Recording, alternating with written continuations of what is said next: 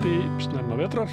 Það margt í boði hér í kvöld eins og öll önnur kvöld. Hérna aftast í þættinum að þá ætlar hann Björn Þorláks að taka á móti Þorsteini Úlfari Björnssyni sem kvikmyndagerðarmaður og hefur skrifað marga bækur sem allar tengjast einhvern veginn vímu. Ég heldur alltaf að vera að velta fyrir sig svona þætti vímunar inn í menningun okkar.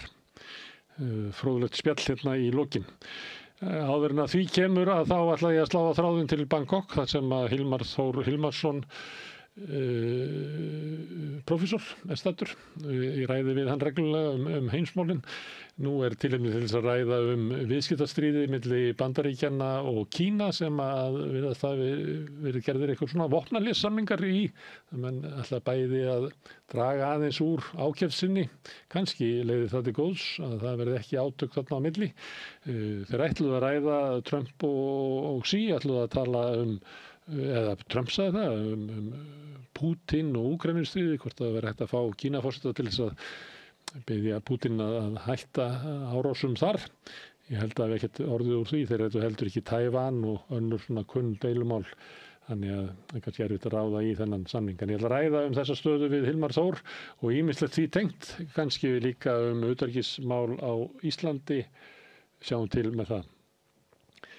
Það hún Kristín Svava Tómasdóttir hefur skrifað bók sem heitir Fröken Dúlla og Jóhönnu Knudsen sem lögreglukona hérna á stríðsárunum. Stóð fyrir svona siðferðis lögreglu aðgerðum sem beintust gegn ungum stúlkum sem að hún taldi að væru að brjóta niður siðferðið í samfélaginu vegna samneyti síns við erlenda hermenn. Þetta hún saga sem að kannski hefur oft verið sögð, en ég held að sé mikill fengur í ævisögu Kristínar Svövu Jóhannu sem hún kallar Fröken Dúllu af því að það gælunafnið sem að Jóhanna hafði. Hún reynir að draga þarna upp í hvaða umhverfi þessar ákvarðanir voru teknar og í hvaða umhverfi Jóhanna starfaði og hvað var það í hennar persónuleika sem var þess valdandi að hún taldi sig vera að gera gott líklega en gerði mörgum stúlkum mjög illt. Húsnæðismálin hafa verið til umræðu ekki síst frá því að ríkisstjórnin kynnti það sem var kallað húsnæðispakki í gær. Það svona dræmar viðtökur við þessu, ólíkt hvernig menn taka við þessu. Ég ætla að tala við Guðmund Hrafn Arngrímsson hérna á eftir. Hann formaður leigjendasamtakanna, hvernig þessar aðgerðir ríkisstjórnarinnar líta út fyrir honum. Það mikill vandi sem húsnæðisvandinn mikill landinu og sem bitnar ekki síst á leigjendum sem eru líklega svona 110.000 manns sem búa í leiguhúsnæði. Þar af stærsti hlutinn, 88% segist helst ekki vilja vera á leigumarkaði, að borga okurleigu. Þessi 12% sem eftir eru kannski inn í félagslega kerfinu eða leigja vinum og vandamönnum eða ættingum. Þeir sem eru á almennu markaði, þeir vilja helst losna sem allra fyrst, enda þeir eru að borga háa okurleigu. Ég ætla að ræða húsnæðispakka ríkisstjórnarinnar frá sjónarhóli leigjenda við Guðmund Hrafn Arngrímsson. Argentína hefur verið til umfjöllunar hérna hjá okkur, ekki síst út af kosningu sem voru þar daginn, þess að var kosning hluti af þinginu og það var flokkur Milei forseta sem vann ágætis sigur, ekki meirihluta en nóg til þess að Milei eiginlega með öll tögl og allar haldir í Argentínu, getur hrint sinni stefnu í gegn og truflaður af þinginu. Ég ætla að fá til mín Argentínumann sem býr hérna, kennari í Garðabænum, Felix Velflín, sem fer reglulega heim til Argentínu, búin að búa hérna í 10 ár núna undanferð, býr hérna með fjölskyldu, en fer reglulega til Argentínu og eins og oft þegar við erum fjarri ættjörðinni, þá hugsar það mikið Argentínu og fylgist vel með fréttunar. Ég ætla að fá hann til þess að segja mér aðeins frá Milei og hans komin í stjórnmálin og svona hvaða áhrif stefna hans hefur haft á Argentínu, líka kannski bara traust Argentínumanna á stjórnmálum yfirleitt, traust þeim á efnahagskerfið og gjaldeyrin. Argentínumenn búa við ástand sem við Íslendingar kannski þekkjum frá því fyrir nokkrum áratugum, óða verðbólgu og það sem að borga sig að eyða öllu sem þú færið í hendunar sem allra fyrst því að annars verða peningandi verðlausir í höndunum á þér. Ég ætla að tala við Felix þetta núna á eftir. En þetta það prógrami sem við bjóðum upp á í kvöld. Ég minni ykkur á að það eru þið áhorfendur góðir sem hafi byggt upp dreifikerfi samstöðuna bara með að segja að vinum og vandamanni frá efni sem þið sjáið hér og ykkur líkar. Og þá finnur fólk efnið okkar á Facebook og YouTube og því fleiri sem að gera það. Því öflugri verður dreifingin þar. Við erum líka í öllum hlaðvarpssveitum, bæði undir nafni samstöðurinnar og einstakra þátta hér á samstöðunni. Við erum í útvarpinu 89,1 á FM á stór höfuðborgarsvæðinu. Það má líka sækja þær útvarpssendingar á spilarann, spilari.is á netinu. Svo spilar líka app sem má hlaða niður í símann og hlusta á samstöðuna og allar íslenskar útvarpsstöðvar hvað sem í heiminum. Við erum komin í sjónvarpið til þeirra sem svo heppin að skipta við fjarskiptafyrirtæki Símann, þar erum við númer 5 á fjarstýringunni. Við erum komin nú í kabelkerfin suður með sjó og kannski ef þið vill, ég veit ekki, ég mun önnur fjarskiptafyrirtæki bjóða sínum viðskiptavinu líka upp á efni frá samstöðunni sem 24 tíma sólarhring, 7 daga í vikunan, allan ársins samfélagsumræðu við þetta rauða borð og í öðrum þáttum samstöðunnar. Það sem knýr samstöðuna áfram með sá hluti áhorfenda og áhorfenda sem hafa gerst áskrifundur, það fólk sem telur að samstöðun sé mikilvæg í samfélaginu, það sé nauðsynlegt fyrir okkur að halda uppi þessum umræðu vettvangi sem að samstöðun Ef þú vilt slást í þann hóp bakkjarla samstöðunar, þá getur þú farið inn á samstöðun.is, það hnappur sem ástandur áskrift.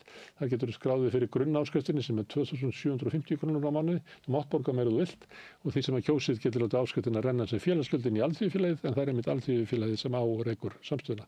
Við viljum skjóta hér inn örstuttum auglýsingum en svo eftir auglýsingarna þá förum við til Argentínu. Ódýr og öflugur miðill. 40.000 manns sjá eða heyra þætti samstöðvarinnar í hverri viku. Ef þú vilt auglýsa, sendu póst á samstöðin@samstöðin.is. Samstaða skilar árangri. BSRB, afl í þágu almennings. Kennarar eru þrefalt líklegri en ófaglærðir til að halda áfram í kennslu. Börnin okkar eiga skilið fagmennsku og stöðuleika. Fjárfestum í kennurum. Kennarasamband Íslands. Húnavellir gistihús. Gisting og tjaldstæði á góðu verði. Morgunmatur og kvöldmatur. Sundlaug, heitur pottur og íþróttasalur.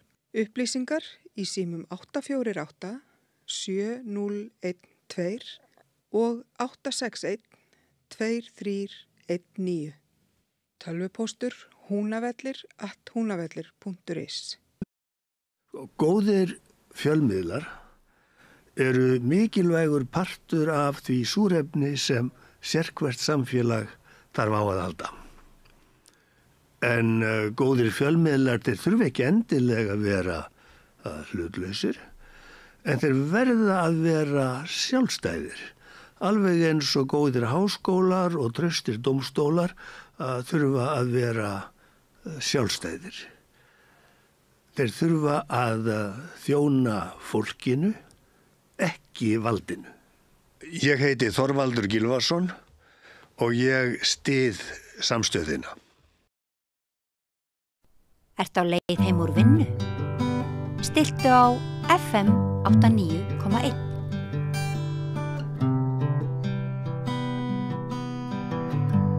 Já, Argentína hefur verið svolítið í fréttunum undanfarið út af það voru kosningar þarna, það kosið svona hluti af þinginu svona milli stóru kosningarna og niðurstaðan svo að flokkur Milei, forseta, náði góðri kosningu og öllu líkjum þá mun hann geta knúið áfram svona þá stefnu sem hann vil reka í Argentínu, fengið miklu betri stöðu. Til þess að ræða þessum Argentínu hingað komin Felix Velflin sem kennari í Garðabænum. Þú ert frá Argentínu? Mitt. Já. Herðu, það eitt sem hefur komið út af þessum kosningu sérstaklega. Að þá hefur komið fram að Milei fór til Washington að biðja stuðning Trump til þess að verja pesóan sem var að falla enn einu sinni og fekk mikinn stuðning, en því fylgdi yfirlýsing frá Trump að þetta var eiginlega bundið því að Argentínumenn myndu kjósa Milei. Og ég hef heyrt að svona verið að deila svolítið það hvort að þetta hafi verið það sem að réð úrslitum í kosningunum. Hefur þú myndir það? Þetta hefur örugglega haft áhrif, en ég get ekki sagt að þetta sé bara út af þessu. Nei. Við getum ekki gleymt að fyrir 5 vikum síðan það voru aðra kosningar bara í Buenos Aires fylki og þá Milei tapaði. með stór bíl á milli, já. Og þá held ég að fólk sá að þeim sem voru að vinna að motta sig og segja, nei, við viljum þetta ekki heldur. Þannig að ég held að þetta átti líka bínu áhrif að því að þeir sem voru að bjóða sig fram á móti Milei voru með ekkert skýr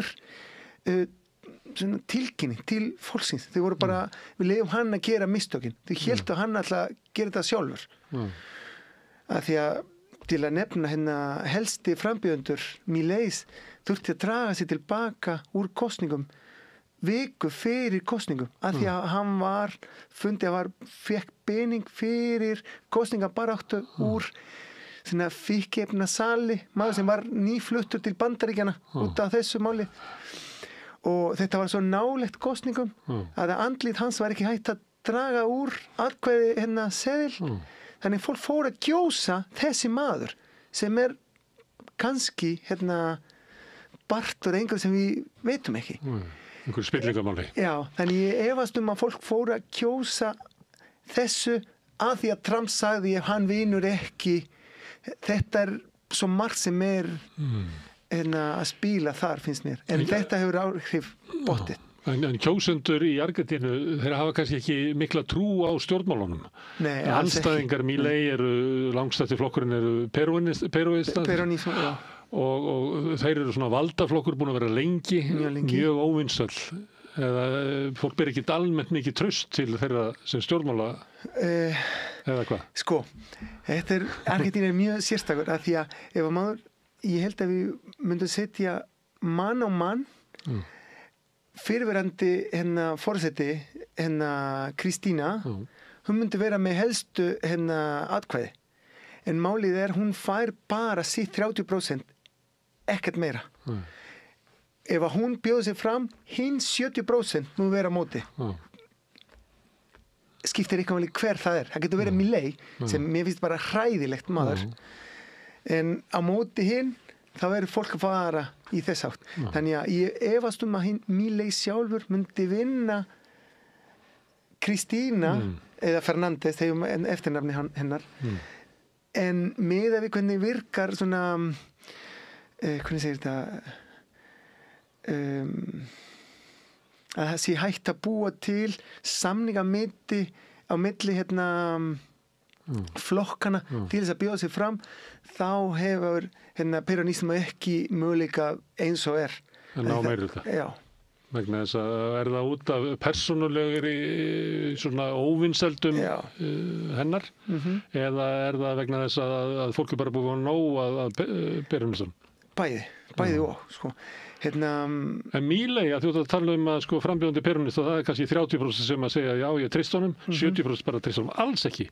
En það ekki bara svipað hjá Milei? Já, það kannski 35% sem ánægð með hann, en 65% finnst það bara hryllingur. Já, en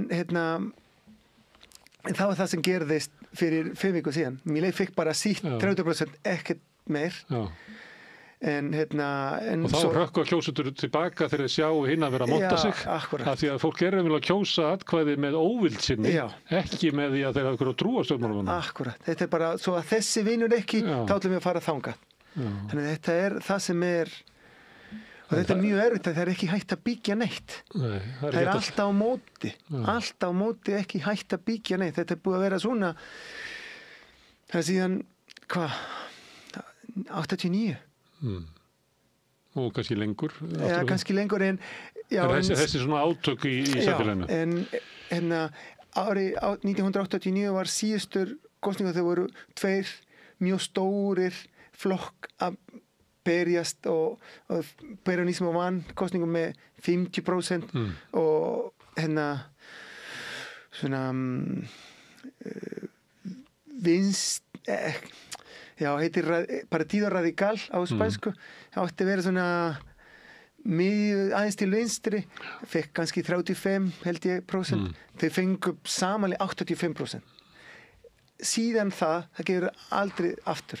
Síðan þá mennum sem vann 89 vann aftur 95 endurkjörin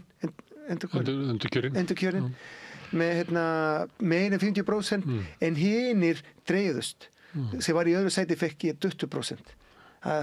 Síðan þá byrjaði þetta að vera mjög erfitt að fá meiri hluta nema þú sé að móti einhverju bara, við þurfum að stoppa eina sem Peronismo var að segja núna í kosningu var við þurfum að stoppa Milei þetta var eina það kveikir enginn bara til þess að stoppa einhverju en hvað ætlar þú að gera ef þú vinnur? Veit ekki. Það náttúrulega Biden náði kjöri sem fórst í Bandaríkina með því að vera ekki Trump. Já. Einu sinni. Já, einu sinni. Já, ég held að gangi ekki eftir það. Nei. Það gengur ekki. Kamala reyndi það en tókst það alls ekki. Hennar erindi var svolítið ég ekki Trump. Já, en það ekki nóg að... En þetta er ástandið í Argentínu þannig að almenningur hefur litla trú á stjórnmálunum. Já, mjög litla. Ég held að það er enginn með meiri, svona jákvæð fylki stærri en neikvæð fylki. Ég veit ekki hvað fylki sé rétt orð en jákvæð mynd á móti neikvæð mynd er alltaf neikvæð mynd miklu stærri hjá öllum. Það er mælt svona traust á stjórnmálamönnum og þá er kannski fólk með eins og þú ert að nefna með 30% traust og svo kannski 65% vantraust. Já. Og það er ekki þarna á milli. Nei, það er enginn sem segir kannski. Já, það er bara annarkvort og það er langflesti sem þannig að meiri óvild gagnvart stjórnmálafólkinu heldur en velvilji. En varðandi þá almenning sem lifir í svona landi þar sem hafa ekki trú á því að stjórnmálin komi með eitthvað lausn. Hvernig lifir fólk þá bara reynir að lifa sínu lífi? Jú, þetta er mjög góð spurning því að ef að maður skoða hvernig ástand það hefur ekkert batnað síðan Milei kom nema eina sem hann átti til að sína var hann lækkaði verðbólgu.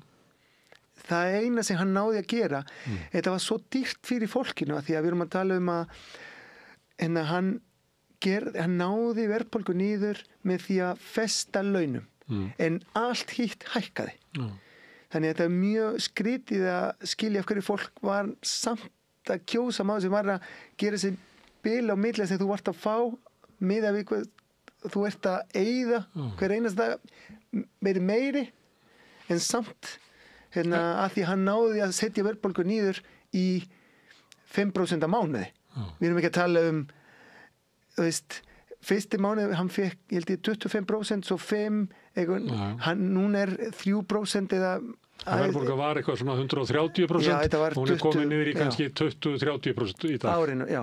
Sem það þykir nú ansi mikið. Já, en heldur að fólk hafi þá trúað því að líklega kemur hann til fólks og segir, ég veit að launin þín eru frosinn en verðlagið heldur áfram að vaxa og kaupmátturinn minnkar. En þú þarf bara að bíða aðeins lengur, svo kemur þetta, svo kemur lausnin. Er það ekki það sem hann er að segja við fólk? Jú, hann er að segja það. Við erum að þolinmæði til þess að bíða rétt handa við hornið. Já. Að þá mun allt verða betra. En á sama tíma þegar hann var að bjóða sig franska forseti, hann sagði, hann ætlaði ekki að spara í fólkinu. Hann sagði, ég ætla að spara í pólitík sjálf, ekki í fólkinu. En svo kemur til valds og gerir allt annað. En mjög sérstakur aðstæðin sem hann valdi sig í samfélaginu voru fólk í eftirlaun, falla fólk. Hver peri móti þessu fólk, skilur? Hann var að þau voru að lemja fólk í eftirlaun út í götu sem voru að biðja að 1% hækkun þegar var 10% verðbólgu á mánuði, ekki árinu, á mánuði. En þessi flokkadrættir í Argentínu, er það þannig að eftir fjölskyldum er svona þitt fólk allt saman peronistar langt aftur í, er það þannig? Þetta var meira svona núna, núna hefur breyst en það er eitt orð sem er mikið notað út í Argentínu og það er grieta, svona, kann ég segja grieta, svona, ekki, grieta er þegar jörðin skarast og opna svona gall í jörðinni og það er ekki hægt. Verður gjá? Já, það er orðið, já. Og fólk stendur aðra hvort megin. Og þetta er þar, en málið er að það enginn sem að reyna að byggja brú á milli. Þannig þetta mjög erfitt og ég var að reyna að finna orð að því að þetta einhvern veginn að ef að þú stendur einhvers staðar það skiptir ekki málið hvað fólk í þínu megin gerir þú ert alltaf að fara að velja samt þessi fólk að því að þú segir bara já en hinir gerðu þetta já en alltaf þessi já en hitt já en þannig það allt þú getur sagt endalaust það sem mér leik hefur gert og hinir að fara að segja alltaf já en þessi gerðu þetta þannig að allir hafa sitt lík í skottinu segjum við þú veist sem að reyna að fela eða eitthvað undir mottu til þess að fela þannig að þetta mjög erfitt. Þannig að þetta spillt yfirstétt og spillt pólitík báðum megin og almenningur svona fórnarlambið. Ef þú væri að horfa kannski eftir svona 20-30 ár heldur að Argentína eftir að verða sterkari og öflugri eða tilfinningu fyrir því að samfélagi sé að hörna bara meira? Ekki ef að hann Milei næja gera það sem hann segir að fara að gera. Þú veist, hann hefur sagt að hann vil hætta með ríkis háskólan til dæmis. Ríkið á ekki að fjárfesta í háskólanum sem eina finnst mér sem við eigum til þess að koma úr þessu stöð sem við erum í núna. Það að fjárfesta í fólkin, þú veist að bjóða fólk meiri og betri möguleika og það að mennta fólk ef að þessi meningu sem hefur verið í Argentínu síðan Argentínu landa helbrikskerfi og menntakörfi eiga að vera ég vil ekki segja frítt að því þetta ekki frítt, þetta gjaldlaus eða þú borgar ekki en það einhver sem að borga, það almenningur hugmyndin svo að þú borgar þegar þú hefur efna á því en þegar þú veikist þá þarf þetta ekki að borga Nei, í rauninni ef þú fer í Landspítalanum og Argentínu þú borgar ekki klink Nei, ég segi það, þegar þú ert veikur þá borgar ekki en þú borgar bara þú ert í vinnunni og ekki bara í vinnunni líka með virðisaukaskatt og þegar þú verslar þannig að í rauninni fólk sem á minnst borga mest af því að þau borga kannski 20-30% af tekjum sínum í skatt ekki bara fjármagnstekjur það eigir öllu peningunum og það virðisaukaskattur akkurat skattspor fátæksfólks mjög stórt en stundum svona fyrir utan Argentínu talað Argentínu svona með svona hrista hausinn svona. Einu sinni bara fyrir 100 árum það var þetta eitt ríkasta land í heimi. En sjáðu hvernig þeir hafa nú farið með landið sitt. Já, það rétt. En þetta finnst mér tölur. Já. Fyrir 100 árum núna fyrir 100 árum en konur fengu aðkvæði atkvæði rétt 1952 ekki snemma þannig fyrir 100 árum konur átti ekki þátt í samfélaginu þannig að segja að við vorum ríkasti lönd en á sama tíma var helmingur á þjóð sem var ekki að kjósa það þú ert ekki að segja alla sögur miða við hversu mikið pening var að koma inn í landinu miða við hversu margir bjóð þar það rétt en á sama tíma það var svo margt sem var ekki rétt og að því að við erum stundum að gleyma þessu við erum að gleyma þessu ekki lítlu hluti en við erum að tala bara pening og við erum að gleyma fólki það rétt að Argentínu var miklu ríkari fyrir 100 árum en það voru ekki skóla fyrir alla það voru ekki spítala fyrir alla leið og ríkið fór að stækka til þess að veita þessu þá byrjuðum við að minnka en ég vil frekar búa í landa sem allir geta farið í skóla heldur en það sem miða við hausinn við meiri pening en það fólk sem að deyja út í götu að því að fæ ekki heilbrigðiskerfi. Þannig að það ekki svona ríkjandi hugmynd hjá fólki í Argentínu að við vorum glæsileg en núna allt í steik. Þetta rétt. Fólk hugsar það en fólk bara horfa lítil partur af myndinni, finnst mér. Við Íslendingar þekkjum gengisfellingar. Það var tíðar þegar ég var ungur. Gengið alltaf að falla og mikil verðbólga. En það bara eiginlega barnaleikur við hliðina á það sem hefur gengið á í Argentínu. Þar pesóin bara þrunkast niður, hann búin að minnka 75% á síðustu 2 árum. Hvernig að lifa við svona? Það sem að... Ég held að það það sem að gera fólk að reyna að treysta Milei, af því hann með allt annað orð fyrir þessum vandamálum.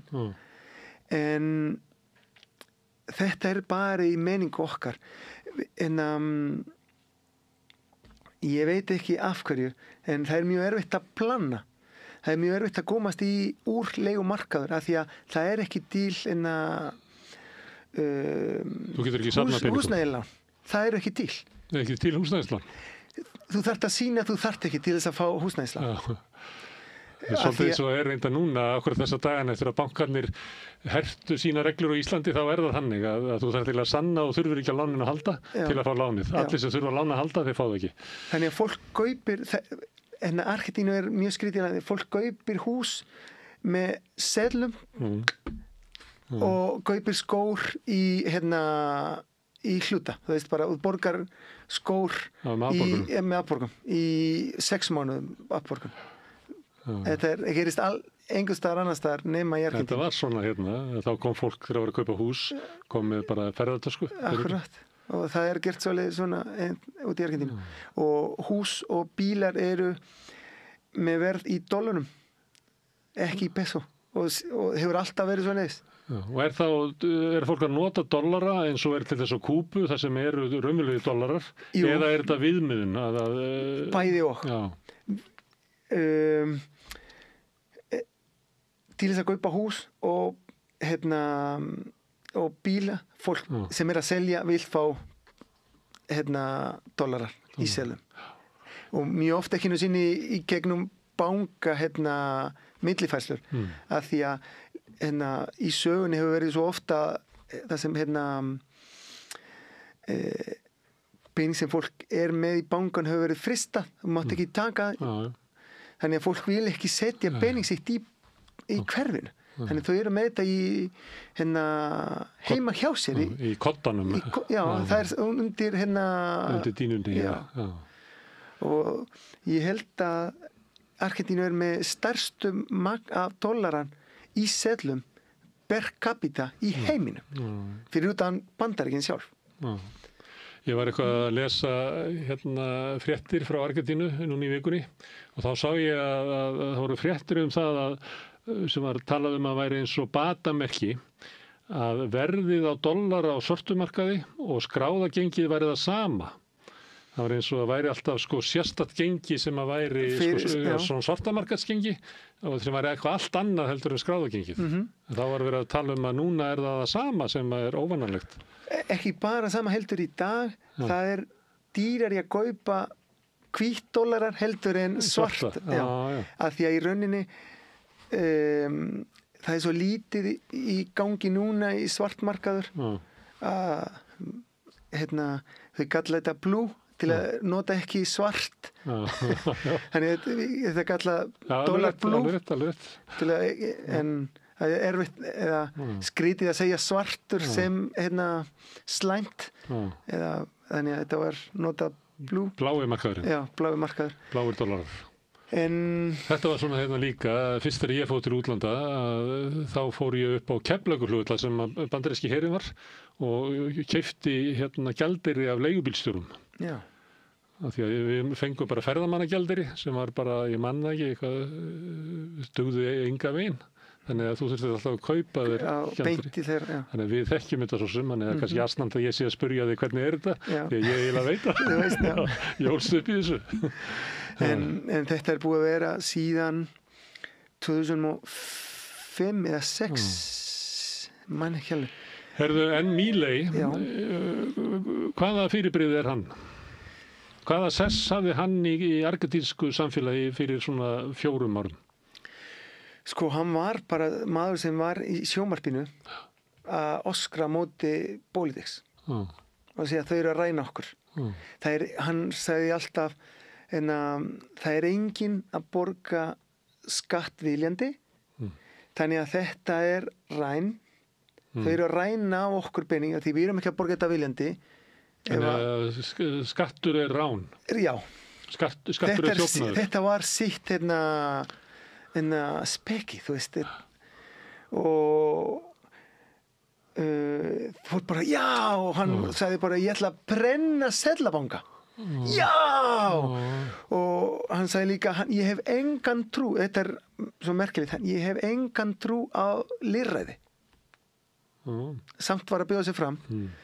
Og hann sagði, ég ætla að komast inn í ríki til þess að hrynja að innan. Til þess að hrynja innan? Já. Þannig að þetta er svo, hver er að fara að kjósa svona manneskju? Mjög erfitt að vita.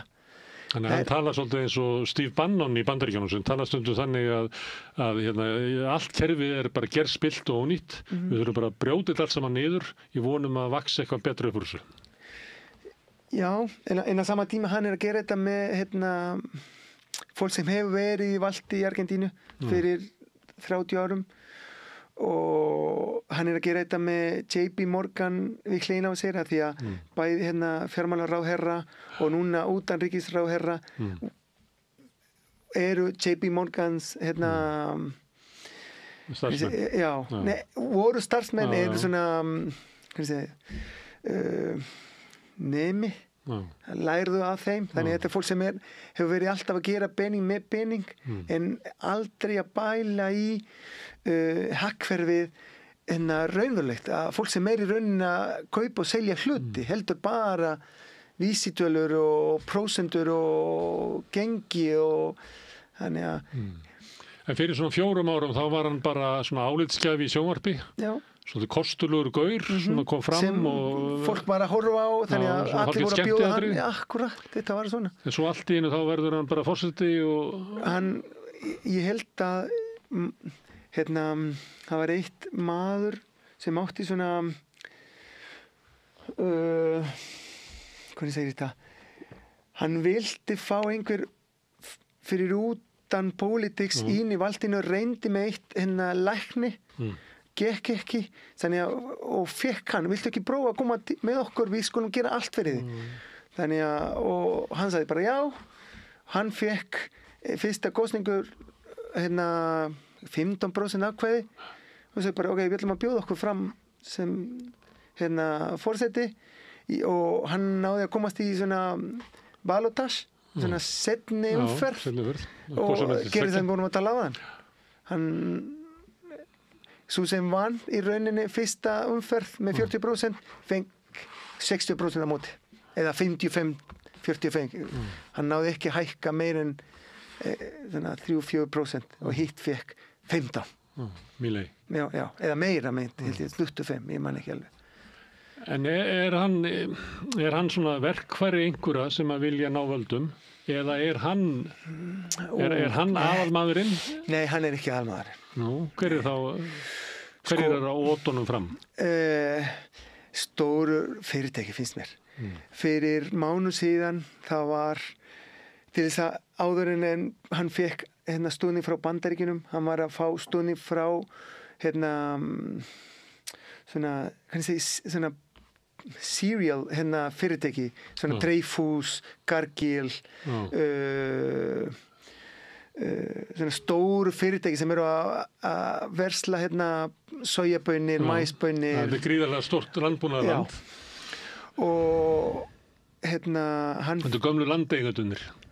Já, en þetta eru öll fyrirtæki sem eru frá útlöndum. Það var bara eitt af þessum 7 sem var frá Argentínu og þeir fengu að selja 7.000 billjarðar dollarar í markaðurinn til þess að lækka verðið að dollaranum skattlaus. Þannig þau unnuðu 1,6 milljarðar svona. Á sama tíma en þingi var búið að setja lög að hækka eftirlaun í held ég 2%. Erum að tala 2.000 krónur á mann, ekkert, sem hefði kostað sama. Og hann notaði neitavald. Neitavald, já. Og Alþingi þurfti að fá svona sérst og meiri hluta til þess að halda áfram með lög. Þau náðu það og hann sagði, ég ætla samt ekki að framkvæma þessi lög fyrir að því segir mér hvaðan ætla ég að taka þessi peningur. Viku seinna hann gefur þessi stóru fyrirtæki 1,6 milljarðar. Þannig að hann að spila þessi leikur. Hann sjálfur á ekki neitt en hann svona hann að vinna fyrir finnst mér. Þetta alltaf hægt að rökræða móti mér. Þannig var þetta fyrir kosningarnar að hann hafði ekki meirihluta á þingi og hann ekki heldur með það núna. En það var þannig að þingi samþykkti eitthvað, hann beitti neitunarvaldi og þá gat þingið með auknum meirihluta fellt úr gildi neitunarvaldið. Núna er hann með það marga þingmenn að þingið getur ekki gert þetta. Akkurat. Þannig hann getur beitt neitunarvaldi á allt sem að þingið ákveður. Já, og meira að segja, þetta kom svo mikið óvart en að niðurstaðan og kosningum, hann getur sjálfur byrja að koma með lög í þinginu sjálfur í staðin að vera alltaf að neita og nota að því að stjórnarskrá leyfir forseti í svona neyð að setja lög fyrir utan Alþingis og hann var að gera það að því hann átti alltaf minnihluta. Svipað á Trump með svona tilskipunum. En hann hefur núna forsendu til þessa veita lögum í gegnum Alþingis og hann að segja til þeim honum langar að selja þessi fáar fyrirtæki sem ríkið á ennþá og hver að fara að kaupa það, þá veitum við ekki. Hvað fæ Trump á móti þessu 20 milljarðar dollar sem við fengum fyrir viku síðan, það veitum við ekki að því að þessum litlu stöfum eru ekki birtar. Þannig að eru við að gefa þeim lítjum sem Argentína á mikið eða eru við að hvað, þú veist. Ég held að var ekki Trump heldur utanríkis ráðherra í Bandaríkjum sem sagði að Milei hefur lofað að henda Kínverjar úr Argentínu. Það sem hann að bjóða að stærstum markaður fyrir Argentínu Kína, ekki Bandaríkin. Hvert eru við að fara að selja hlutin okkar ef ekki til Kína? Því að Bandaríkin selur saman við. Þannig við erum í rauninni að keppa móti Bandaríkin. Þannig að þetta svona háskalugu tími framöndan. Hann hefur allavega þessa stöðu í 2 ár. Já. Hann mun selja öll ríkisfyrirtæki, kannski loka háskólunum. Já, kannski selja sjúkrahús og skóla. Já, ég veit ekki, þú hefur heyrt en það var rísastór vandál með stærstu barnaspítali í Argentínu af því að þau hafa ekki leyfa launahækkanir sem ríkið og læknar voru búin að semja. Hann sagði bara nei. Af því hann vildi halda verðbólgu niður með launum. Þannig að læknar fóru í mótmælum. Þetta var, og við erum að tala í síðustu viku, þessi barnaspítali gerði 4, hvernig segir þetta?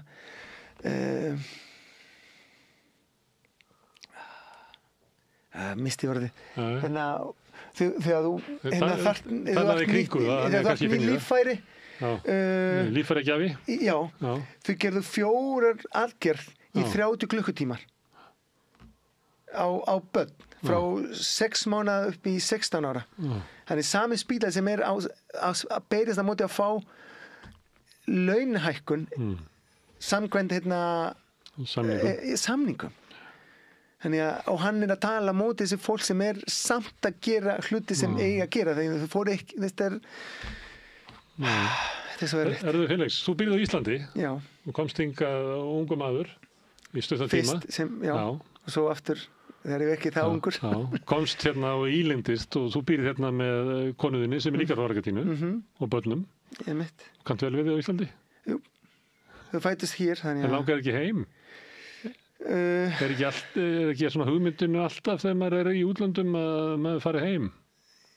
Jú, heim alltaf best eins og sagt hér en ég á fjölskyldu hér líka ég ennþá í sambandi við fjölskyldu sem ég bjó þegar ég var skiptinni mig ég kalla þau ennþá mamma, pappa, sískinni þau kalla börni mín ammabörn og þannig að þetta Ísland landið mín líka en Argentína líka já, Argentína við Íslendingar erum þannig að við erum alltaf sérstaklega þegar við erum í útlöndum þá erum við alltaf að reyna að laga Ísland í haustum þá hugsa ég held að Íslendingar í útlöndum hugsa meira Ísland heldur eins og að búa já, ég alltaf að tala þegar ég að hlusta útvarpinu ég alltaf að tala hátt og konum segir þú ekki að hlusta hættu að berjast á móti útvarpinu eða sjónvarpinu en stundum það þannig að ég man til dæmis að þegar maður hitti í Ítali þegar Berlusconi var forsætisráðherra þeir fannst það svo leiðilegt þeir svona hálf skömmuðu sín fyrir Berlusconi og sama með maður heyrir Bandaríkjamenn undir Bush yngri til dæmis fannst það vera alveg glatað finnst það svolítið leiðilegt að Milei sé forseti Argentínu? Já, mér finnst að sé leiðilegt að kjósa maður sem að bjóða upp svona frá yfirvöld, þú veist hann fattar sig ekki hann ekki lengur Javier Milei heldur hann forseti Argentínu þegar hann talar sem forseti þannig að þegar hann segir ógeðslega hluti eins og hann sagði einu sinni við höfum ekki nóg mikið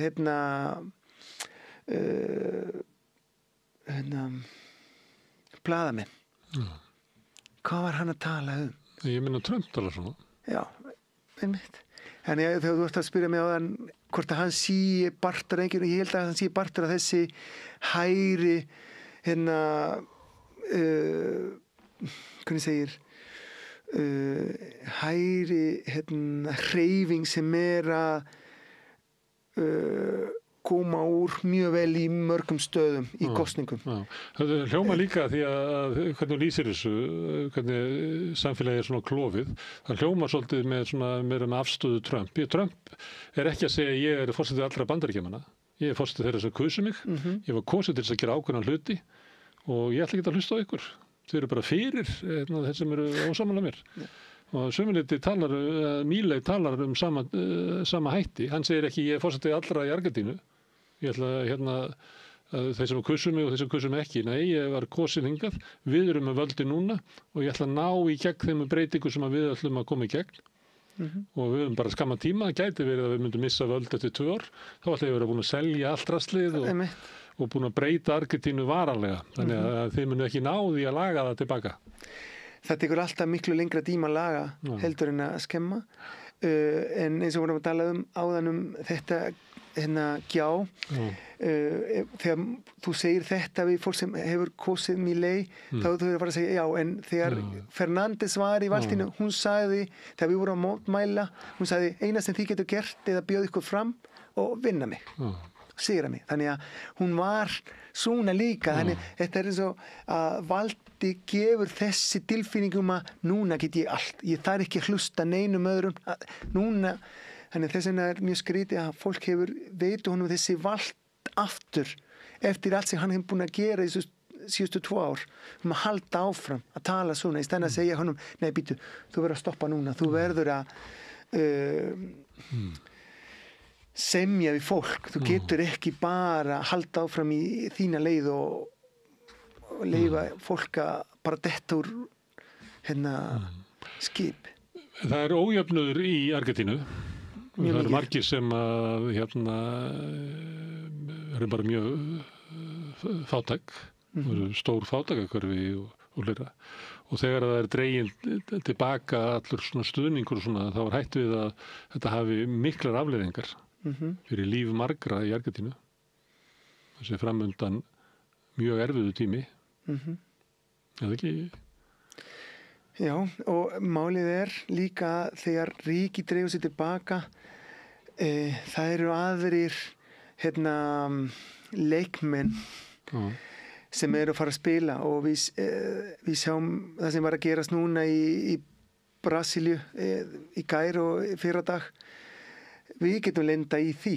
Við erum ekki þar en það sem ríkið stjórnar ekki partur af landinu. Af því að þau eru búin að draga sér svo mikið tilbaka að fólk byrjaði að leita hjálp annar staðar.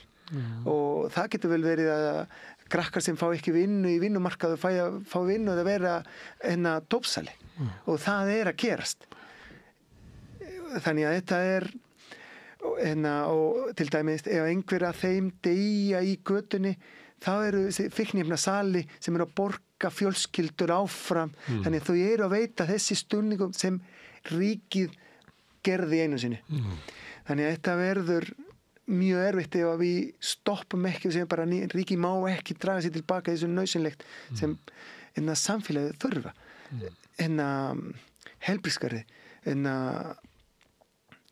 menntun. Allt þetta þarf að vera til staðar til þess að bjóða annað á móti þessu easy money. Af því að annars verður bara mjög erfitt, finnst mér. Það verður bara glæpagengi munu ná. Já, munu hækka rosalega. Félix, hvaðan ertu í Argentínu? Hvaða borg? Ég frá Rosario. Rosario, það sem Messi þaðan. Jú, Messi, Di Maria. Ég búin að tala við þið svo mikið Milei sem að þú hefur skömm á. Hvað Messi fyrir Argentínu?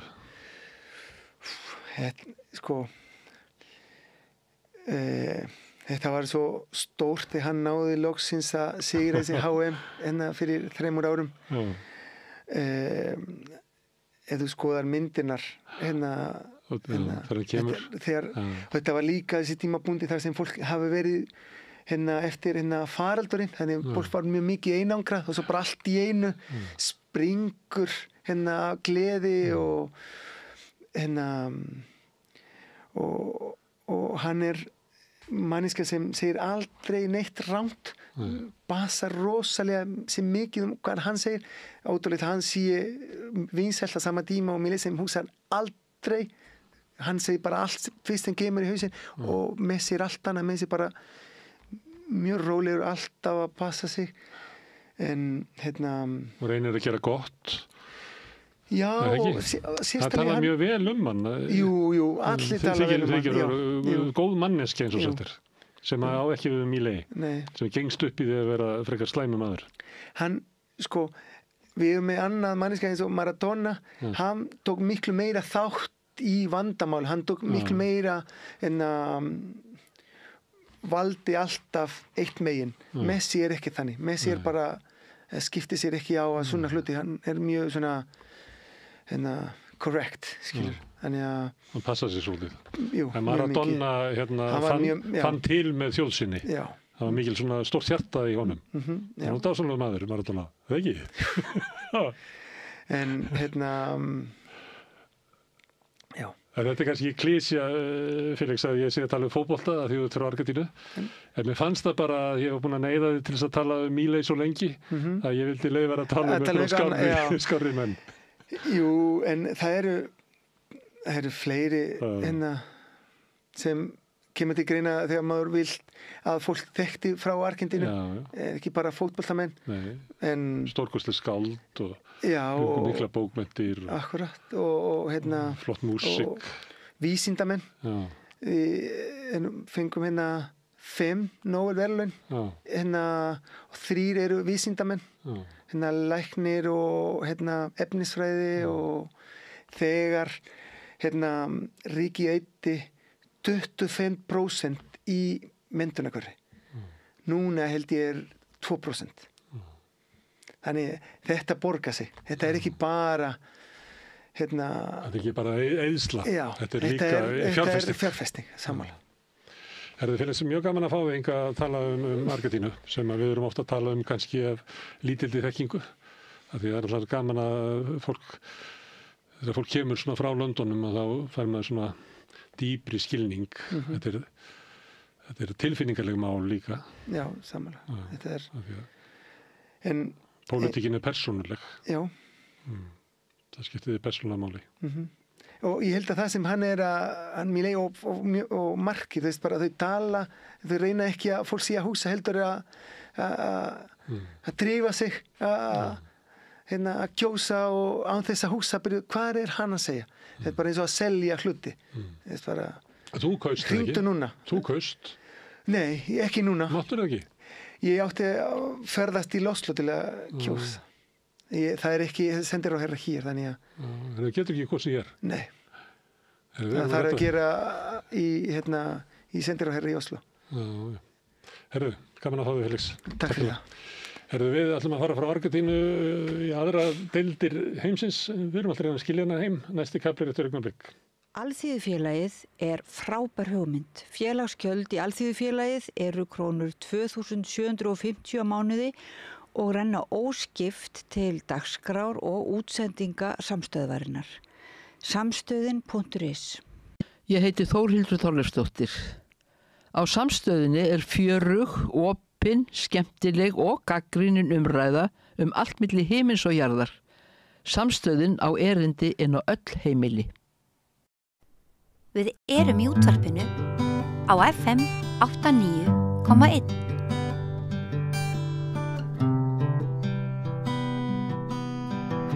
Já, herðu, þá er komið að því að ræða húsnæðismálin eins og fram hefur komið að þá lagði ríkisstjórnin fram það sem kallað er húsnæðispakka í gær, ýmsar aðgerðir sem eiga að leysa húsnæðisvandan sem er náttúrulega gríðarlegur eins og hefur margsinnis komið fram hérna við Rauðaborðið. Hingað komin Guðmundur Hrafn Arngrímsson, hann er formaður Leigjendasamtakanna. Ég ætlaði að biðja að fara svona aðeins með mér yfir þessa tillögur, svona heilt yfir, hvernig líst þér á? Mér líst ekkert sérstaklega vel á þetta, ég meina, það er ekkert að því að koma fram með svona tillögur, en það er ekkert í þessu sem að skipti máli fyrir leigjendur eða bara almennt með hvernig staðan er á húsnæðismarkaði. Það er ekkert sem að kemur til með að breytast hérna í nánustu framtíð. Það er alltaf verið að tala um að byggja fleiri íbúðir sem er búin að vera í umræðinu í 10 ár og það er verið að byggja íbúðir, en það er ekkert í þessu sem að segja mann að nú muni hagur sérstaklega þeirra sem að standa verst á húsnæðismarkaði batna. Mér sýnist svona við fyrsta lestur og að staða þeirra sem að standa verst á húsnæðismarkaði, hún muni hugsanlega bara versna. Þannig var að tala til dæmis að fella niður afslátt af fjármagnstekjuskatti vegna útleigu á íbúðarhúsnæði. Falla niður hluta af afslætti sem að fer til einstaklingar sem eru með íbúðarhúsnæði útlegu. Við skulum kannski fara yfir bara einstaklega punkta hérna á eftir, en þú ert að tala fyrir hönd leigjenda. Það hefur komið fram að þeir hafa verið vantaldir hingað til. Nú segir Húsnæðis- og mannvirkjastofnun að 28% fullorðina séu á leigumarkaði ef að þeir sem eru á leigumarkaði eiga börn í sama hlutfalli og aðrir, sem er ekki ólíklegt því að hjá þeim sem eiga sitt eigið húsnæði eru margir eldri þar sem að börnin eru farin að heiman. En ef við gerum ráð fyrir því það eru þetta 112.000 manns. Það kemur fram hjá Söfurstofnun að 88% af þessu fólki vill losna út af húsnæðismarkaði. Og það er þá rétt tæplega 100.000 manns sem eru á leigumarkaði. Og vill ekki verið þar. Og bara getur eiginlega ekki verið þarna. Við erum búin að vera að tala um þessa vantalningu, hversu mikið vantar upp á þessa tölur í gegnum tíðina og þetta er akkurat talan sem að við vorum að benda og það var var ekkert erfitt að finna út þennan fjölda. Við töluðum að væri 45.000 íbúðir heimili á leigumarkaði og það var bara hægt að sjá það með að bera saman tölur úr Hagstofunni bara bæðivarandi þróun og eignarhaldi íbúða, íbúafjölgun og fjölda heimila og það er hægt að sjá þetta með það að bera þetta saman. Og við vorum búin að vera að fara á fundi bæðinni í HMS og Hagstofu og benda á þetta en það vildi enginn hlusta á þetta. Það var alltaf að tala um það samkvæmt könnun prósent sem að HMS lét gera að það voru ekki svona 13-16% heimili á leigumarkaði. Og þarna náttúrulega búin að hafa alveg gríðarleg áhrif á alla ákvörðunartöku stjórnvalda, sérstaklega svona síðustu 6-7 árin. Vegna þess að þetta eru upplýsingar sem farin í upplýsingagátt Alþingis. Það er að segja þessar skýrslur og tölur sem að Húsnæðis- og mannvirkjastofnun kemur með varðandi stöðuna á húsnæðismarkaði. Og þetta eru þær tölur sem eru fara inn í nefndvitar sem fjalla aðgerðir húsnæðismarkaði.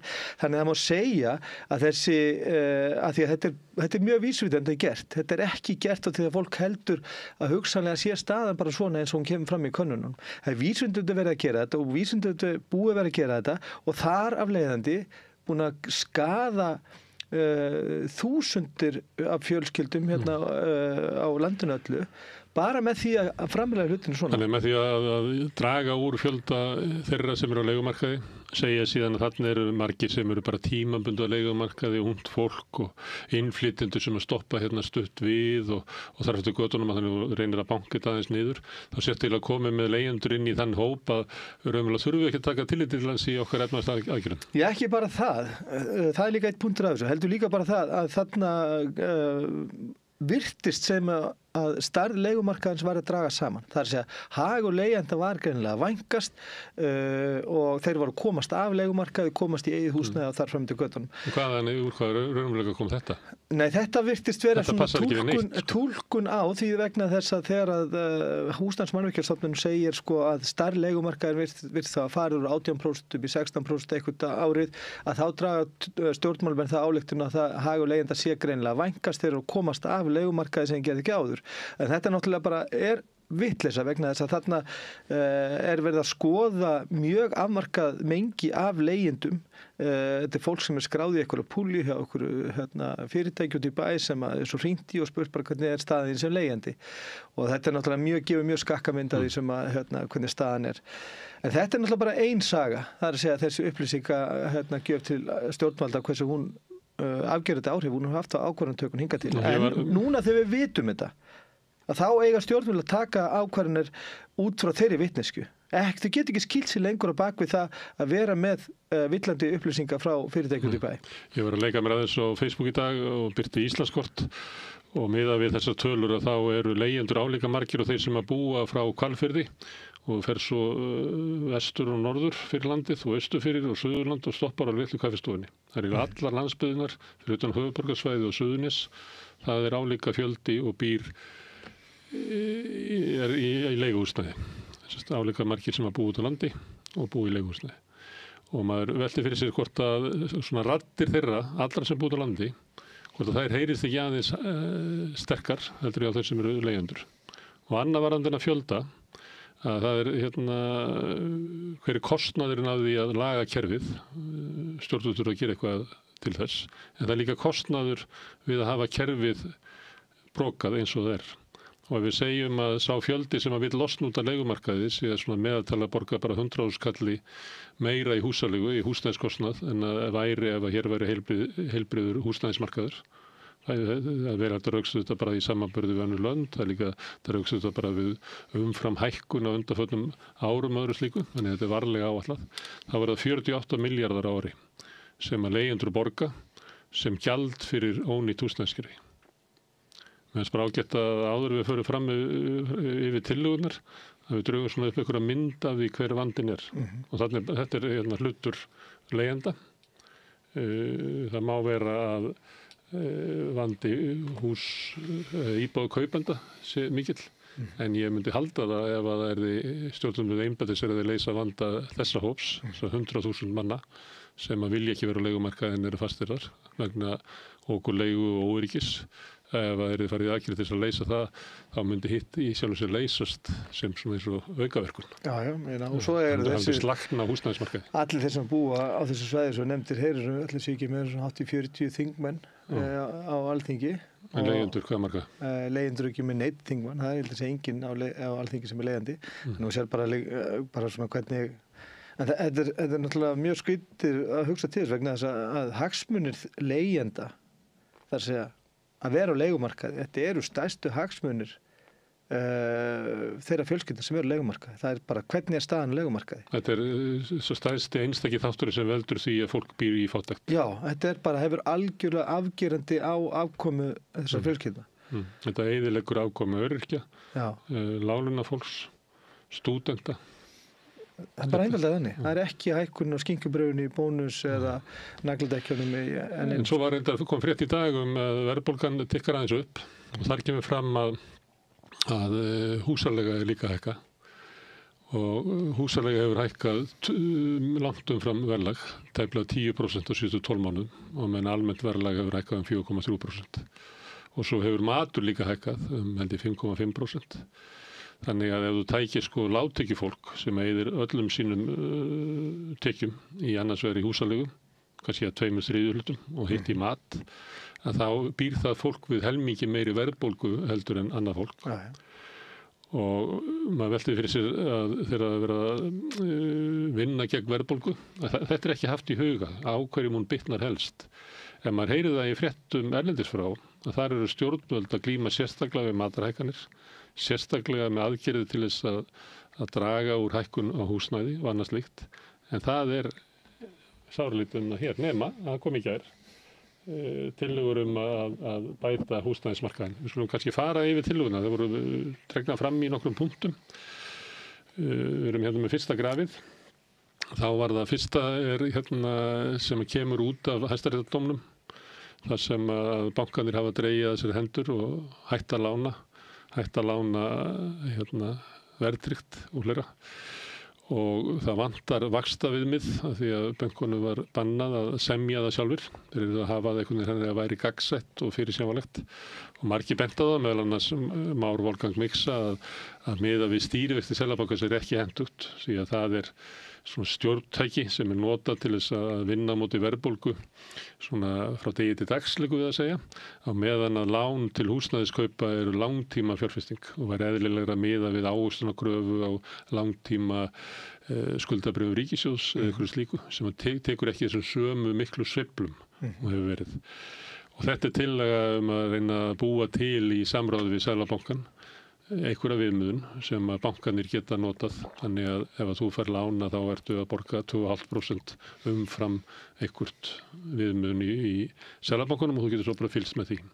Þetta er í sjálfum sér ekki viðbragð við húsnæðismarkaðnum eins og var, þetta er bara viðbragð við því sem að gerðist í síðustu viku. Já, ég er að segja það, þetta virðist að vera svona tekið svolítið að því að þetta er fyrsti punkturinn og það er eins og sé verið að bregðast við þessum fréttum frá því. Já, þau verða náttúrulega að gera eitthvað því að þetta er náttúrulega ríkalegt ástand. En þessi húsnæðishópur er búin að vera starfandi í tæpt ár og átti að vera að koma með lausnir sem að átti að bregðast við þessum vandar sem var uppi og hefur verið. Ég skil vel að þetta hafi verið tekið með. En þetta er heldur ekki aðgerð, þetta er bara markmið að hefja skuli eins fljótt og auðið er og eins og við heyrum oft í svona glærusýningum. Fyrsta tillagan sem er á blaðinu hjá þeim, það eru fleiri almennar íbúðir og þá ætlar að hafa hærra stofnframlag strax til óhagnaldrifna húsnæðisfélaga, hækkað úr 30% upp í 35%. Þetta er jákvætt. Þetta er jákvætt, en helsti vandi þessara félaga sem hafa verið að reyna að byggja íbúðurinn í almenn íbúðakerfi hefur verið skortur á lóðum á þessu verði sem þau getur ráðið við. Ég veit til dæmis að bara að Bjarg hefur þurft að skila frá sér byggingaréttum á lóðum sem bara hreinlega réðu ekki við að borga af.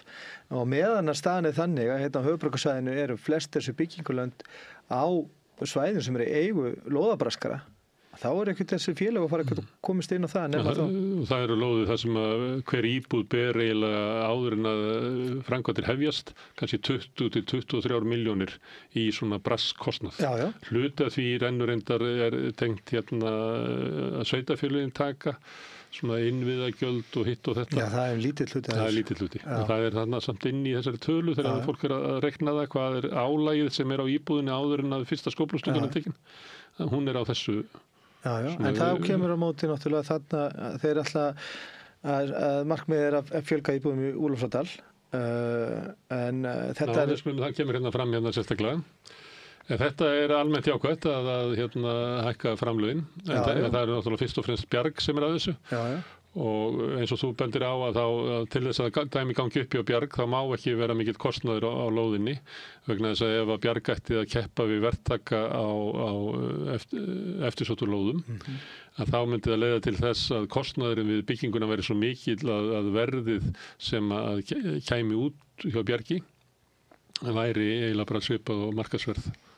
Já, það er bara þess vegna en ég sé ekki alveg að þetta muni hafa eitthvað stórkostleg áhrif á fjölda íbúða sem að fara sérstaklega í byggingu inn í almenn íbúðakerfið þó að þetta ekki nema þessi útluta lóðum inn í kerfið. Já, og þeim sem gert þetta einhvern veginn bærilegra að starfa og framkvæma inn á húsnæðismarkaði. Já, það er ekki gert ráð fyrir því að sveitarfélögin leggi lóðurnar inn í þetta til þess að hafi ódýrara? Jú, það hefur verið gert en fyrst og fremst í Reykjavík. Já, fyrst og fremst í Reykjavík. En staðreyndar er bara þannig á húsnæðisbyggingamarkaði að það eru mjög fá stór verktakafyrirtæki sem eru inn á þessu markaði í dag. Þau eru alls ráðandi og það er líka þetta verð, það er að segja framkvæmdaverðið og þessi tilboð sem að verða að bjóða inn í þetta náttúrulega langt umfram þar sem við er útreiknaður sem raunverulega byggingakostnaður. Þannig að sko þegar Bjarg er að láta byggja fyrir sig fermetrinn kannski á 650.000 krónur þar sem að raunverulega byggingakostnaðurinn er kring kannski 350.000 krónur, þá er strax komin gríðarlega mikil álagning þarna sem að gerir strax á framkvæmdastiginu. Það er verið að tala um það að BHM kom fram í skýrslu fyrir árið síðan sem sýndi fram að hagnaður byggingaverktaka var það bil 100% á kostnað með við kostnað. Þannig að þú átt við að Bjarg þyrfti að búa sér til sitt eigið byggingafélag? Já, klárlega. Ég veit það bara sjálfur. Það eru til mjög nákvæmlega tölur hvað raunverulega kostar að byggja hvern fermetr af svona hefðbundinni vísitölu íbúð. Þetta er bara mjög vel reiknað út og eru reiknivélar. Hægt að finna þetta í Hagstofunni. Já. Fólk þarf að vara sig á því að þarna er ekki til dæmis stigagangur, þetta er bara íbúðin hrá. Þannig það er alltaf einhver auka kostnaður umfram. Nei, þetta var þegar þessi reiknivél er búin til rétt fyrir árið milli 85 og 90 þá var tekið allur kostnaður sem tók að byggja þessa íbúð í Breiðholtinu í þessum 12 íbúða stigagangi. Það kostaði sameignin líka, hún var líka tekið með inn í þetta.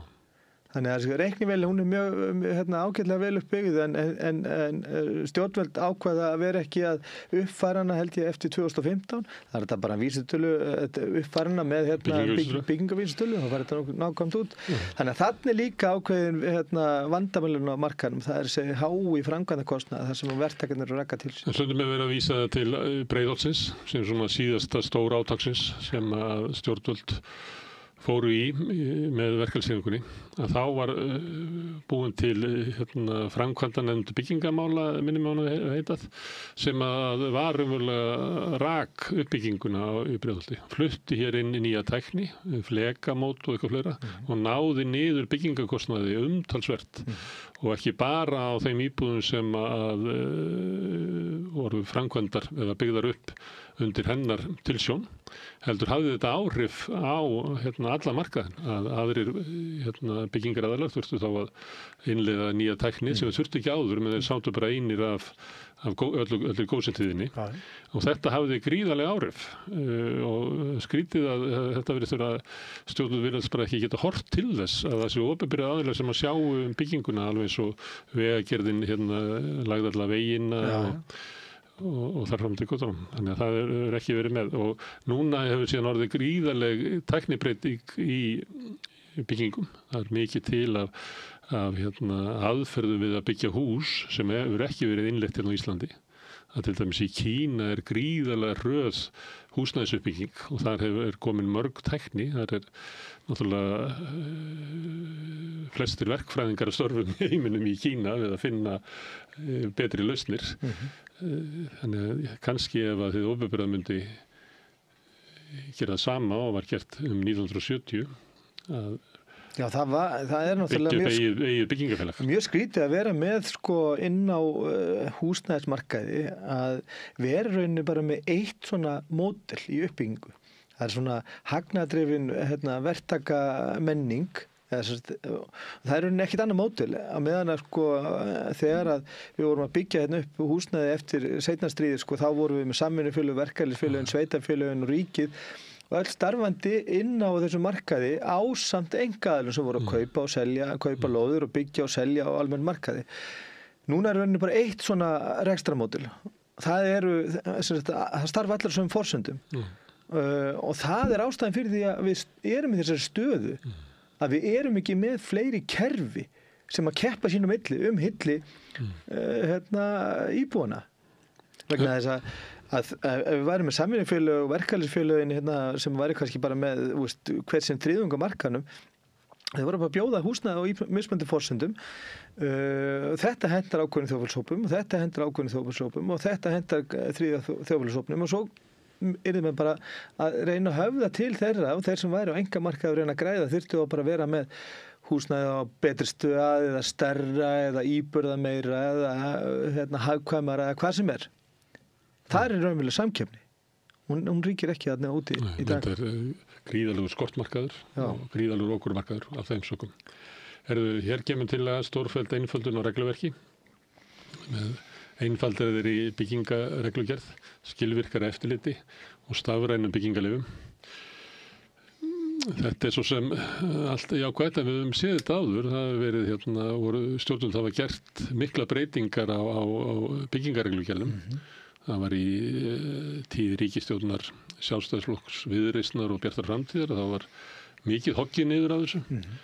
Það ekki hægt að merkja það að það hafi leitt til lækkunar á verði eða lægri húsalögum. Nei, þvert á móti. Ég man sérstaklega eftir þessu og ég skoðaði þetta sérstaklega fyrir nokkrum árum síðan einmitt þessa breytingu. Þá var að tala um það og þá kom yfirlýsingar frá opinberum aðilum að breytingin, þáverandi breyting á byggingareglugerð, hún myndi skila sér í 1-2 milljón króna lækkun á 2 herbergja íbúð. Sem að náttúrulega reyndist alls ekki rétt af því að íbúðaverð snarhækkaði.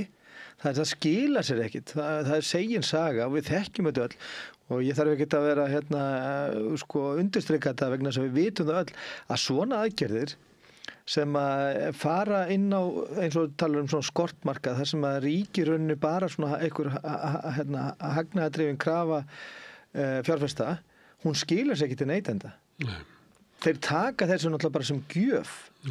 Ástæðan svo að í skortmarkaði þá ræðst verðið af þörf þeirra sem að verða að kaupa húsnæði. Hún alltaf til stað. Og aðgengi þeirra fjármagna til þess að kaupa húsnæði.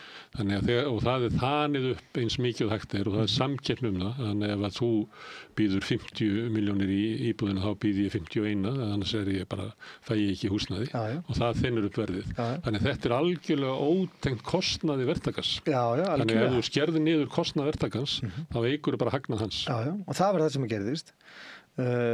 Og þetta hafði það var ekkert að mæla það að hagur fyrstu kaupenda, ungs fólks á húsnæðismarkaði, leigjenda hafi orðið betri eftir þetta. Bara það var ekkert að mæla það vegna þess að allar hagtölur sýndu hið gagnstæða. En lítill hluti markaðarins ekki hagnaðdrifinn, það eins og Bjarg. Og þar getur þetta skipt máli ef að undirbúningstími fyrir framkvæmdir Bjargs styttri, þar með kannski lánakostnaður minni kostnaður við sinna byggingafulltrú og annað slíkt, að það geti leitt til lægra verðs á endunum. Hann bjargar bara svo lítið hluti af markanum. Þetta gæti flýtt framkvæmda tímanum á verkum eins og hjá Bjargi sem náttúrulega mjög gott vegna þess að það tekur um það byrjum 2 ár að fyrir hvert eitt verkefni frá því að byrja á því og þannig til að fólk getur fluttið inn. Hins vegar sé ég þetta líka, ég lesi í gegnum tillögurnar, þannig ákveðið tækifæri fyrir stjórnvöld að einkavæða eftirlit, byggingareftirlit. Það kemur fram í tillögum hjá þeim sko að færa þetta byggingareftirlit frá byggingarfulltrúa og vera með svona einhverjar einkareknar eftirlitsstöðvar.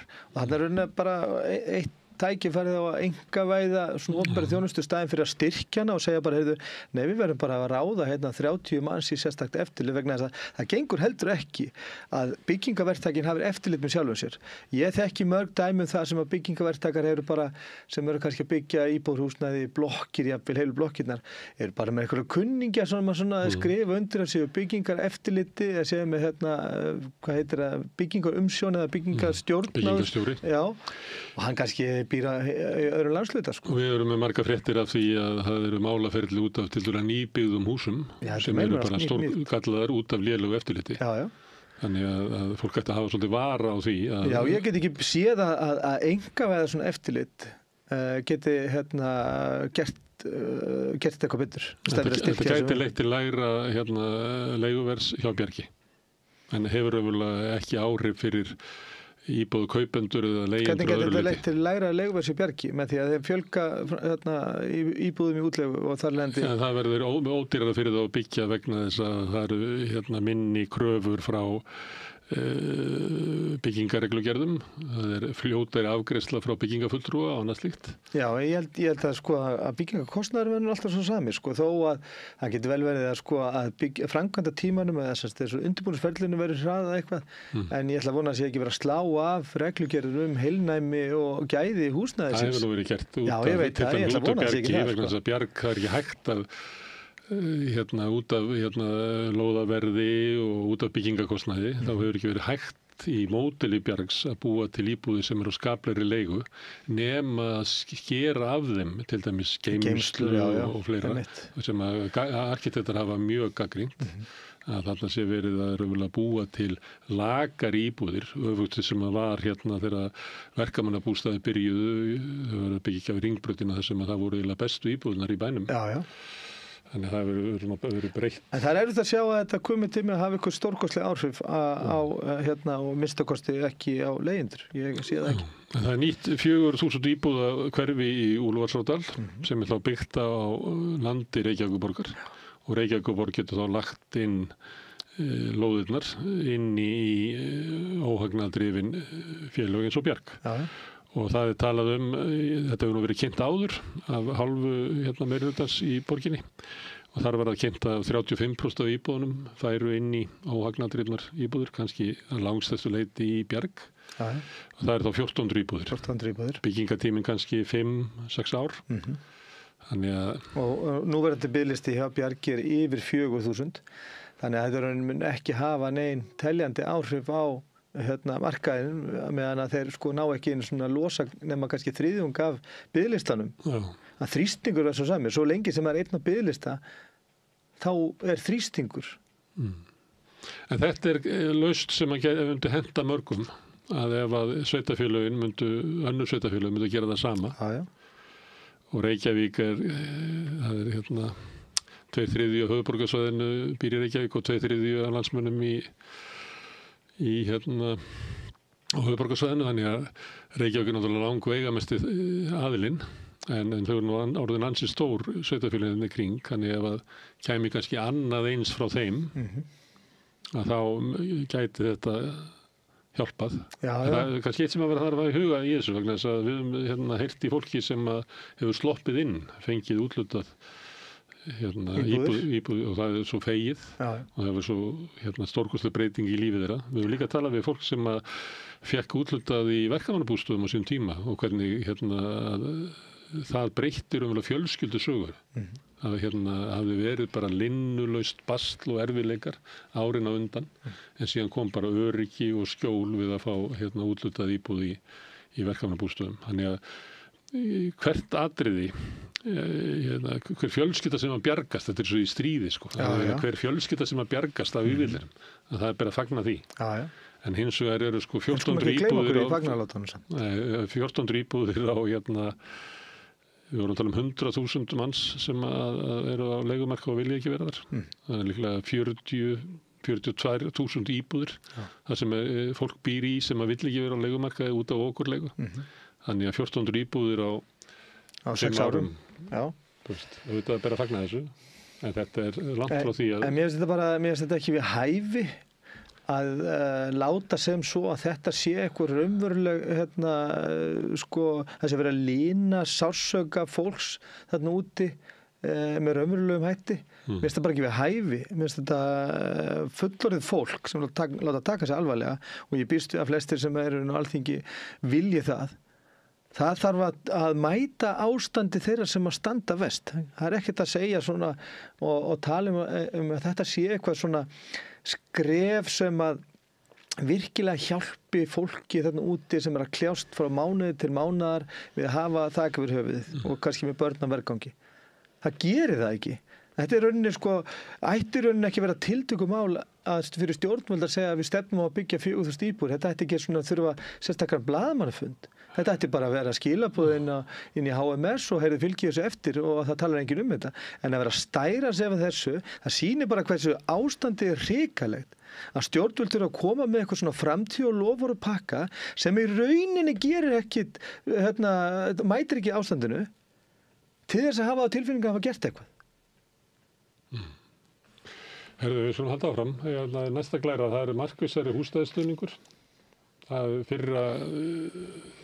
fyrri tillagan er að hlutdeildarlánakerfi sem að virkar með fleiri hlutdeildarlánum, mánaðarlegri úthlutun, tryggri fjármögnun og rýmri skilyrðum.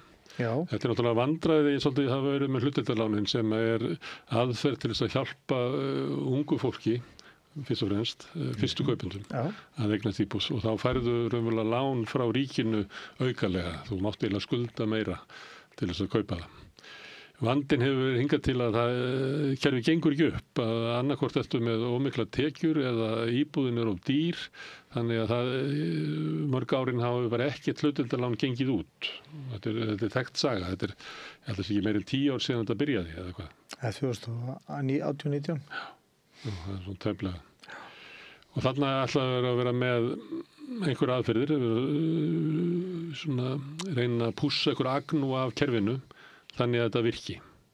Já, sko, hlutdeildarlánakerfið þetta er mjög gott kerfi. Þetta er skorskt kerfi á uppruna sem er endar öðru byggt upp. Hlutdeildarlánakerfi, bara gott að minna á það að það er þannig að það er endurgreiðslu skylda á lánunum eftir 10 ár. Það er að segja að þú þarft að fara í gegnum svona ferli hjá Húsnæðis- og mannvirkjastofnun hvort að þú sért rauninni þurfur að borga upp lánið, endurfjármagnaða eða selja íbúðina. Þannig að ríkið hjálpa mér með eitthvað svona hlut í íbúðinni? Já. Hvað, 20%? Já, 20% hámarki. Og svo eftir 10 ár, þá kemur ríkið og segir þú eru að kaupa mig út? Nei, ríkið kemur, sko það er sjálfkrafa þannig, en það skoðar stöðunniðina og aðtöða hvort að það, þú getur ekki endurfjármagnað, borga ríkinu og endurfjármagnað. Keypta út? Já.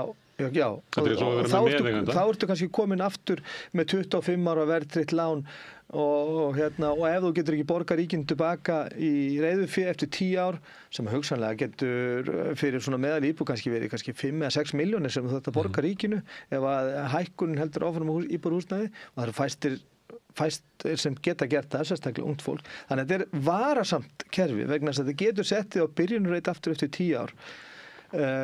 En svo er annað í þessu kerfi líka er að þegar það var hugsað upprunalega, þegar það var lagt fram upprunalega, held ég að fyrsta reglugerðin kom út í júlí 2020 minnum við, að þá var gert ráð fyrir að það er byggt sérstaklega inn í hlutdeildarlánakerfi. Þetta var ekki til þess að kaupa íbúður á almennum markaði. Og þá var talað um það að byggingaraðilar þyrftu að skila inn gögnum byggingakostnað til þess að fylgjast með því að vera að byggja hagkvæmt.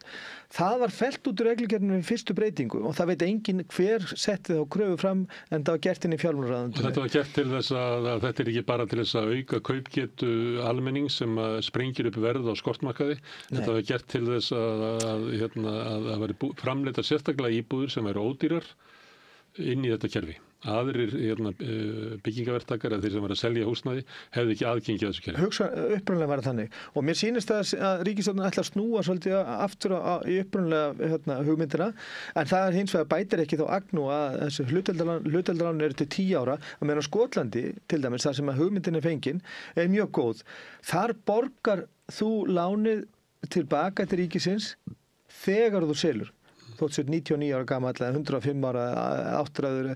Þú þarft ekki að fara í gegnum eitthvað svona endurfjármögnunar tímabil.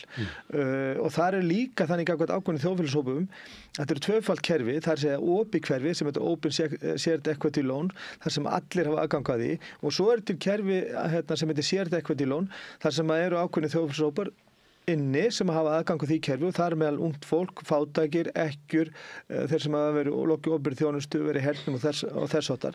Það eru miklu betri vaxtakjör og þau geta fengið upp undir 80% lánað frá ríkinu, að meðan að það er 20% svo hérna heima í Open Shared Equity Loan sem fyrir alla, það ekki svona ströng tekið við mig, en þú þarft ekki að borga tilbaka til ríkisins fyrir þeir sölur, hvort það sé í lok starfsæfinnar eða við andlát, ekki eins og hér. Hérna í rauninni verið að búa til stöðu þar sem verið að ýta ungu fólki reglulega í fangið á bönkunum og taka nýlán til þess að borga ríkið út og ríkið notabenni hefur farið hvergi betri árvöxtun á sínu fé heldur en að láta fólk fá hlutdeildarlán að miða við hækkun á húsnæði umfram bæði verðbólgu og aðra ávöxtun á Þannig að ríkið tekur hækkunina sem hefur verið á húsnæðinu til sín, ekki bara venjulega vexti. Nei, það tekur hækkunina þar sem þú kaupir íbúð, þú fær 10 milljónir á ríkinu og það íbúðin hækkar 40% þá fengir ríki 14 milljónir frá þér eftir 10 ár ef þú nærða að safna fyrir þessu og borga ríkið út eða þá að ríkið segir þú verður að leita endurfjármögnunar og þú fer til bankana og bankin segir getur þú fengið verðtryggt lán fyrir 25 ára fyrir þessu uppáð og borga ríkið út og þú neyðist þess að gera það ef Húsnæðis- og mannvirkjastofnun metur það þannig og þá ertu komin bara með nýtt lán og aukna greiðslubyrði. En ef ég veit ekki hversu vel þú þekkir skotska kerfið að segjum að ungt fólk kaupi 2 herbergja íbúð, svo bætast við 2 börn og þau vilja stekka upp í 4 herbergja íbúð. Verður þau þá að borga ríkinu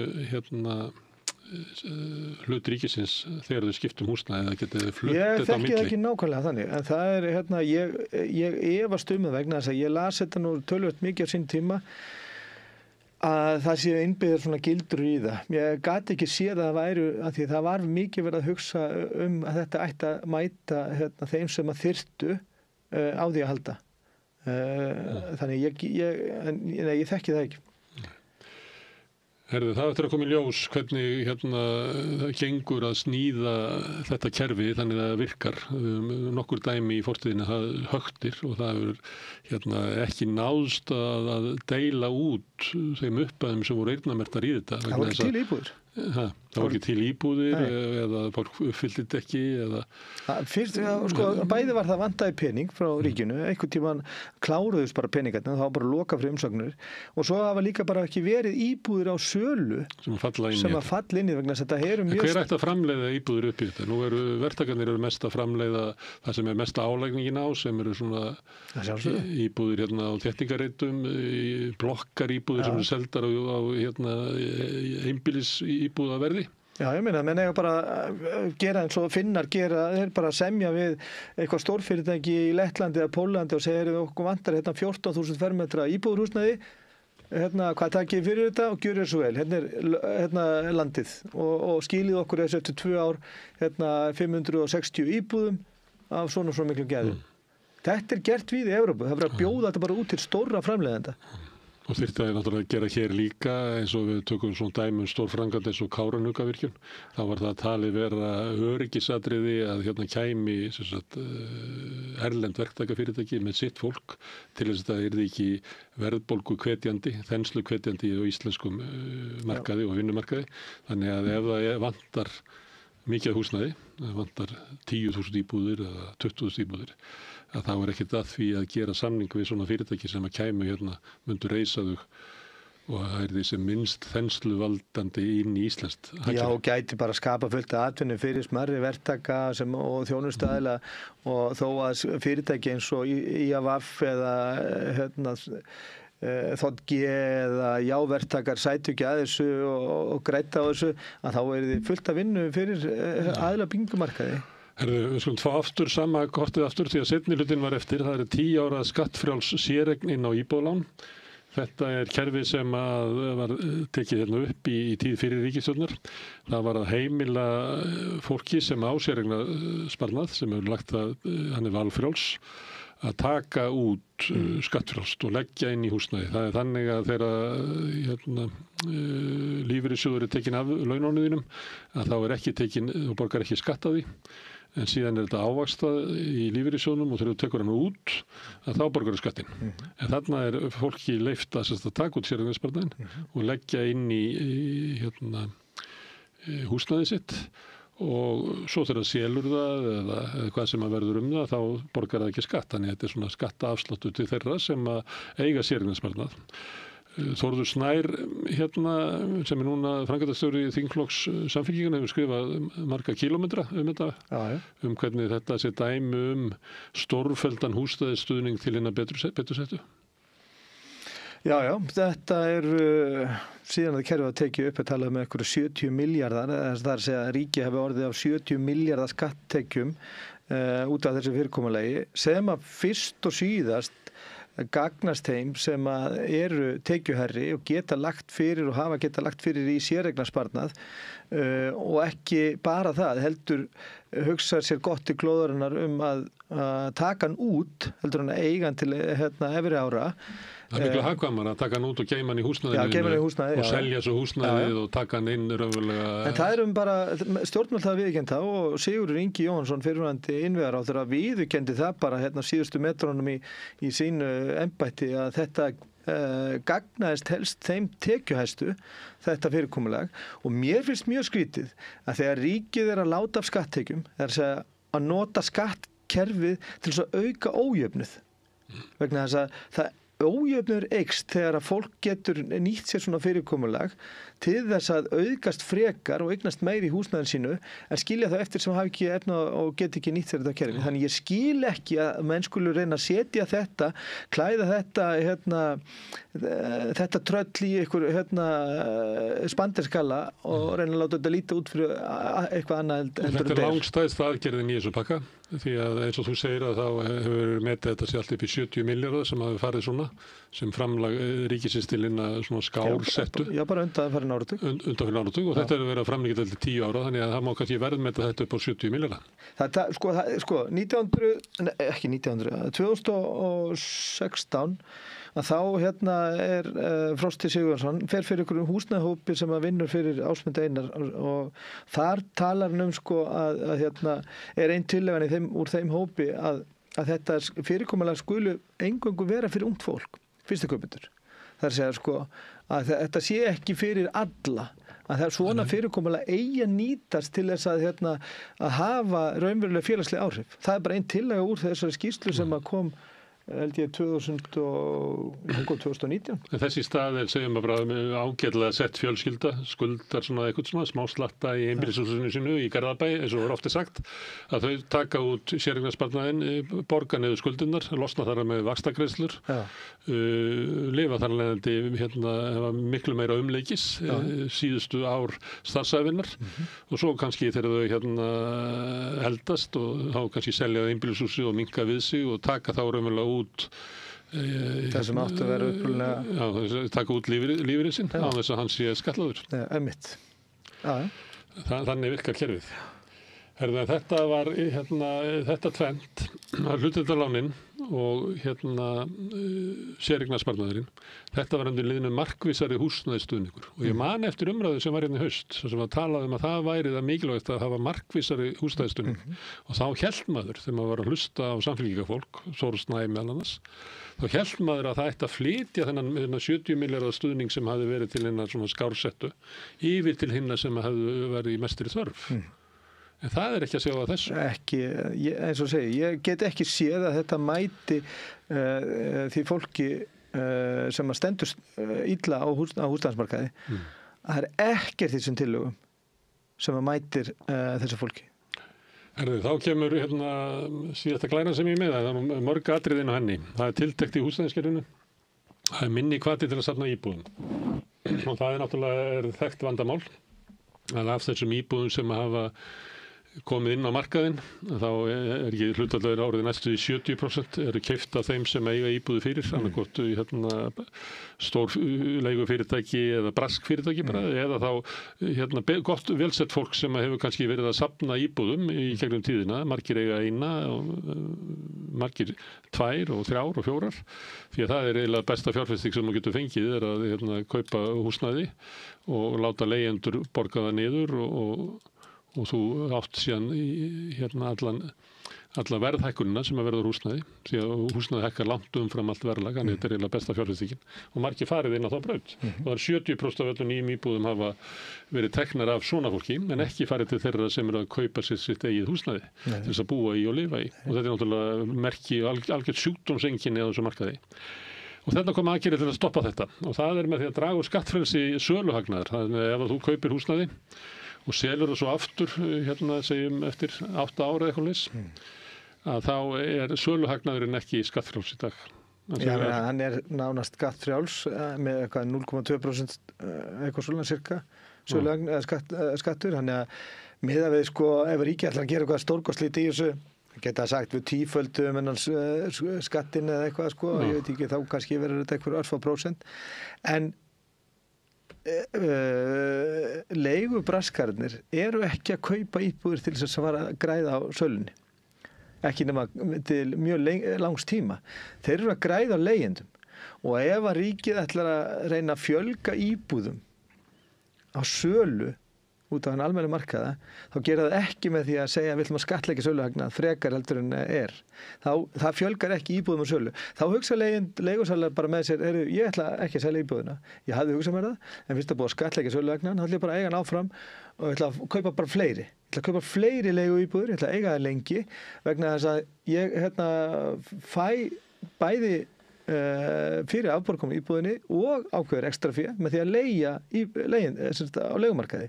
Þannig að ég sé ekki hvað þetta á að gera fyrir leigjendur eða húsnæðismarkaðinn almennt. Munurinn kannski sá að einhver kaupir íbúð 50 milljónir og hún tvöfaldast í verði á 10 árum. Selur hún á 100 milljónir, söluhagnaður 50 milljónir. Fjármagnstekjuskattur á því eru 22%, þannig að hann borgar 11 milljónir í fjármagnstekjuskatt eftir þessa breytingu. Og þá maður kannski að hugsa eins og þessi maður sem að segir, já, ég kaupi íbúð á 50 milljónir, hún hækkar upp í 100 milljónir, ég borga hennar fjármagnstekjuskatt og fæ í hreinan hagnað 39 milljónir. Einhver annar fjármagnstekjukostur, það ekki hérna í kaupallinni hérna við liðina, það ekki í skuldabrifum. Nei. Þetta eiginlega öruggast í fjárfestingu þrátt fyrir þennan skatt. Já, já. Og við höfum að sjá hvort hann verður, hvort það verður 50% eða hvort það verður 10% eða 5% eða 2% skattur af söluhagnaði. Við höfum að sjá það. Hann nánast engin í dag. Og það auðvelt eins og segir fyrir stjórnvöld sem að er að reyna að skýla svo bak við það geturleysi sitt að segja að við höfum þá tífaldað eða eitthvað. En bara bottom line, þetta gerir ekkert fyrir, þetta heldur þér ekkert frá því að kaupa íbúðir til þess að setja leigumarkaðinn. Það er ekkert í regluverkinu sem að takmarkar það, ef þú hefur getu til þess og landströst til þess að fara til bankans eða lífeyrissjóðan og segja, ég ætla að kaupa íbúð og leigjana, það er ekkert sem takmarkar það í þessum aðgerðapakka. Þú getur gert það ennþá. Og ég, eins og að lýsa á hann, þá efast ég að það sé eitthvað sérstakur það sé eitthvað sérstakur svona sem að vinna móti því einhver sérstakur ótti við íþyngjandi skattlagningu og söluhagnaði. Það er bara ekki til í dæminu, sko. Annað í þessu sama lið, það að minnka skattafslátt leigutekna. Það þannig í dag að ef ég að leigja þér íbúð, þá fæ ég leigutekjur og þær eru fjármagnstekjur og ætti að bera fjármagnstekjuskatt, en það 50% afsláttur af því. Þannig að ég borgar auðvitað bara 11% skatt af leigutekjunum. Þau ætla að minnka þetta. Já. Kannski fara upp í 22, ég veit ekki. Þetta er eitt af þessu sem svona stefnskulega að. Já. Það talaði það í greiningarinn með þessum aðgerðapakka að þessi afsláttur, 50% afsláttur af fjármagnstekjum vegna útleigu íbúðarhúsnæðis fyrir einstaklinga fari úr að vera 50% í 25%. Það að segja að þá yrði hann væntanlega í kringum 16,5% í staðinn fyrir... Hvað árið hefur þetta? Stundum sagt að því að nú viðreisna fólk sem er í ríkisstjórninni, það segir við aðra skattahækkanir þetta bara veldist út í verðlag, þannig að þetta mun bara hækka húsaleiguna. Já, ég meina, þegar að þessi afsláttur var settur á, einmitt í sama tímabili og breytingar byggingarreglugerðin sem við ræddum hérna rétt áðan, þá var gefin þessi 50% afsláttur á fjármagnstekjuskatti fyrir einstaklinga með íbúðir í útleigu. Farið úr 22% í 11% eða 50% afsláttur sem átti að lækka húsaleigu en gerði það svo bara alls ekki. Húsaleiga hélt áfram að hækka og hækkaði með þess að umfram bæði verðlag og launaþróun og flestar aðra hagstæri strax í kjölfarið. Hverju á að draga þetta tilbaka eins og vera að gera þarna hálfuleiti? Jó, en þegar að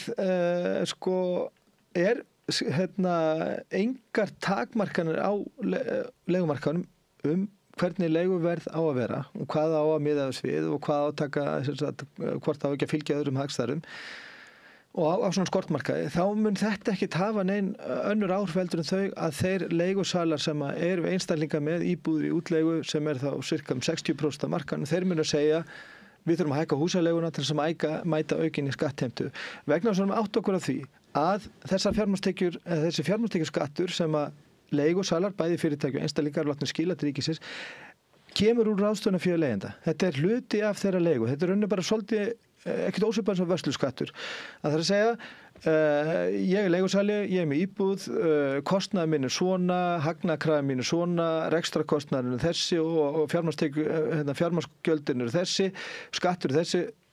Núna þarf ég að leigja íbúðuna á minnstakosti svona og hugsanlega eitthvað aðeins inn í viðhald og annað.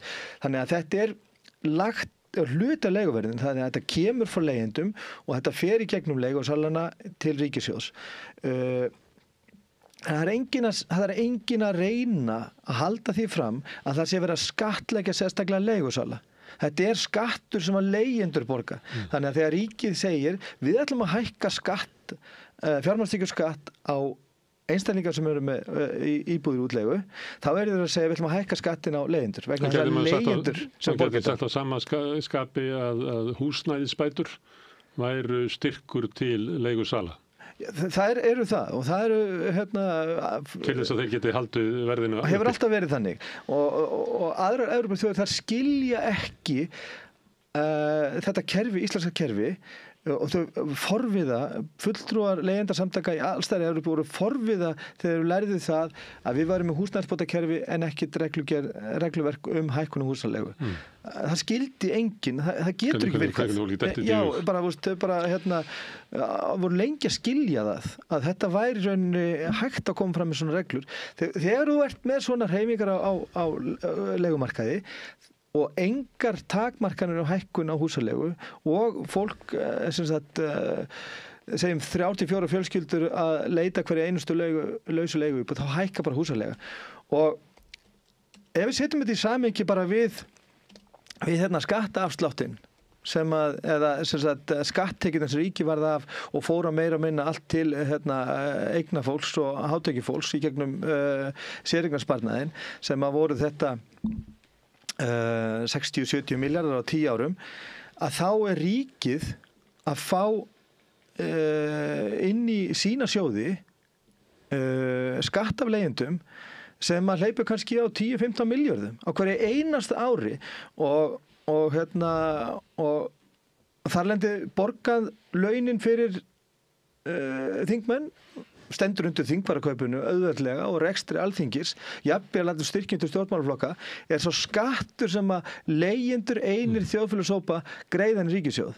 Og mér svo skrítið að horfa upp á bara Kristrúnu Frostadóttur sem vil taka sig alvarlega að segja við ætlum að koma leigjendum vel, þetta nú sérstaklega fyrir leigjendur og þetta að koma leigjendum vel, að það að lækka afslátta og fjármagnstekjuskatt til einstaklinga með íbúðir í útleigu, þegar þetta mann hækka skattheimtu hennar af leigjendur sem að borga launin hennar. Það eru mörg atriði í þessari einu setningu. Síðast kemur kom í veg fyrir leiguverðshækkun á fyrstu 12 mánuðum tímabundinna leigusamninga.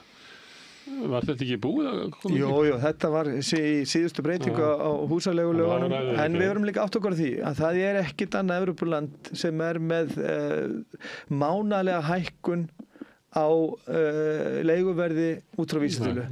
Það alveg saman hvað það sé ótímabundin eða tímabundin samningur, og það að segja að það megi ekki gera á 12 mánaðar samningum, það var reyndar, svo fóru leigusalarnir bara framhjá þessum, það verið 13 mánaðar samninga, og við bendum á það og það gerðist, allar athugasemdir og leigjendasamtangana varðandi þáverandi breytingu hafa ræst og þetta og ekki þetta sjá að þetta hafi haft einhver áhrif til lækkunar ekki til, enda hækkar húsaleiga tvöfalt á við verðbólgu hefur gert fyrir síðan. Herðu, með því að heimila sveitarfélögum að leggja fasteigna gjaldsálag á byggingalóðir sem eru látnar standa auðar í þéttbýli. Þetta veiga mikið eða?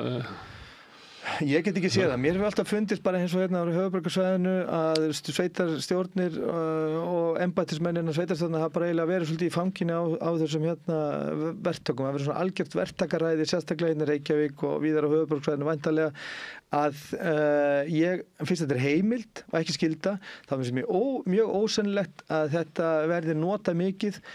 Reykjastaðalandið var keypt fyrir 30 árum til uppbyggingar og það ennþá óhreyft. Já. Heldur að það væri að ekki Kópavogur sem á þetta? Kópavogur myndi, Mosfellsbær fyrir ekki, myndi leggja álag á það sem að braska með þetta og þetta náttúrulega hækka gríðarlega, þetta hefur verið stórkostleg fjárfesting fyrir þá sem að keyptu þetta. Já, ég meina, við horfum bara upp á það að þú bendir á það sjálfur í grein fyrir nokkrum ára síðan, hvernig fórum með Ártúnsbrekkuna sem að borgin lagði inn til klasa og eitthvað annars félag fyrir ykkur. 8 milljarðar sem ykkur löpuð út. Já, 8 milljarðar. Ég held að það verið 22.000 fermetrar. Það munar ekkert að henda ykkur smá sektu. Nei, þetta munar ekkert það.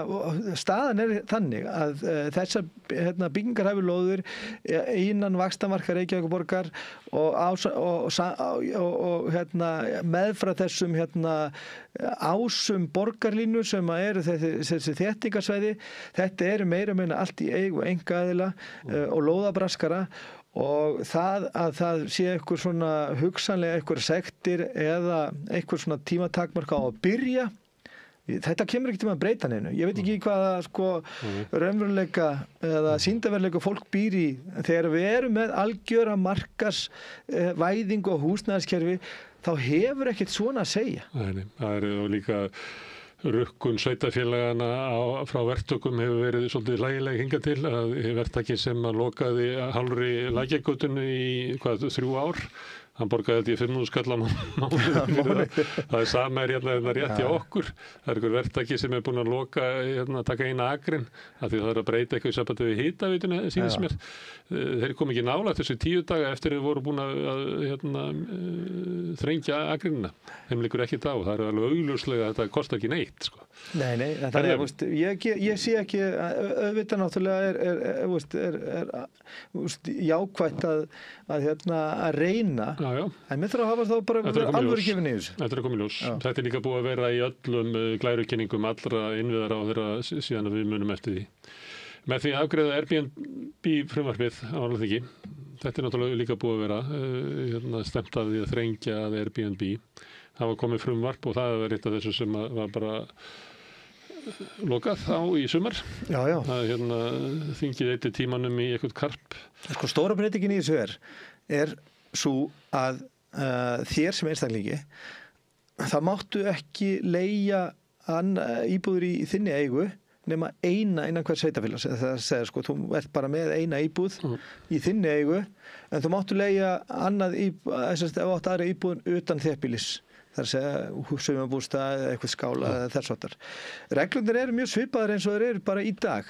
Það reyndar eina sem talað sko, breytingin svo. Í dag máttu vera með eina íbúð og eina auka, en það ekki tekið fram að hún þurfi að vera utan þéttbýlis. Þannig að þetta eina stóra breytingin.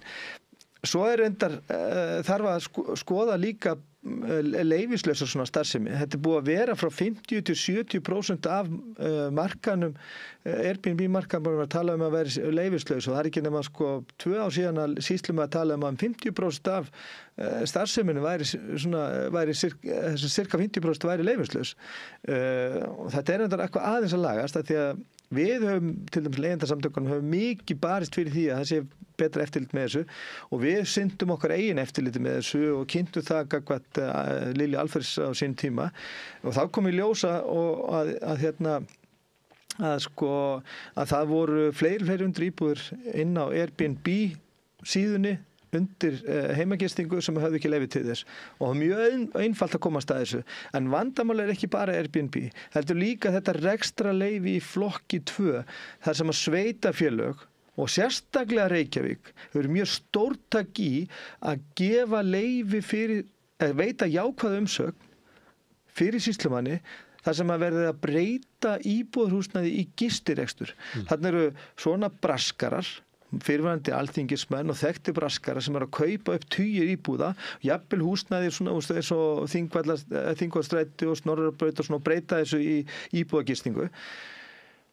Og Reykjavíkurborg hefur ekki notað sín tólatæki til þess að koma í veg fyrir þetta með því að veita neikvæð umsögn og segja nei, þessar íbúðir voru byggðar til þess að komast í almenna búsetu fyrir fjölskyldur í borginni eins og var kynnt á öllum þessum kynningum sem að ég fór á í ráðhúsinu þar sem verið að kynna þessa stórkostlu uppbyggingu og hversu hagur fjölskyldna í borgin ætti að vænkast með tilkomu allra þessi íbúða sem voru meira með allar keyptar af bröskurum og sem að sóttu svo til sýslumanns að fá að breyta í gististarfsemi sem að Reykjavíkurborg svo samþykir notar ekki löggjöfina sína, þessar byggingarreglugerð og skipulagslöggjöf til þess að segja bara nei, því miður. Þessar íbúðir voru byggðar til þess að vera heimili fólks, nei, þá umhverfis- og skipulagssvið, vegna þess að umhverfis- og skipulagssvið Reykjavíkurborgar tekur þessar umsóknir fyrir. Veitir því jákvæð umsögn að þessum íbúðum sem nýbúið að lofa borgurunum í borginni að kæmun og almenn íbúðamarkað til þess að bæta hag þeirra, þar fóru hundruðum saman á stuttum tímabili inn í svona eignasafni á bröskurum sem eru svona bara með þetta inn á Booking eða hotels.com og selja þetta ferðamönnum. Það talar enginn um það. Það varði ekki úr þessari stórkostlegu glærusýningum hjá Degi Eggertsinni nema þetta gagnaðist svona bröskurun og meira minna aðslu. Það þarf ekki innan Airbnb. Já, og þannig að sko að sveitafélögin skuli ekki nýta þær reglur og þær lög sem það hafa til þess að segja við erum ekki að byggja þessi íbúður, láta byggja þessi íbúður hérna til þess að fara inn í skammtímalegu að sko ég get ekki séð að sveitafélög muni nýta eins og þetta gjald sem við varum að tala um áðan að ef við nýti ekki þær heimildir sem að hafa haft hingað til þess að minnst ákosti tryggja að það er húsnæði sem er byggt fari í almenna íbúðu almenna notkun að hafa ekki nýtt sér þær heimildir ég efast að það var að nýta sér heimildir til þess að sekta þessa verktaka en þessar reglur Airbnb þær munu hugsanlega skila einhverjum íbúðum sem að einstaklingar eiga og nota ekki sem er lögheimili. En ekki ráðast á stóra vanda sem það sem íbúðarhúsnæði hefur verið breytt í bara gistiaðstöðu. Það eitt hlutin af þessari tillögum.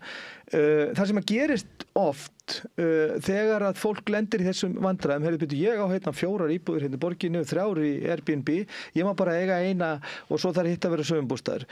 Þá er oft verið að leppa eignarhaldið. Ég sá þetta strax bara þegar ég var að skoða Airbnb-markaðinn 2022, 2023 og 2024 að þá voru verið að leppa eignarhald. Það var mjög einfalt að sjá það með tengdar aðilar sem voru að leppa eignarhald fyrir hvern annan. Hinn tillagan eða hluti af þessari sömu tillögu, það að segja að hætta að gefa út þessi rekstrarleyfi 2 fyrir gististarfsemi í íbúðarhúsnæði. Það að segja, auðvitað áttu bara sveitarfélögin ekkert að taka þátt í þessu. Þó að það væri ekkert sem að banna þetta, vegna þess að það stóð hvergi í lögunum að það væri bannað, en sveitarfélögin heimiluðu þetta. Það verður ekki tekið af þeim. Það alveg sama hvað hver segir, það voru sveitarfélögin sem að veitti þessu brautagengi. Nú á að koma í veg fyrir þetta verið hægt, en þau leyfir sem hafa verið gefin út fyrir fleiri 100 íbúðir. Þetta er næstu 400 leyfi bara í Reykjavík. Það á tímabundna þau, þar að segja núverandi leyfi, og það á eftir að koma í ljós hvort það kannski verið sveitarfélöginu og jafnvel ríkis skaðabótaskyld til 5 ára. Það er að segja að þá endur til 5 ár. Það er leiðandi, þetta mun ekki hafa nein áhrif á stöðuna og húsnæðismarkaðnum í dag, og alls ekki næstu 5 árin, og kannski aldrei. Það er að segja að það er eina sem búið að gera, þetta verður ekki hægt lengur, en skaðinn er skeður og það er ekkert gert til þess að reyna að draga úr honum, draga úr skaðanum. Það er ekki að segja, við ætlum ekki að láta þessa hörmung viðgangast lengur, við ætlum ekki að gera við hörmungunum sem við leiðum að viðgangast. Við höldum áfram, það er dregið úr vægi verðtryggingar, þetta er svo sem bara ég var skefað myndi, þetta er 2007, Sigurður Ingi var með líka tillögur þetta. Sjáum til hvað kemur út úr því, en það er tiltekt í stjórnsýslu húsnæðismála, það er með því að selja tugmilljarða eignir húsnæðissjóðs til að lækka skuldir ríkisins, og eitthvað kann að spyrja hvað er húsnæðissjóður? Það er sjóður í vörslu húsnæðis- og mannvirkjastofnunar sem að meðal annars heldur utan hlutdeildarlánin og lán til stofnframlögin og fleira. Líklega er hugmyndin svo að selja þetta til lífeyrissjóðana, að lífeyrissjóðanir búi til einhvern húsnæðissjóð og taki þetta yfir eða eitthvað. En þetta er náttúrulega að lækka skuldir ríkisins, en þetta er náttúrulega skuldir sem bera tekjur á móti. Þannig stendur ekki illa þessi sjóður. Nei, og þetta er ekki íþyngjandi held ég fyrir ríkissjóð. Þannig að þau selja skuldindar, en selja líka tekjunar með. Já, ég velti þessu mikið fyrir mér og ég hugsa að við erum að fara að selja eitthvað fasteignir, það er ekki þannig, fjármálaráðuneytið með flesta fasteignir ríkisins á sínum höndum, þannig að þetta er ekki húsnæðissjóður, en að því að ég hef nú heyrt talað um að það sé í pípunum einhvers konar nýtt húsnæðislánakerfi, að þá kæmur ekki óvart að hugmyndi væri svo að til dæmis hlutdeildarlánin sem yrðu seld inn í eitthvað nýtt svona einkavætt húsnæðislánakerfi. Og lífeyrissjóðina sem að myndi þó hugsanlega verja meiri fjármunum til þess að ýta undir það kerfi. Það gæti orðið til hraðari uppbyggingar. En þetta er hins vegar að því að við tölum um það og leigjendasamtökin ásamt mörgum fleirum hafa verið að hvetja lífeyrissjóðin til þess að koma inn í uppbyggingu á húsnæði, þar að segja auka framleiðslu og vera með húsnæði fyrir sína sjóðsfélaga og jafnvel allan almenning. En lífeyrissjóðir hafa verið mjög tregir til þess og hafa verið að bera fyrir sig ávöxtun og kröfur sem mjög skrítið vegna þess að ávöxtun á steinsteypu er margfald ávið hærri heldur en á hlutabrjöfum. En þeir fóru svona bakleiðis inn á húsnæðismarkaðinn með því að kaupa út norskan milljarðamæring sem átti heimavelli og sem að hann greiddi ykkur 30-40 milljarða á því að selja lífeyrissjóðunum leigufélag sem var rekstrið. Þannig að það fjölgaði ekki eina einustu íbúð á Íslandi þegar lífeyrissjóðunum kom inn á húsnæðismarkaðinn. Og ég held að þetta sé eitt svona skrefi þar sem lífeyrissjóðunir eiga að verða orðið aktífur þátttakendur inn á húsnæðismarkaðnum, það er að segja að vera eigendur að lánum á íbúðum sem að nú þegar eru til. En ekki fyrir síðan að það muni leiða til aukinar framleiðslu húsnæði eða fjölgunar? Það er ekkert sem að bendi til þess vegna þess að lífeyrissjóðir hafa bara verið hingað til mjög tregir til þess að ljá máls á því að þeir fari í að byggja upp húsnæði. En lífeyrissjóðir í mörgum löndum gera það, eru aktífur þátttakendur í því að ýta undir húsnæðisuppbyggingu, en það hafa íslenski lífeyrissjóðir ekki gert og það held ég að sé út af því að staðan á húsnæðismarkaði bara hefur verið að safna auði handa ákveðnum einstaklingum og fyrirtækjum og lífeyrissjóðarnir sem eru náttúrulega í samstarfi við þetta sama fólk vilja ekki hrófla við því. Síðasta tekið saman, það að afgreiða frumvörp sem eru leifar af gömlum glærusýningum skráningarskyldu leigusamninga sem kannski langt mál að fara yfir í núna. Það er ekkert veigað mikið mál og svo líka sameiningu skipulagsstofnunar og húsnæðis- og mannvirkjastofnunar sem ég held að komi málum ekkert við. En það kemur ekkert þessu máli við held ég en það sem er slæmt við þessa orðræðu skráningarskyldu húsaleigusamninga er að það má ekki gera neitt fyrir leigumarkaðurinn fyrir að það er fullkomin vitneskja hvern einasta anga af stöðu leigjenda. Hún er fyrir hendi, þú þarf bara að leita hana þessi svona fanga og ýmsum stöðum, fara í skýrslur og rannsóknir og fara og tala við HMS og Hagstofun og allt það, en þangað til að fullkomin skráningarskylda á öllum leigusamningum verður framkvæmd, það má ekki gera neitt fyrir leigjendur. Það er það versta við þessu umræðu, að vera að seinka öllum aðgerðum, neyðar og bráðaaðgerðum handa leigjendur sem að búa við skelfilega stöðu, bæði vergang og síhækkandi húsalegu og íþengjandi húsnæðisbyrði, hlutfall þeirra sem er íþengjandi húsnæðisbyrði er bara mesta sem við sjáum í öllum heiminum. Að það má ekki gera neitt við þessu fyrir að þessi búið að koma á skráningarskyldu leigusamninga. Mér finnst þetta svo illa gert að láta fólk halda það að það sé ekki hægt að gera neitt fyrir að það sé búið að skrá í miðlægan gagnagrunn hvern einasta leigusamning á Íslandi. Þú veist hvernig staðan er núti. Þú getur ekki mætt á svona hörmungasvæði eins og leigumarkaðurinn er og þetta er svo, ef slökkvistjórarnir myndu þurfa að funda upp í Skógarhlíð í 2 daga til þess að mæla hitastig og efnasamsetningu eldsins í logandi íbúðarhúsnæði eitthvað vestur í bæ áður en heimilegu slökkviliðin að fara inn og slökkva. Þetta er fáránlegt og það er sorglegt að hver ríkisstjórn á eftir annari notar þetta sem tylliástæðu til þess að gera ekki nokkuð skapaðan hlut fyrir það fólk sem að borgar 20 milljarða inn í ríkissjóð með leigugreiðslunum sínum og býr við vergang og hæstu flutningstíðinni í allri Evrópu. Herðu, þetta er loka einhvern þín á húsnæðismarka ríkisstjórnarinnar. Við munum halda áfram að ræða þessi mál á næstu dögum. Hún kemur kannski aftur í umræðu þau því að þetta er líklega mikilvægasta mál ríkisstjórnarinnar. En við Rauðaborðið ætlum að halda áfram að reyna að skilja hana heim og þetta samfélag sem við lifum í. Næsti kafli eftir augnablik. Með því að ganga í leigjendasamtökin styður þú baráttu leigjenda. Leigjendasamtökin eru fyrir öll þau sem vilja vinna að réttlæti og öryggi á húsnæðismarkaði. Leigjendasamtökin.is. Hvar skrá ég mig í áskrift? Samstöðin.is. Ég heiti Kristinn Sigmundsson og styð Samstöðina.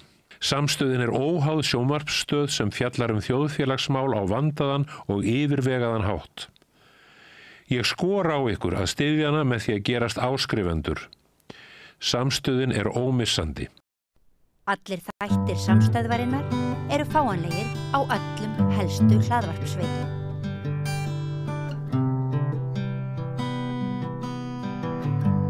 Já, eina af bókunum sem eru í jólabókaflóðinu er bók sem heitir Fröken Dúlla og er eftir Kristínu Svövu Tómasdóttur sem er sagnfræðingur og rithöfundur. Þetta er ævisaga Jóhönnu Knudsen sem er, ég veit ekki hvað, umtölumanneskja. Hefur ekki kannski, svona orðstír hennar hefur ekki vaxið eftir því sem að tímandi breytust. Nei, hún hefur kannski bara, hún er frægust sem sett fyrir að hafa verið lögreglukona á stríðsárunum í seinna stríði og síðan... Eina fyrstu lögreglukonunum. Já, bara sú fyrsta. Ætti að vera kvennarhreyfingin ætti að halda henni á lofti fyrir það? Það er spurning, sko, en svo síðan, það hefur farið síðan menn fóru fyrst að skrifa um svona sögu stríðsáruna, nei, þá hefur orðstýruna sannarlega ekki vaxið, hún hefur eiginlega komið fram sem vondi kallinn í sögunni, sko. Og þá hlýtur maður að velta fyrir sig að þú hefur valið að skrifa hana til þess að leysa ákveðna ráðgátu af hverju hún varð svo sem hún er. Já, það má segja og líka, skoða af hverju hún varð eins og hún er, hvernig hún komst í þessa stöðu, af hverju hún hagaði sér eins og hún gerði, af því að við vissum í rauninni voða lítið hana. Hún hefur verið einhvern veginn svona mikilvægur karakter í þessari sögu, en bara eiginlega pínu svona sprettur fram þarna á hið opinbera svið þarna á stríðsárunum og var í rauninni mjög lítið vitað hennar sögu þannig. Þannig að ég var bara forvitin að vita meira, sko. Ok, þá vekum margar spurningar. Var hún afgerandi gerandi í því hvernig þróunin varð, að það var svona eftirlit með ungum stúlkum? Var hún afgerandi gerandi? Sko... Eða var hún verkfæri? Nei, hún var ekki verkfæri.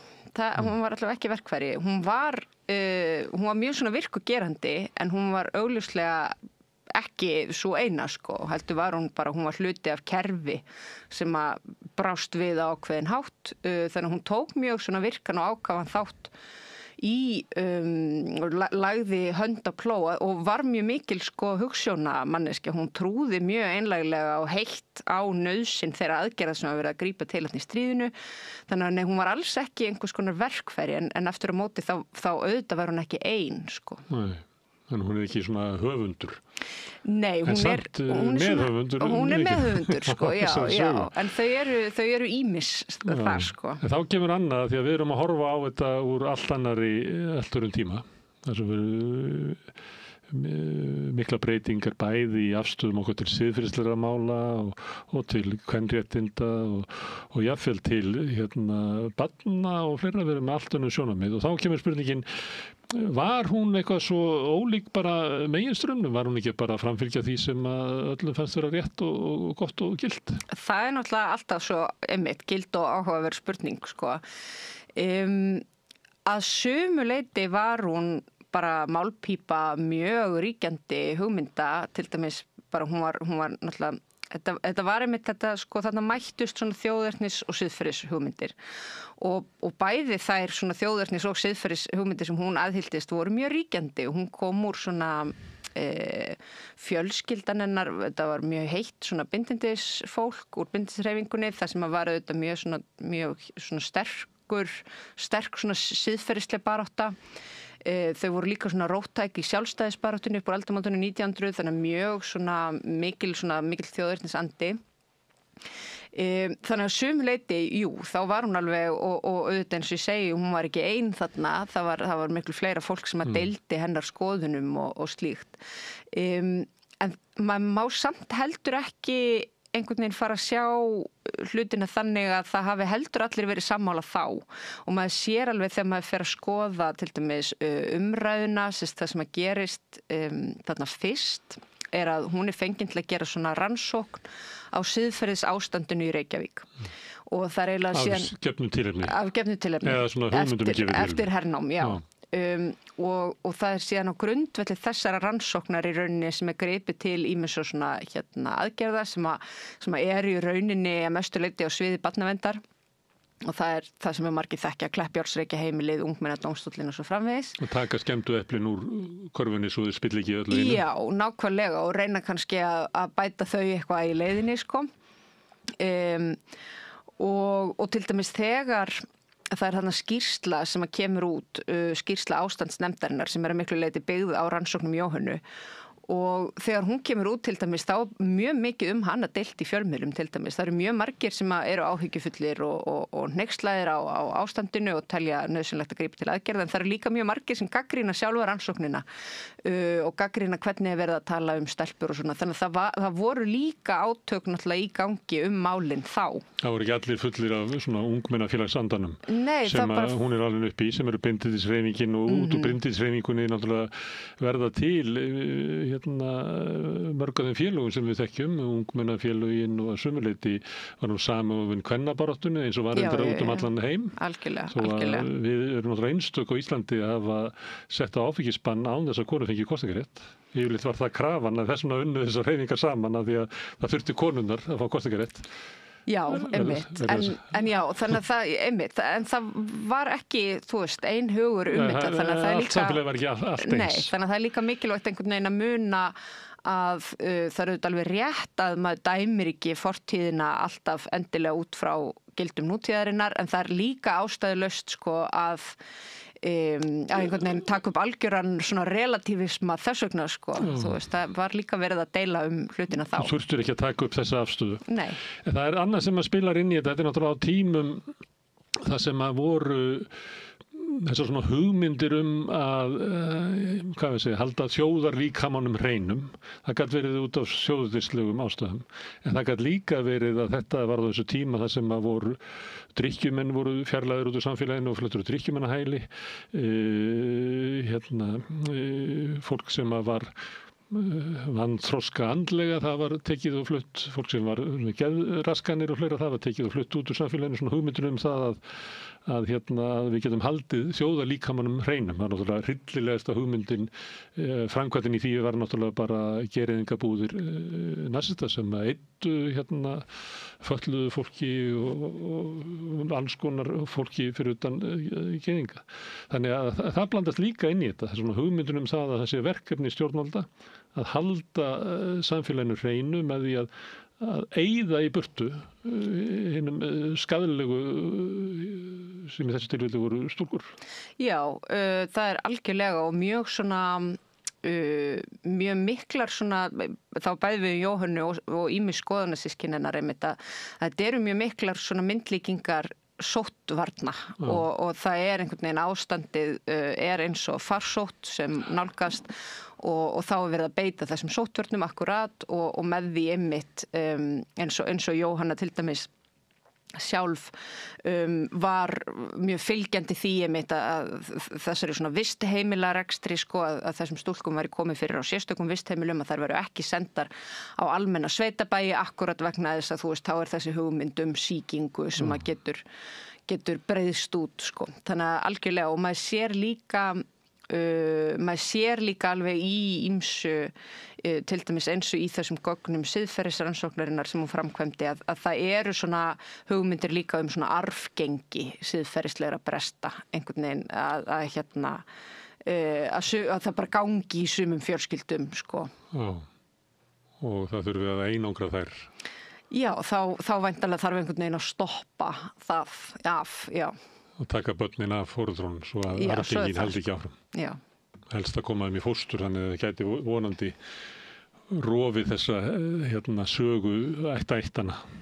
Það er spurning, svo sem Jóhanna var svo sem ekkert, hún var nú alveg fókusiruð þannig á þetta stríðsára ástand, sko, en auðvitað er þær hugmyndir þannig líka. Þetta er verið að venda íslenskt samfélag, hún er líklega gengið út frá því. Já. Og venda sérstaklega kannski siðferðið. Já. Og er þá hugmyndi svo að íslenskt siðferði hafi verið betra heldur en það sem að kom með erlendum mönnum, eða er það bara ástandið að þessi svona mikið af einhleipum köllum sturtaði yfir samfélagið og það eitt í sjálfum sér geti orðið valdur af ónýtu siðferði. Þannig ég er að velja hvort það sé óttin við útlendingana eða ótti bara við þetta sérstaka ástand sem er náttúrulega sérstakt ástand þegar svona mikið af köllum á besta aldri. Já, þetta er svona allir það fléttist ekki eitthvað saman. Þetta er, og þetta er svona vernda siðferðið en ekki síður, sko, einmitt að vernda þjóðerni. Þetta hangir svo mikið saman að því að konurnar geta farið að eignast börn með erlendum mönnum, þær geta farið að spillast, en þær eru náttúrulega svo mikilvægar sem mæðurnar í þjóðfélaginu, þær eru þær sem eiga að ala upp næstu kynslóð og þar skiptir auðvitað máli að næsta kynslóð sé sem óspilltust. Þannig það er bara ekki með svona eignaréttur samfélagsins á konum. Já, þær hafa ákveðið hlutverk í þessu samfélagi og ákveðna skildur og eru í raun að einhverju leyti að bregðast þessum skildum með því að vera að dandalast með þessum erlendu hermönnum, sko. Já, Og það myndi þá koma þá spillt afkvæmi út úr því, það þannig að það sé... Já, þá náttúrulega bara einmitt spillist, er hætta á að næsta kynslóð spillist og þetta þá líklega hugmyndin að útlensku menninni séu þá lakar en við. Það ég kannast ekki alveg við að Íslendingar gangi með hugmyndum að við séum einhvern veginn siðferðislega betri en aðrir. Nei, einmitt. Við höfum aldrei haft neina svona, við höfum ekki svona kalvinist samfélag eða... En það spurning hvort að siðferðið sé ekki þarna leiðin, þú verður að gæta siðferðisins til þess að passa að þjóðin spillist ekki, frekar en að Íslensk siðferðið sé endilega betra en annað. En það er náttúrulega, það er þessi trú á íslensk menning sé allavega íslensk menning og sjálfstæði, þetta er náttúrulega líka þarna á tímabilinu, það bara Íslandi er að fá sjálfstæði þarna í stríðinu að verða lýðveldi og allavega það sé það merkilegt og það sé mikilvægt að vernda það frá of miklum utanaðkomandi áhrifum og auðvitað er þetta eitthvað líka, þetta snýst líka menningar, svona einhvers konar hugmyndir óæskileg menningar áhrif og svo er hún síðan hún lifir til 1950 þannig hún lifir ekki mjög lengi eftir stríð en þetta snýst líka síðan bara andstöðu við vestræna hernaðarsamvinnu bara þessa áherslu á einhvern veginn að Ísland gæti síns sjálfstæðis bæði í menningarlegum og pólitískum skilningi. Það var þetta svona eignarétt samfélagsins á konum að þá er svona næstu lítið á konum þessi að svíkja samfélagið með því að dandalast með erlendum mönnum.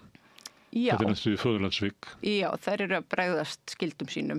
Svo náttúrulega þetta þessar aðgerðir sem gripið til í ástandinu eru í rauninni svona einhver leyti tvennskonar. Það er þessi siðferðisrannsókn fyrst. Hún beinist að bara öllu samfélaginu, bara konum og köllum á öllum aldri. En svo, og ég held að Jóhanna sjálf hefði gjarnan viljað geta haft ákveðið hvað getum við sagt og ég held að hún hefði viljað að það væri hægt að grípa til aðgerða bara gagnvart einmitt samfélagshópum í heild en síðan er þetta í rauninni eins og ég segi svona aðgerðir á sviði barnaverndar sem að þykir einhvern veginn, þar er verið að vernda þá sem eru viðkvæmastir. Þetta meina það, þar eru stjórntæki sem að bjóðu upp á inngrip á meðan að hún hefði ekki getað verið með svona siðferðislega lögreglu á fulltíða fólki. Já, það hefði þurft meira til allavega þannig að þetta er svona, en svo er náttúrulega líka hugmyndin svo að vernda bara þá sem viðkvæmastir eru og það er alveg ýmislegt sem að þessar stofnanir gera sem að, og svona ákveðin inngrip sem þættu ekkert óeðlilega í dag með við þá stöðu sem sumar af þessum stelpum til dæmis voru í sem fóru á Kleppjárnsreyki. Í dag væri klárlega ekki, í dag er gagnrýnt hvernig farið var að hlutum en svo er þetta líka náttúrulega mál sem snúast bara börn í erfiðri stöðu og svoleiðis Sem hefur verið brugðist kannski ekkit svo ólíkt við á öðrum tímum. Nei, allavega þótt ástæða til þess að bregðast við Það hefur verið að kalla eftir því að vanti fleiri heimili fyrir svona, eitthvað sem einhvern tíma var kallað vandrað úlingar. Já, einmitt. Já, þannig að þetta eru líka... Þetta er krakkar með fjölþættan vanda í dag. Já, en þetta eru líka bara aðgerðir í barnaverndarmálum sem eru ekkert endilega alltaf einmitt mál sem að væri bara látin og reitt í dag, Þarna erum við að tína til svona í svolítið hendingaskasti, svona ýmsar hugmyndir sem að verða til í þessu sem að er kallað perfect storm í Bandaríkjunum sem að stúlkur eruðu fyrir og það er að ósekju, held ég að frá okkar svona sjónarhorni. Þetta var harmur sem að kallaður yfir margar stúlkur á viðkvæmum aldri, í viðkvæmri stöðu og þannig svona afskiptasemi stjórnvalda sem að hefði mátt sleppa. En hún sjálf, nú hlýtur maður að velta fyrir sér hvað, að því að hún sömuleiðis fengi svona sess sem svolítið svona óvættur í sögunni. Já. Er eitthvað í hennar svona karakter sem að gerir hana svona líklega til þess að finna sig í því að verða fangabúðastjóri? Ég held þetta hafi alveg verið það að hún einhvern veginn endi í þessari stöðu og verði þessi persóna sem hún verður sé einhvers konar svona samspil bara einmitt hennar svona hugmyndaheims síðan líka bara henni mjög svona sár vonbrigði þetta er einhvern veginn hún hafði hún tók þetta allt mjög inn á sig og þetta var ekki bara vinnan hennar, þetta var mjög mikið svona áhugamál og hjartansmál hennar. Áttu við að hún hefði svona séð fyrir sér eitthvað, hún hugsunarmanneskja, séð fyrir sér hvernig hlutin ætti að vera og svona fundist þar alveg heimurinn svona ágallaður og vilja svona þröngva sínum hugmyndum upp á hann, verið svona þvergirðingsleg. Já, og líka svona henni fannst, held ég, alveg áreiðanlega tilgangurinn helga meðalið. Heilagt stríð. Hún var að horfa á einhvern veginn heill samfélagsins í heild og fann sjálfsagt að það væri kannski óþarfi að hafa áhyggjur að vera of einhvern veginn lingulegur að henni fannst í einstökum málum að því það sem skipti náttúrulega mestu máli var heill þjóðfélagsins í heild, sko. Ég veit ekki hvort það hefur verið sagt eitthvað starf, ég held það hefur verið sagt eitthvað starf að rithöfundur, hann getur ekki skrifað persónum að eitthvað leyti þykja vænt hana. Já, ertu að velta fyrir hvort að mér þykja vænt Jóhannu? Ég veit ekki einu sinni hvort að það sé satt. Ég veit ekki alveg hvort að væntum þykja orð. Einhvern veginn skilja hana á hennar forsendum, einhvern veginn að geta verið rödd hennar. Já, maður eru alltaf að reyna bara að skilja það sem maður er að skrifa og er einhvern veginn að finna í fortíðinni hvort sem það er fólk eða eitthvað annað. Ég get alveg sagt að ég hef ákveðna samúð með henni á mörgum tímapunktum. Hún er stundum pínu harmræn persóna af því að þarna kemst hún klárlega í valdastöðu og tíma þá er hún einhvern veginn, hún er meðallan hennar meðbyr. En mjög oft í gegnum hennar sögu, ekki bara á stríðsárunum, þá er hún alltaf að verða fyrir vonbrigðum einhvern veginn með heiminn. Hún gerir svo, hún vill að hann sé svo ágætur og hún vill einhvern veginn að hann sé á ákveðin hátt og svo er fólk bara alltaf svo gallað og gerir hlutuna öðruvísi en henni finnst það eigi að gera. Þannig að það eru mjög oft svona dálítið harmrænir kaflar þó að maður hefði ekkert viljað að hún fengi að ráða þessu öllu saman. Þá get ég alveg séð harmræna elementið í hennar persónulegu sögu. Það getur verið erfitt að lifa í heimi sem er ekki einhvern veginn verður manni. Já.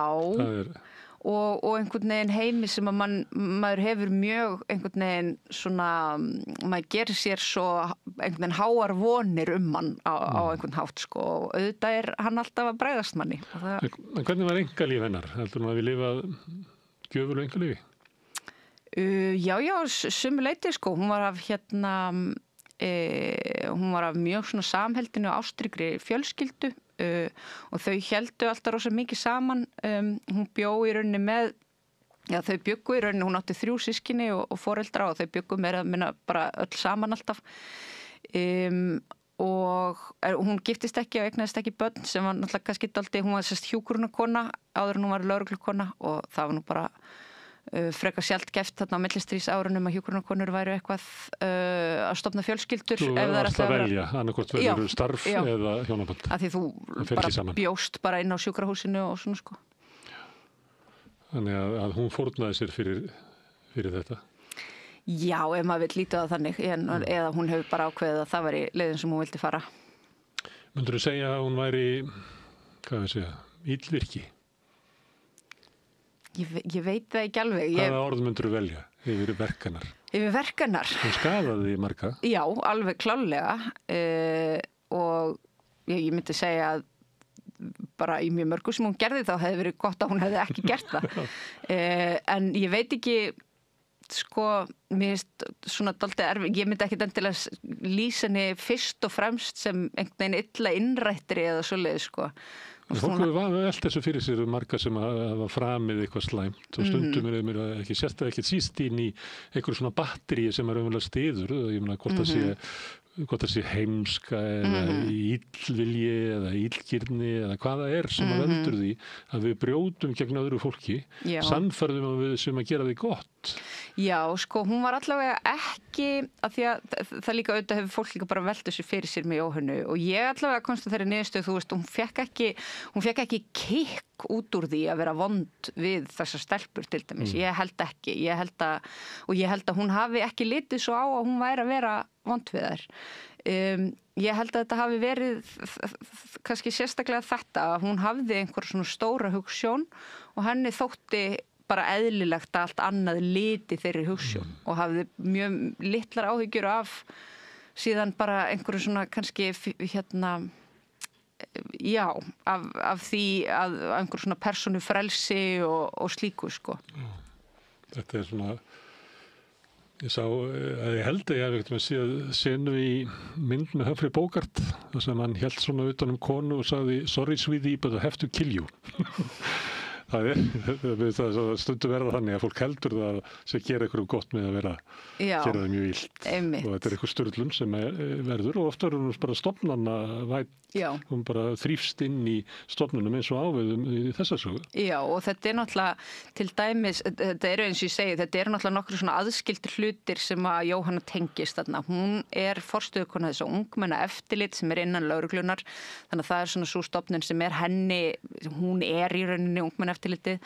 En svo eru þessar aðrar eins og vistheimili á Kleppjárnsreykjum sem hefur orðið svona svolítið alræmt og það eru þetta líka síðan bara hluti af vistheimila sögunni og sem nú eins og við vitum ekki fögur alltaf sko.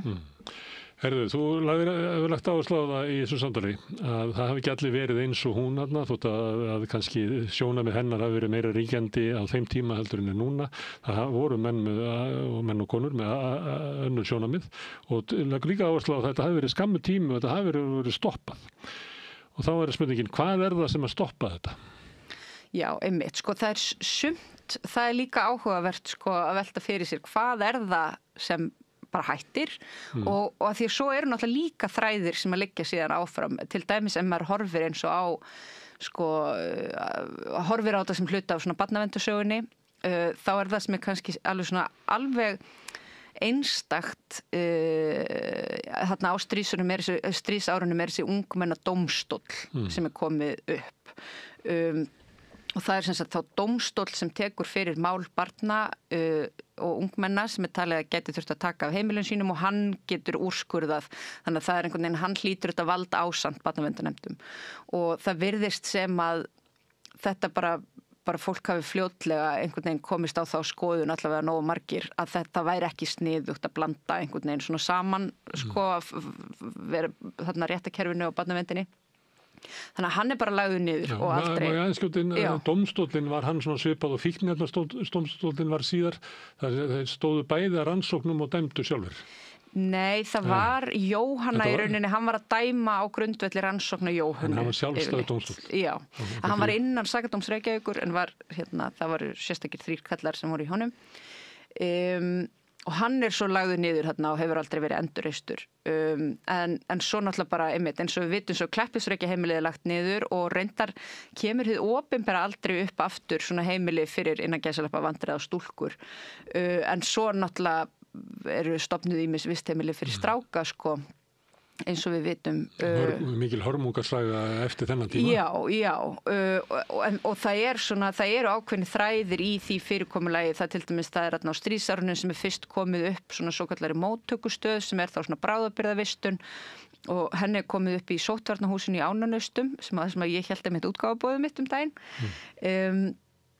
Og svoleiðis stöður til dæmis endurvækin í stríðslok og starfar svo lengi í Elliðahvammi þannig að þetta það eru ákveðnir hlutir sem eru síðan endurvaktir en aðrir sem að einhvern veginn bara líða þarna alveg undir lok og siðferðisrannsóknin líka alveg einstök bara það má nefna sko hún nú eiginlega sko já eitt af því svona má segja bilaðra sem að í þessari sögu líka sko að skoða siðferðilegt ástand. Já, bara þetta rosalega umfangsmikil rannsókn og hún þarna að því virðist og það dálítið óljóst sko, hún sem sagt vinnur þessa rannsókn að fyrirmælum Agnars Kofod Hansen lögreglustjóra og Hermanns Jónassonar sem þá var forsætisráðherra og það rosalega óljóst hvort höfðu einhverja fyrirmynd að þessu eða hversu vel þeir sáu fyrir sér hvernig niðurstaðan myndi verða. En bara gögn þessara siðferðisrannsóknar eru mjög merkileg og þetta er bara persónunjósnir á afar háu stigi, sko. Hún að skrá þarna upplýsingar ótrúlegan fjölda fólks í Reykjavík og þetta er bara fólk að segja frá því að nágrannar þeirra komið sent heim á kvöldin og þetta hún er mjög, mjög sérstök, sko. Við þekkjum mörg dæmi þess að fólk er til í að segja svona. Já, samfélögin bara. Já, algjörlega. Og það er líka, og varandi það, heldur þetta sé eitthvað litið einstakt þetta einstök saga við Ísland eða er þetta finna svona sambærilega sögur við alla bandaríska hermanna beisa og hann var ekkert sagt Filippseyjar þegar þeir voru undir Spánverjum lengi og fóru svo undir Bandaríkjunum að þeir hefðu verið ég menn ekki hvernig setningin er einhvern veginn 3 aldir í klaustri og 1 öld í hóruhúsi. Það er þessi svona hugmynd, sko, að með Bandaríkjamönnum hafi komið, sko, einhver stjarnfræðileg, siðferðisleg niðurbrot. Einmitt. Það eru ákveðnir hlutir allavega sem að má segja séu svipaðir stundum, ég menna svona siðferðis, svona kvennlögregla eða siðferðislögregla skipu konum var víðar tíðkaðist alveg víðar og þegar henni komið á fót þarna í þessu ungmenna eftirliti þá er verið að horfa meðal annars til svona kvennlögreglu í öðrum löndum og auðvitað líka einmitt, ég held bara mjög víða þar sem að er einhver svona nærvera erlends herliðs þá koma upp svona svipar áhyggjur og svoleiðis og síðan sé brugðist á ýmsan hátt við því, sko. Finnst þetta að vera að saga svona kvennabartunar á tíma það sem að orðustanum Ísland lá einkalíf kvenna? Sko, ég veit ekki eins og saga kvennabaráttunar, það eru klárlega tengingar þarna á milli, til dæmis eins og með kvennlögregluna, þá hafði kvennarhreyfingin ekki síst áhuga á að koma konu inn í lögregluna þannig að þegar Jóhanna er ráðin þangað þá er það svona þá er allavega sumar konur sem að líta svo á að það sé ákveðin sigur. Hvern fangi eða hvern sakamaður rétt á þessi kona sem að yfir eða leiti á þeir og þar undir kotunum. Já, og oft var sko lítið svo á að þá var einmitt hlutverk svona kvenlögreglu sneri að konum og börnum og svoleiðis. Þannig að þar eru svona ákveðin tenging, þú veist, það eru konur einhvern veginn að fara þarna út á þetta svið og auðvitað er þetta, ég menn þetta er auðvitað hluti af kvennasögunni líka og þessi bara þessar aðgerðir gegnum svona stelpum og slíkt. Ég veit ekki með sko kvennabaráttuna og Jóhanna sjálf held ég hafi haft frekar lítinn áhuga á kvennabaráttunni og þetta var ekki, ég er ekkert viss hún hafi verið andsnúin henni en hún hafði engan sérstakann áhuga á henni. Við töldum upp svona kristi siðferði sem að hún er alveg upp við töluðum svona þjóðernis hugmyndir, við töluðum konur og fleira sem að hún er eiginlega að brjóta gegn. Var andstaðan við þessu hægt að rekja hana einhvern veginn á sama hátt að þetta hafi verið stoppað vegna þess að ekki dróðu við úr þjóðrefningunum okkar? Nei. Ekki dróðu við úr kvenfyrlitningun okkar? Nei, ekki dróðu við úr við litum ekki á börn sem fullburðar manneskju, nei. Já, einmitt. Hver var einn húmaníska barátta sem að stoppa þetta? Ég held, það var örugglega sko að hluta til var það kannski líka það að bara menn höfðum ansi margt að hugsa og það er ljóst af rekstri þessara stofnunar til dæmis eins og Kleppjárnsreykja heimilisins að það er mjög svona lítill áhugi fyrir að standa í þessu vesenni innan kerfisins. Þetta er í rauninni svona, þetta er verkefni sem er einhvern veginn komið á koppinn og svo er þetta bara vanrækt. Þú veist, starfsfólkið fær engin fyrirmæli, það gengur mjög einhvern veginn treglega að halda þessu starfandi og svona, þannig að einhverju leiti er þetta bara, það er búið að koma hana upp einhverju sem að síðan er ekki áhugi fyrir því að halda úti. Og svo held ég, sko, sumir mótmæltu alveg opinberlega þessum aðgerðum og umræðunni stelpurnar og svo leiðis. En ég held líka síðan þó að við séum kannski ekki með einhvern veginn blaðagreinar það að það hafi líka bara verið margir innan kerfisins sem hafi þótt þetta ganga oflangt í rauninni. Svona gerum við ekki, hugmyndin. Já, og bara einhvern veginn Kannski tengst mörgum að því að þau eru náttúrulega mjög lítið samfélag á þessu tíma? Sko, einhver klárlega voru sumstaðar einhver svona persónuleg tengsl, sko. Kannski hafði það áhrif. En þetta er líka bara, þetta er ákveðin svona eins og til dæmis með þessa siðferðisrannsókn, þú veist, það sem er gengið svo ótrúlega langt einhvern veginn inn í einkalíf fólks og svona, ég held að það hafi líka bara verið einhver svona kannski óánægja og líka áhugaleysi hjá einhvern veginn ráðamönnum sem að þeir voru kannski ekki endilega tjá sig opinberlega en bara ákváðu að láta þetta bara niður falla. Heldur að sé einhverju hópar í samfélaginu sem að þurfa að þola þessa hnýsni stjórnvalda í dag? Ég veit það ekki.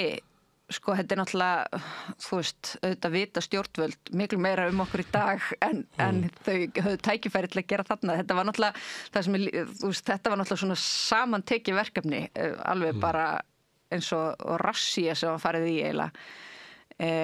Ég vona að það sé ekkert slíkt í gangi en þau vita nú ansi mikið okkur. Það heyri það til þess að Tryggingastofnun hefur aðgang öllum bankareikningum öryrkja og þeir sem í félagslegu húsnæði að það þessi maður sem er þetta gestur eða býr hann og þannig það er. Já, þessi nýsni og í hælisleitetu náttúrulega hafa ekkert prívatlíf, sko. Nei, og eins og ég segi líka bara einhvern veginn í dag er tækifæri til að vita allt okkur, náttúrulega bara, það er bara hér, sko. Það fylgir því að við vitum líka hvort getum við sjálf vita svo margt hvort annað. Já. Herðu, sko, við erum búin að tala hana sem svolítið nýllvætt í sögunni.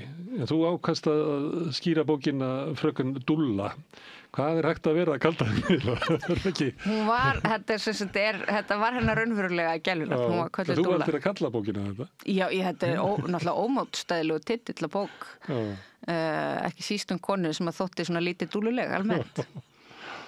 Herðu, skemmtileg bók og áhugaverður kafli í sögun okkar. Gaman alltaf að tala við þig, Kristín Svava Tómasdóttir. Gerðu það ekki. Takk. En við ætlum að halda hérna áfram við Rauðaborðið. Við erum alltaf að reyna að skilja okkur sjálf og samfélagið. Næsti kafli eftir augnablik. Öflugur og ódýr auglýsingamiðill 40.000 manns sjá eða heyra þætti samstöðvarinnar í hverri viku. Ef þú vilt auglýsa, sendu póst á samstöðin@samstöðin.is. Frjáls fjölmiðlun á í vök að verjast allstaðar, ekki bara á Íslandi. Peningavaldið og sterku hagsmunaöflin eiga greiðan aðgang að stjórnvaldi og fjölmiðlum og eiga jafnvel sína eigin fjölmiðla. Þess vegna er samstöðin svo mikilvæg. Hér er pláss fyrir allar raddir, málin eru krufin til mergjar og samtölin eru stór og innihaldsrík. Samstöðin er mikilvægt lýðræðistæki. Ég heiti Kristín Helga Gunnarsdóttir og ég styð samstöðina. Allir þættir samstæðuverinnar eru á YouTube.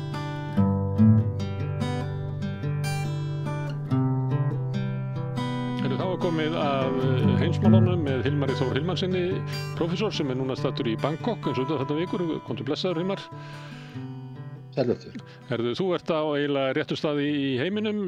Fréttirnar hafa komið mikið frá Asíu vegna Asíuferðar Donald Trump sem hefur farið þarna á milli landa og núna staddur í Suður Kóreu, hitti þar forseta Kína í dag og þær gengu frá einhverju sem er ekki kannski þessi stóri viðskiptasamningur sem að Trump lét stundum í veðri vaka að væri framöndan. Þetta hljómaði frekar eins og svona örlítil hliðrun eins konar vopnahléssamningur í viðskiptastríði.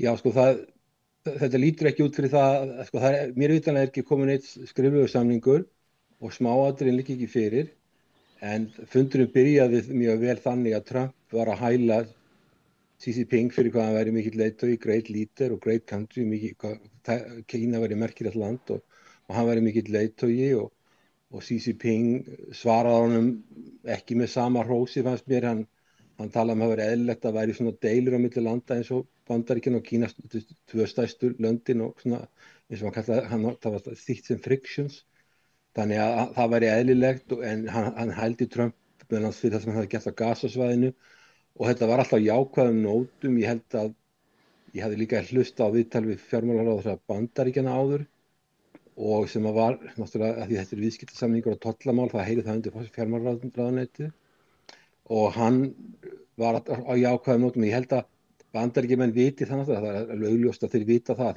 þessi lönd eru svo háð hvert öðru í alþjóðaviðskiptum að það er ekki raunhæft fyrir þau að fara í stríð, neitt viðskiptastríð og Bandaríkjamenn eru háðir sjálfgefum málum frá Kína og Kína þarf að vera í viðskiptum, hefur lagt áherslu á viðskipti við Bandaríkin og Evrópa því þetta eru ríkustu svæðin á jörðinni og þessi viðskipti eru mjög mikilvæg fyrir báða aðila, þetta eru svo samtengd lönd og eins og höfum talað áður eins og það sem við spáðum í síðasta þætti í María, það kemur ekkert út úr þessu neitt stórkostlegt nema það Trump sagði það, hann kann nú alveg orða hlutina stundum, hann sagði að á skalanum 0-10 myndi að gefa fundum 12, 1,12, sem er eitthvað A+ eða eitthvað, hann skala væntanlega. Þannig að hann virtist vera mjög ánægður með fundin, en það er ekkert sem, þetta er kannski, það er verið að kæla málin. Áður var búið að æsa menn upp og tala 100% toll á Kína og svona eins og ætti að fara að beygja Kína eins og Evrópu eitthvað. Nú er Kína álíka stórt hagkerfi og Evrópusambandið.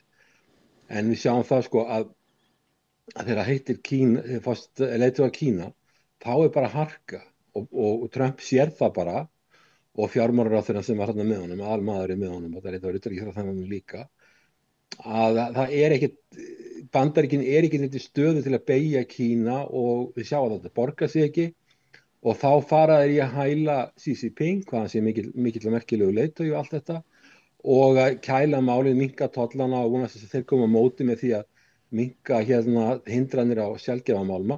Þannig að það kom ekkert mikið út sem nema það að löndin eru komin í farveg þar sem eru farin að tala hvort við annað að virðingu og jákvæðum nótum.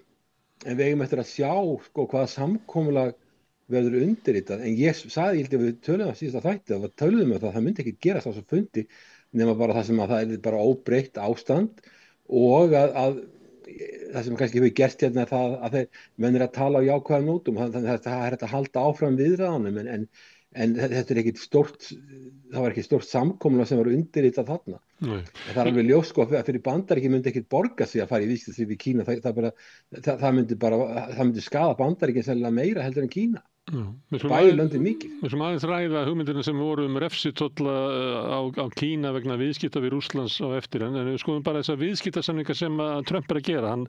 Hann gerði viðskiptasamningu við Kóru og þar lofa Kórumenn því að fjárfesta í Bandaríkjunum fyrir held ég $200 milljarða.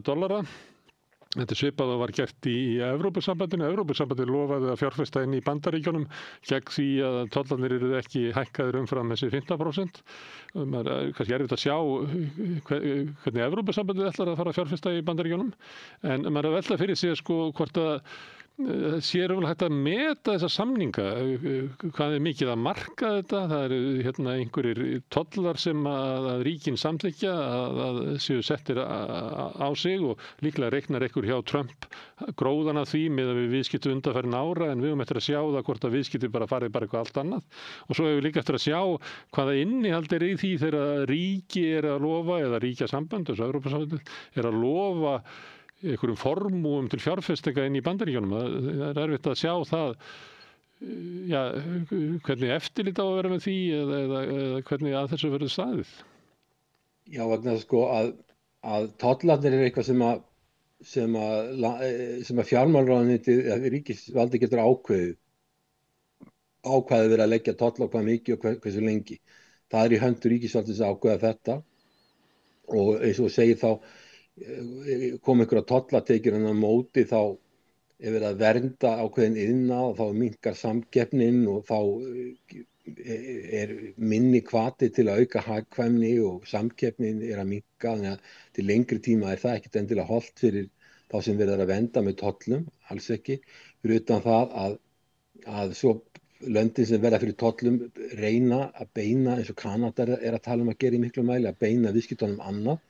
Þannig að þegar upp er staðið getur þetta hreinlega verið leitt til meiri óhagkvæmni í löndunum sem er að beita tollum, minni samkeppni, minni hvati til þess að fara í tæknibreytingar og svo líka til lengri tíma litið að löndin beina sér viðskiptum annað, bæði vegna þess að tollurinn til staðar og líka vegna þess að landið sem er að leggja toll á bara orðin svona, það sem myndi vera kallaður á ensku unreliable partner. Þetta er land sem að þú veist aldrei hvað það er eitt í dag og annað á morgun, þannig að klukkutími er þetta og svo næsta klukkutími eitthvað allt annað og tollar eru lækkar og hækkar sitt á hvað. Þetta skapar ákveðna óvissu og það þýðir það að þú vilt frekar speina viðskiptum á markaði þar sem eru meiri stöðuleiki. Og svo líka alveg rétt sem hún bendir á varðandi fjárfestingu, að þá var Evrópusambandið búið að lofa fjárfestingu í Bandaríkjunum og svo náttúrulega ef aðrir gera það líka, þá eru þetta ekki, ég meina, þetta er ekki eins og Evrópusambandið eða ríkisvaldið í Suður Kóreu þau var alltaf fjárfesta sjálft í Bandaríkjunum, þetta eru einkaaðilar sem að gera þetta og það eins og bendir á það hefur ekki, Evrópusambandið hefur ekki boðvald yfir einkageiranum sem er á svæði Evrópusambandsins eða Evrusvæðinu. Þeir hafa ekki boðvald yfir fyrirtæki sem fara ef að þau vilja það. Þeir geta kannski eitthvað liðka til en þetta er í höndum einkageirans. Eins væri það í Suður Kóreu, þetta er markaðshagkerfi, þannig að fjárfestingar eru auðvitað geta stjórnvöld hvatt fyrirtæki til að fjárfesta í Bandaríkjunum. En þetta er ekki beint boðvald sem að ríkisstjórnin hefur yfir einkafyrirtækjum þetta eru stórfyrirtæki Suður Kóreu, hátæknifyrirtæki sem í mikilli samkeppni og þau beina sínum viðskiptum og sínum fjárfestingu í þær áttir sem þeir telja vera hagkvæmt. Og þannig að það er ekki bara dæmi, ég er núna í Tælandi, Austur-Asíu, Suðaustur-Asíu. Mér er sagt að Bandaríkin hafi fjárfest meira í Suðaustur-Asíu sem er 700 milljónir manna, 10 lönd. Heldur en það var gert í Kína, Japan, Suður Kóreu og Indland til sama. Bandarísk fyrirtæki beina sínum viðskiptum hingað og það er ýmsum ástæðum, til dæmis eins og deilur við Kína sem hafa verið eins og veist, það er búin að fyrir þennan fundum mikla deilur. Þá fara einkafyrirtækin, þau eru áhættufæli, þau bara færa sig til á svæði þar sem er minni áhætta og þá eru svona Suðaustur-Asíuríkin, þau eru minni og það er auðveldara að eiga við þau.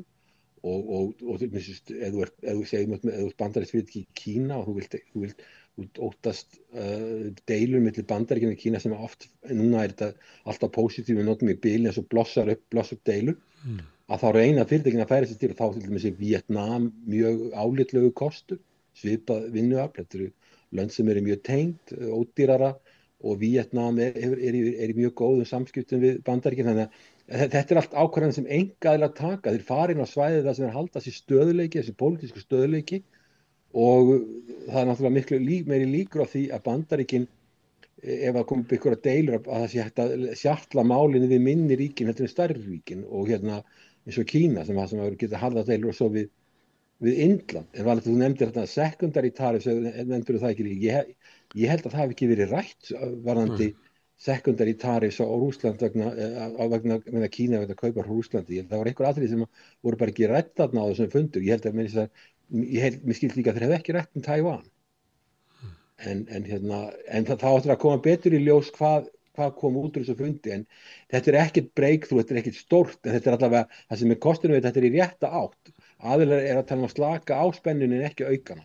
Já, þannig að þessar yfirlýsingar loforð fjárfestingar í Bandaríkjunum, það eru svona vilja yfirlýsingar og þá bara eftir að koma í ljós hvað úr þessu verður. Það má vel vera að ástandið þróist þannig að fyrirtæki fjárfesti í Bandaríkjunum en þetta er ekki skuldbundið á neitt nátt. En að því að varst að nefna þarna hvort það væri hægt að treysta Bandaríkjunum í viðskiptum, að það var mjög gaman að fylgjast með fréttum frá Kanada sem að manni heyrist að þeir líti eiginlega á það sem bara hluta af svona öryggisstefnu sinni, að þau verði að minnka viðskipti við Bandaríkina. Það sé bara allt og áhættusamt að vera með svona mörg egg í þeirri körfu.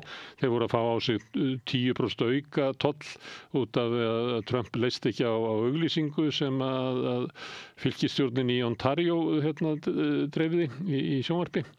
Og þá gekk bara bylgja yfir í Kanada að svona eiginlega megi markmið okkar er að fara bara út allan heim og finna nýja viðskiptafélaga, því að við getum ekki verið svona háðir svona miklum viðskiptum við Bandaríkin meðan að þau eru svona óútreiknanlegt land.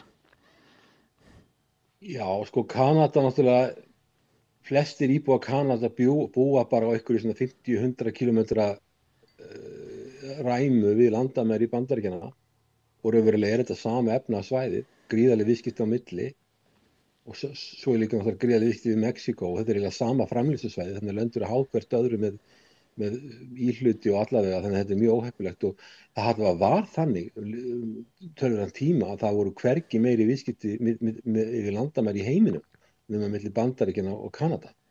En náttúrulega Kanada finnur fyrir því núna, það eru lestir að fara þarna sólarhringinn alveg stanslaust með vörur til og frá, þannig að þetta voru mikil viðskipti, en auðvitað núna stefna Kanada vegna óvissu að beina viðskiptum annað og þá væntanlega evrópska efnahagssvæðið mjög mikilvægt því það svona hátekjusvæði, þeir fara frekar inn á hátekjusvæði og þá verður nánara samband við Evrópusambandið en líka önnur ríki og eins og maður segja, hærri tollar og öll þessi óvissa, hún þýðir það að ríkisvaldi grípur til aðgerða til þess að reyna að beina viðskiptum eitthvað annað og gera viðskipta fríverslunarsamninga við önnur svæði og það það sem ég held að muni gerast í þessu tilviki og með Kanada, í tilviki Kanada það alveg eðlilegt og Kanada líka farið að efast varðandi vopnakaup og annað, ég held að að tala að kaupa Gripen orðstóttur frá Svíþjóð, frekar en F-35 frá Bandaríkjunum, þannig að þessi óvissa, hún veldur ákveðnu tjóni fyrir samskipti landana og það alveg eðlilegt og eins með enga að fjárfesta og svo ferðamenn, svo stórkostlega fækka ferðamennum sem fara frá Kanada til Bandaríkjanna. Þetta hefur alls konar víðtæk áhrif, þannig að það getur víst að þá kom einhverjar tollatekjur til Bandaríkjanna vegna tolla á endanum að þá batni staða ríkissjóðs eða viðskiptahalli minnki eitthvað á það alveg óvíst. Það annarkvort sölumaður í Kanada lagður á stað núna út allan heim að leita nýjum viðskiptatengslum. Þau bara fara út allt því að það eiginlega stefna í öllum fyrirtækjum í Kanada sem að hafa stærðina og styrkin til þess að fara að leita öðrum mörkuðum til þess að tryggja sér eitthvað öryggi í framtíðinni vegna þess að það ekki hægt að stóla á viðskipti við Bandaríkin. Já, þetta eru fyrirtæki sem vilja tryggja ákveðna framleiðslu, hafa ákveðna framleiðslu getu og vilja nýta hana til fulls til þess að vera samkeppnishæf og ef þau eru komið með marka sem mikil óvissa og þau get ekki haft við viti ekki hvað þau eru og var þetta langtíma fjárfestingar, þá viltu vera í viðskiptum við markað þar sem ákveðið öryggi, ákveðin stöðuleiki og því miður það bara þannig að Bandaríkin, þetta stærsta hagkerfi í heiminum mælt á núgildandi verðlag í næsta stað og mælir á jafnvirðisgengi, auðvitað hefði maður vilja þetta land væri þannig að það væri ákveðin stöðuleiki og þetta væri svona leiðandi landi. Við erum að tala með land sem var bara algjörlega leiðandi í því sínu tíma að koma frjálsum viðskiptum í heiminum. Og land sem var komið á stöðuleika og setti upp stofnanir sem héldu utanum eftir seinni heimsstyrjöldina utanum allt kerfið og þetta land sem þetta eru stofnunina sem alþjóða viðskiptastofnun sem núna bara ónýt stofnun. Bandaríkjamenn settu þetta fót með þetta GATT upprunalega, þetta eru stofnanir sem gerði Kína stórveldið, það voru Bandaríki sem tóku aðalákvörðun að hleypa Kína inn í alþjóðaviðskiptastofnunina 2001 og eftir það var þessi gríðarlega hagvöxtur í Kína og þetta er allt eitthvað sem Bandaríkin gerðu og sköpuðu stöðuleika í heimshagkerfinu með því að fella niður alla tolla og fella niður alla kvóta sem voru kvótar algjörlega úti í alþjóðaviðskiptum og lækka tollana eins mikið eins og hægt. Þetta er Bandaríkin sem setti þetta á stað, nú verið að snúa þessu við og alþjóðaviðskiptastofnunin bara ónýt stofnun og eins með þessum Xi Jinping og Trump hittust í Suður Kóreu á APEC-fundinum. APEC-fundur er líka samtök sem stuðla að fríverslun og fjárfestingu og fjárfestingaflæði og slíkum hlutum og fríverslunarsamningar milli APEC-landana og í APEC-landunum eru Rússland þar, Kína þar, Bandaríkin þar, Kanada þar og mörg lönd, það eru lönd í Suður-Ameríku líka og það eru flest ASEAN-löndin sem ég eru þar. Þetta er mjög mikilvæg stofnun en núna af því það komin upp stórveldasamkeppni þá þessi stofnun líka nánast ónýtt, alveg svo gatt og náttúrulega Sameinuðu þjóðirnar löngu ónýttar. Þannig að það sem maður sér þegar gerist svona, þegar komið svo stórveldasamkeppni, að þessar stofnanir sem hafa bæði stórveldin innanborðs, að þær verða mjög illa úti. Og núna er bara Bandaríkin búin að snúa þessu algjörlega við og það auðvitað veldur það ruglingi í Austur-Asíu sem að hefur fylgt þessum ráðum Bandaríkjanna alveg frá heimstyrjöldinni og orðið þetta gríðarlega veldi. Hérna býr 55% af fólksfjöldi í heiminum og þetta eru hagkerfi sem eru að vaxa langkraðast, langmestar nýjungar og eins og ég var að segja við áðan, bandarísk fyrirtæki fjárfesta gríðarlega mikið í ASEAN, því þau sjá bara tækifæri og viðskipti og fjárfestingu og vissan stöðuleika. En núna einhvern veginn þetta farið á hvolf, en Trump allavega á sem fundi núna reyndi að mála myndina úalega góða milli Kína og Bandaríkjanna. Ég veit ekki hvort það segir á morgun að sambandi sé ómögulegt, það kemur ekki á óvart, en allavega við höfum ekki séð ennþá neitt, við þurfum að sjá hvað kemur á pappír í smáatriðum áður nættur að segja mikið. Og kannski líka að sjá hvort að þið sé að ræða mál sem að við vitum að eru viðkvæm eins og Úkraína og stuðningur Kína við Rússland og Tævan. En það er eitt sem er ræddu á fundunum sem að voru sojabönir. Því að það sem að gerðist þegar að Trump kom og hóf svona viðskiptastríðið með auknum krafti, hann hafði náttúrulega hafið að einhver leyti í fyrra kjörtímabili sínu, að þá drógu Kínverjar úr kaupum á sojabönum frá Bandaríkjunum og keyptu það meðal annars miklu magni frá Argentínu. Og ég var að lesa viðtal við bónda í Bandaríkjunum sem ég veit ekki hvað það á að kalla þessa menn bændur, þetta er náttúrulega stór iðnaður framleiðsla, svona monotónísk ræktun og gríðarlegu flæmi lands, stór fyrirtæki sem að reka þetta. En hann sagði að það var kosið Trump, en honum leist nú ekki lengur á kallinn. Og ástæðan var svo að hann hafði Milei, Argentínuforseti, hafði komið til Washington og fengið þar loforðum gríðarlega lán sem að Bandaríkjann veittu Argentínu til þess að halda upp í pesónum. Og þetta fannst honum vera illa leikið því að það var einmitt Argentínu með stefnu sinni gagnvart Kína, þá hafði Trump raunverulega fælt viðskiptavini hans í Kína frá sér og þeir varu núna að kaupa sojabönir í Argentínu. Þetta er svona dæmi það hvernig þetta viðskiptastríð hefur svona áhrif á afstöðu manna inni í Bandaríkjunum. Já, það var viðtal við fjármálaráðherra Bandaríkjanna núna nýlega, réttur í fundin og hann sagðist vera sojaböna bóndi. En menn segjast nú það sé nú ekki, hann hafi legið land undir það sem eru framleiddar sojabönir, en þetta er allavega stór viðskipti. Kína var ekki að kaupa meir en helminginn af öllum sojabönum frá Bandaríkjunum, meir en helminginn því sem þeir framleiða, sá ég ekki starf.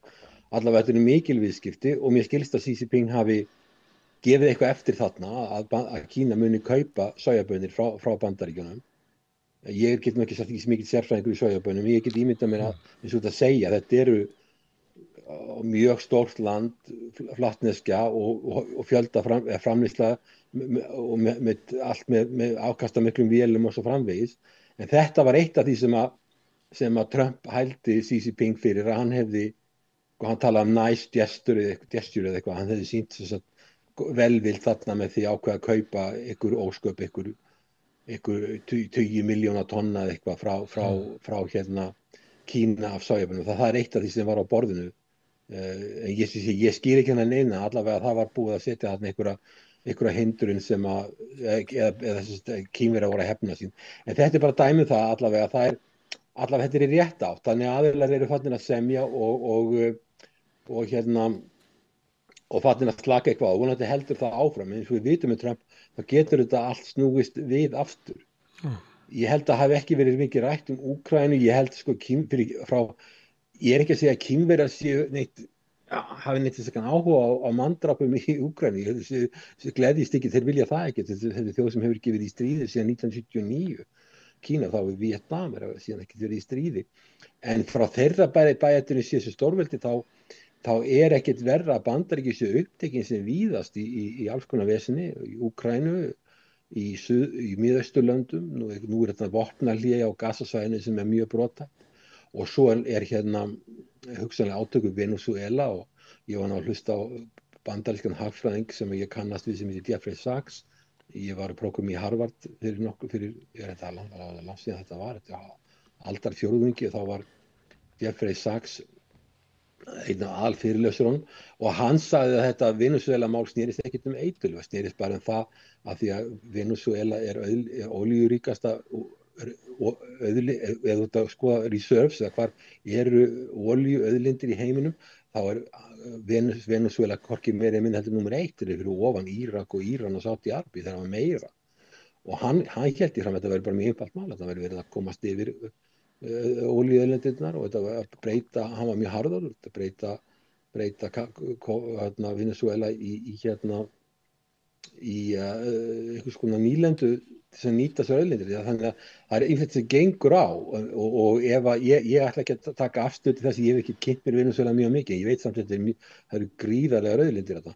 En Jeffrey Sachs, bandarískur hagfræðingur sem er prófessor við Columbia háskóla, sem er mjög góð skóli í Bandaríkjunum í New York, að hann fullyrti þetta væri bara mjög einfalt, það snerist bara þetta, þannig að það er ýmislegt sem gengur á, en frá bæjarturinn Kína er þetta bara upp á það að vera lausir við Bandaríkin frá Austur-Asíu. Kínverjar vilja ekkert vera með Bandaríkin vilja hafa eins lítið eins og hægt en svo bara vekur það athygli, maður sér samt, það er verið að kvarta við Kína sé harðhent, og Asíanlöndin er að kvarta yfir því hvernig Kínverjar koma fram og allt þetta, og séu verið stórveldi og séu fattin að haga sér kannski svo Bandaríkin. En maður sér þessi átök í Úkraínu með þessu gríðarlega mannfalli sem þarna og svo átökin á Gaza-svæðina sem við tala þjóðarmorð. Það eru átökin í Austur-Asíu, eins og það eru átök á Suður-Kínahafi. En hingað til hefur þetta snúist það þegar þjóðunum lendi saman, sérstaklega Filippseyjum og Kína, þá öskra menn hvor á annan í einhverja talstöðar, og síðan ef allt síður upp úr þá fara þeir að sprauta vatni hver á annan. Þetta eru bara vatnsdælur, en það er engin drepinn, það er ekki mannfall. Þannig að þetta vekur svona athygli að átökin þau magnast ekki út í það að fara út í að sé mannfall upp á 100.000 manna eins og við erum að tala í hinum stríðunum. Þannig mér finnst sjálfum að það var mun skárra að menn fara út í það að sprauta vatni úr einhverjum dælum hver annan heldur en að senda byssukúlu í höfuðið á andstæðingnum eða sprengja allt í loft upp. Ég nefndi Úkraínu í tengslu við fund Trump og Xi, vegna þess að í aðdraganda hans þá sagði Trump einhvern tímann, kannski í þessum spjalli sem oft er í forsetastóttunni, eitthvað þá veru að hann treysti því að hann myndi fá Xi til þess að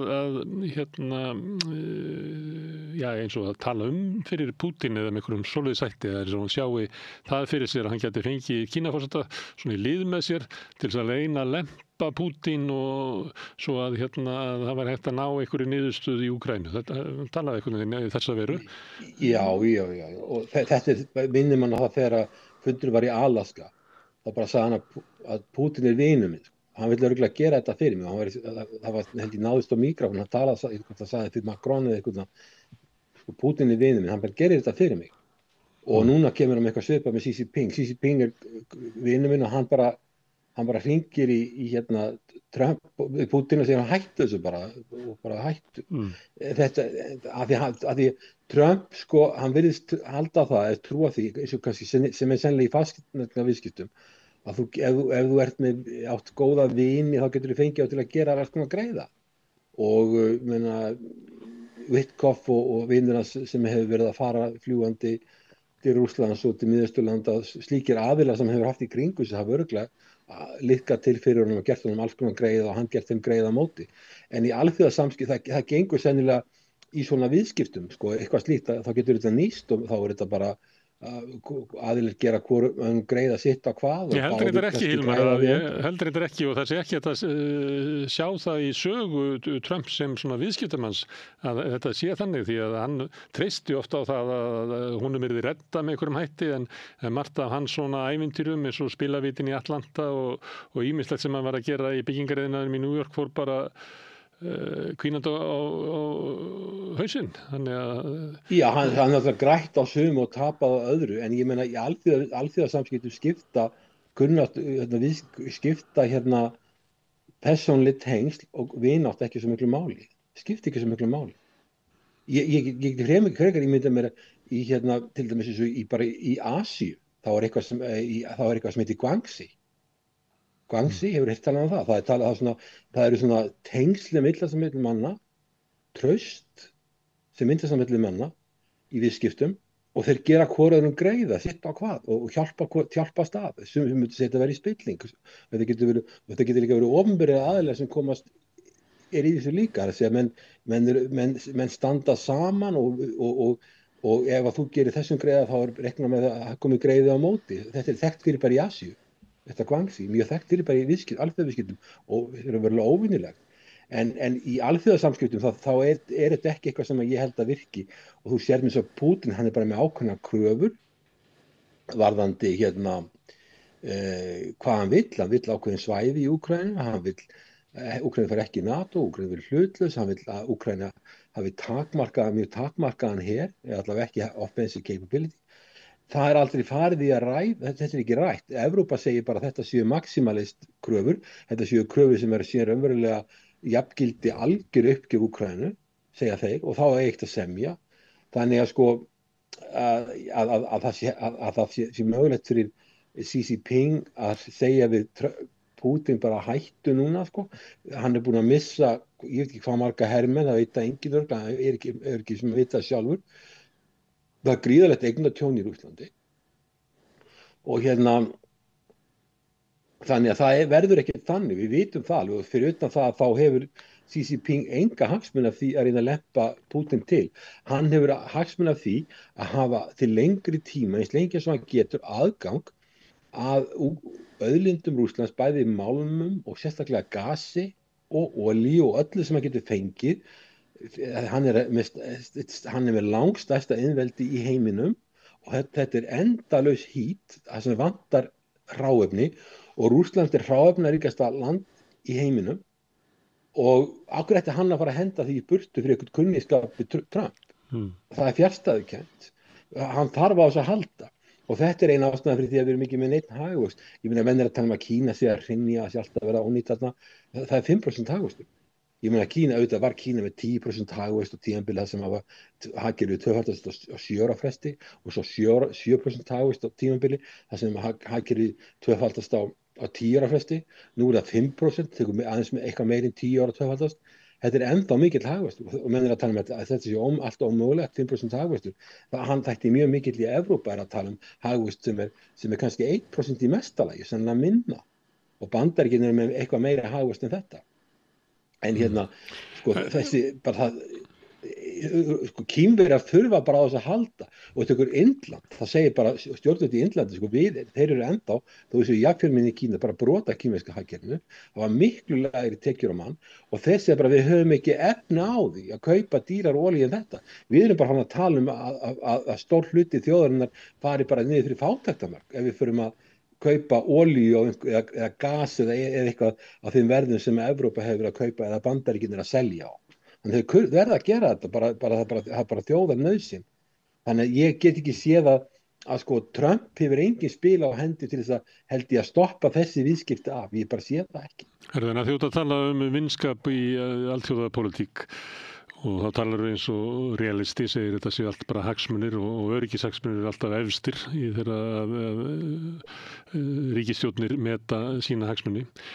Ég vil ekki að við haldum okkur við raunveruleikann af það. Jú, en en að þú segir þetta, tala um svona vinskapa, því það er ríkjandi hugmynd í íslensku utanríkisstefnu að þessu við vinaþjóðir og það er mikið talað um vinskap í svona tengslum okkar kannski að því við erum svona lítil og kannski getum ekki mikið ein og sér, að þá erum við alltaf verið að tala um að við erum að rækta tengsl okkar við vinaþjóðir og svona vinskap. Heldur að þetta sé einhver leyti óráð hjá Íslendingum að vera alltaf að horfa til svona mynd vinskapar? Já, við höfum gjarnan litið til Norðurlandana sem okkar vinaþjóðir en við höfum alveg séð það þegar það kom upp stór mál þar sem að okkar hagsmunir eru miklir, tökum því eins og landhelgisdeiluna. Hvar voru Norðurlöndin þegar við vorum að færa út land, við tók 74 ár að færa út landhelginu frá 1901 til 1975 í langstærsta hagsmunamál Íslendinga. Langstærsta hagsmunamál Íslendinga. Já, þeir voru ekkert að hjálpa okkur í þessu. Málið er það að ef að þú ert að tala eins og Bretland, þá skiptir Bretland miklu meira fyrir öll hinn Norðurlöndin heldur en okkur. Þannig að þegar í landvíkisdeilunni þá stóðu Norðurlöndin ekkert með okkur. Þau voru ekkert með okkur í þessu. Þannig að þetta vinnafan, hún næri ekki, og þarna varum að ræða efnahagslegt, alveg efnahagslegt, sjálfstæði þjóðarinnar var í veði. Bretar sem ekki kannski neitt óvinna þjóð okkar almennt séð, við erum með góðum sætti Breta, en þegar við færiðum landvíkina úr 3 mílum í 4, 52 eða eitthvað svoleiðis, að þá settur okkur viðskiptabann. Við gátum ekki farið í hafnirnar, bresku hafnirnar, bara út af 1 mílu, og það var þá sem Ísland fór að versla við Sovétríkin. Að því þó Sovétríkin verið loka hækið, þá fórum við að versla við Sovétríkin í kjölfarið, og var hafnabann á okkur í Bretlandi. Nú svo ef þú skoða kreppuna 2008-2009, hverju voru vinir okkar? Bretar lýstu okkur sem hryðjuverkaleiki, og Norðurlöndin töluðu mjög illa okkur. Ég skrifaði með eina bók þetta til dæmis sem komst 2018, að Norðurlöndin og bæði ráðherrar og embættismenn í Noregi, Svíþjóð, Finnlandi og Danmörku töluðu öll niður til Íslands að við værum svona óreiðumenn og við erum að taka ábyrgð á okkar málum sjálf, og þau voru öll frekar andsnúin okkur. Auðvitað lánuðu okkur einhverja peninga, en það var ekki gert fyrir en Alþjóðagjaldeyrissjóðurinn var búinn að gera samning. Fyrst semjið Alþjóðagjaldeyrissjóðurinn og svo fáið einhverja aura. Færeyingar lánuðu okkur peninga, þeir voru vinir okkar, að þeir lánuðu okkur peninga án nokkur að skýra það. Og það sama gerðu Pólverjar. Og mér þess að Pólverjar létu það ekki fylgja, sem mér hefur verið sagt, ekki fylgja þrýstingnum ekki láta undan þrýstingi frá Bretland út af Icesave, sögðu Pólverjar. Og þeir lánuðu okkur peninga, það voru þó nokkur einhverju 10 milljarða. Og það náttúrulega var líka af því að það búa svo margir Pólverjar á Íslandi, að þeir töldu að þeir hefðu ákveðnar skyldur að aðstoða Ísland, þetta er það margir fjöldi Pólverjar sem býr á þessu landi, en þeir gerðu þetta. En sko, Norðurlandasamstarfið, að þessi vinátta sem við erum að tala um, eins og í þorskastríði eða landhelgisdeilan, sem var algjörlega grundvallaratriði fyrir okkur, eða kreppan 2009, þegar maður vissi ekki hvort að landið var heillega orðið gjaldþrota og geti verið fjárhagsbyrði á landinu áratugum saman, sem myndi lækka lífskjör kynslóða langt fram í tíma. þá var algjör óvissa. Norðurlöndin voru ekkert að ganga undir okkur í því máli, þau töluðu niður til okkar. Danir voru skrifuðu fyrstu skýrsluna okkur, Danske Bank, hversu mikil vitleysa það væri á Íslandi. Var það ekki vinagreiði að benda á hið augljósa? Jú, en það verður kannski vinagreiði, það verður kannski rétt að þetta er nú kristin þjóð að taka bjálkan úr eigin auga áður en bara að taka flísina úr augum náungans, vegna þess að kom í ljós seinna að þeir voru í mesta peningaþvætti, einhverju mesta peningaþvætti með rússnesku mafíunni í Íslandi og í Eystrasaltsríkjunum sem hefur sést í heiminum, og það voru bæði sænskir og danskir bankar. Þannig að þau voru ekkert saklaus sjálf. Og svo varðandi... Ég meina, það verið ásaka okkur að við verðum í peningaþvætti. Þeir voru sjálfur í einhver bank í Íslandi sem var með gríðarlegar upphæðir í peningaþvætti með danski bank. En þeir voru að benda okkur, Þeir hefðu kannski betur ansaka sjálfa sig fyrst. Já, voru gerðspiltir. En varðandi svona vinaþjóðir þá Bandaríkjamenn studdu Íslendinga til sjálfstæðis og þeir sömuleyti studdu þeir eða reyndu að lempa Breta með einhverjum hætti, það er nú ekki alveg kannski skýrar sögurnar af þessu, en það var allavega, þeir snýrist ekki gegn okkur í landhelgisstríðinu, en þegar kom að hruninu að þá var Davíð Oddsson lengi að reyna að ná sambandi við Bandaríkin og reyna að ná einhverju svona skiptisamningum til þess að verja krónuna en fekk ekki. Og það kannski ástæðan svo að í millitíðinni hefðu Bandaríkin menn raunverulega breytt mati sínu á sínu eigin öryggishagsmunum. Þannig að Ísland var ekki jafnt mikilvægt 2008 eins og hafði verið á 8. áratugnum og 7. áratugnum og 5. áratugnum. Sem að sýnir kannski við hófum því landhelgisdeilunni. Já, við hótum því landhelgisdeilunni að segja okkur NATO og segja upp varnarsamning. Og það hafði vist gildi, sko. Ég meina, Bandaríkjamenn vildu ekki og NATO-ríkin að Ísland væri að taka til máls á NATO-fundum, á ráðherrafundum NATO eða leiðtogafundum og tala að það væri herskipin í landhelginni hjá okkur frá NATO-ríki.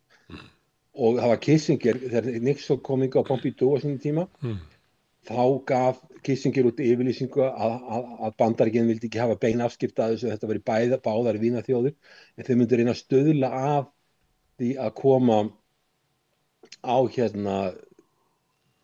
finna ykkur að lausna á þessu máli. Þannig Kissinger var náttúrulega óbáslega fær diplómat og hann hefur, eitt símtal frá honum hefði kannski dugað til þess að Bretar færi að skoða þetta mál kalt, sko, hversu miklir hagsmunir eru til raun og veru. En sko fljótlega eftir nokkrum árum eftir þess að heimsótt Pompidou og Richard Nixon til Íslands og þá var Henry Kissinger þjóðaröryggisráðgjafi, hann var síðar utanríkisráðherra og reyndar á tímabili bæði, en hann allavega stuðlaði að þessu, en þú sér samt sem áður það að það að Bandaríkin hafa, sko, þegar að Danir eru undir Þýskalandi, að þá fara Bandaríkin að hugsa Ísland í seinni heimsstyrjöldinni. Þau taka við að Bretum, en báðu eftir sem ég besti þá báðu Bandaríkin að þau myndi ekki vilja koma til Íslands sem Íslendingar ósku eftir því sjálfur. Og þá myndu þau koma. Og síðan fara þeir að plana sjálfstæði Íslands. Ég held að það hljóti bara að hafa verið þannig vegna þess að við lýsum við sjálfstæði meðan að heimsstyrjöldin er ennþá í gangi og okkur boðið á Bretton Woods-fundinn bara innan við hálfu mánuði eftir að við lýstum við sjálfstæði. Þetta hefur verið allt ákveðið fyrirfram. Og síðan kemur varnarsamningurinn, síðan kemur NATO, við okkur boðið að vera stofnríki í NATO í 49 og síðan 51 fáum við varnarsamningu Bandaríkin. Þetta allt sem hefur verið búið úthugsað í Washington. Vinátta eða ekki vinátta, þetta náttúrulega Bandaríkin vita hvað Ísland á landakortinu og þeir vilja ekki að önnur ríki nái fótfestu þarna. Þeir hugsa sitt þjóðaröryggi fyrst og fremst. Hins vegar hefur okkur gengið sæmilega að vinna með Bandaríkjum. En það er alveg ljóst, eins og þú nefna í kreppinu 2008-2009, að þegar að herinn fer frá Íslandi 2006 eða ekki, og þá hefur við minna vægi og Bandaríkin hugsa svo við þurfum að nota þessi vopn annar staðar og þetta mannafla annar staðar. Þá Afganistastríðið í gangi sem lengsta stríð sem Bandaríkin hafa tekið staðið í frá 2001 til 2021. Dýrast og lengsta stríð sem Bandaríkin tekið þátt í og þeir nota þetta annar staðar og þeir vildu ekki hafa þessi vopn hér á landi. En þeir eru fyrst og fremst og tóku þau í burtu í óþökk íslenskra stjórnvalda. Og þeirra áhættumat var það að það væri ekki svo mikil hætta á Íslandi, en auðvitað eru þeirra fyrst og fremst að hugsa sína hagsmuni. En það er kannski bara tilvíðin hjá okkur að okkar hagsmunir og Bandaríkjanna hafa verið svipaðir í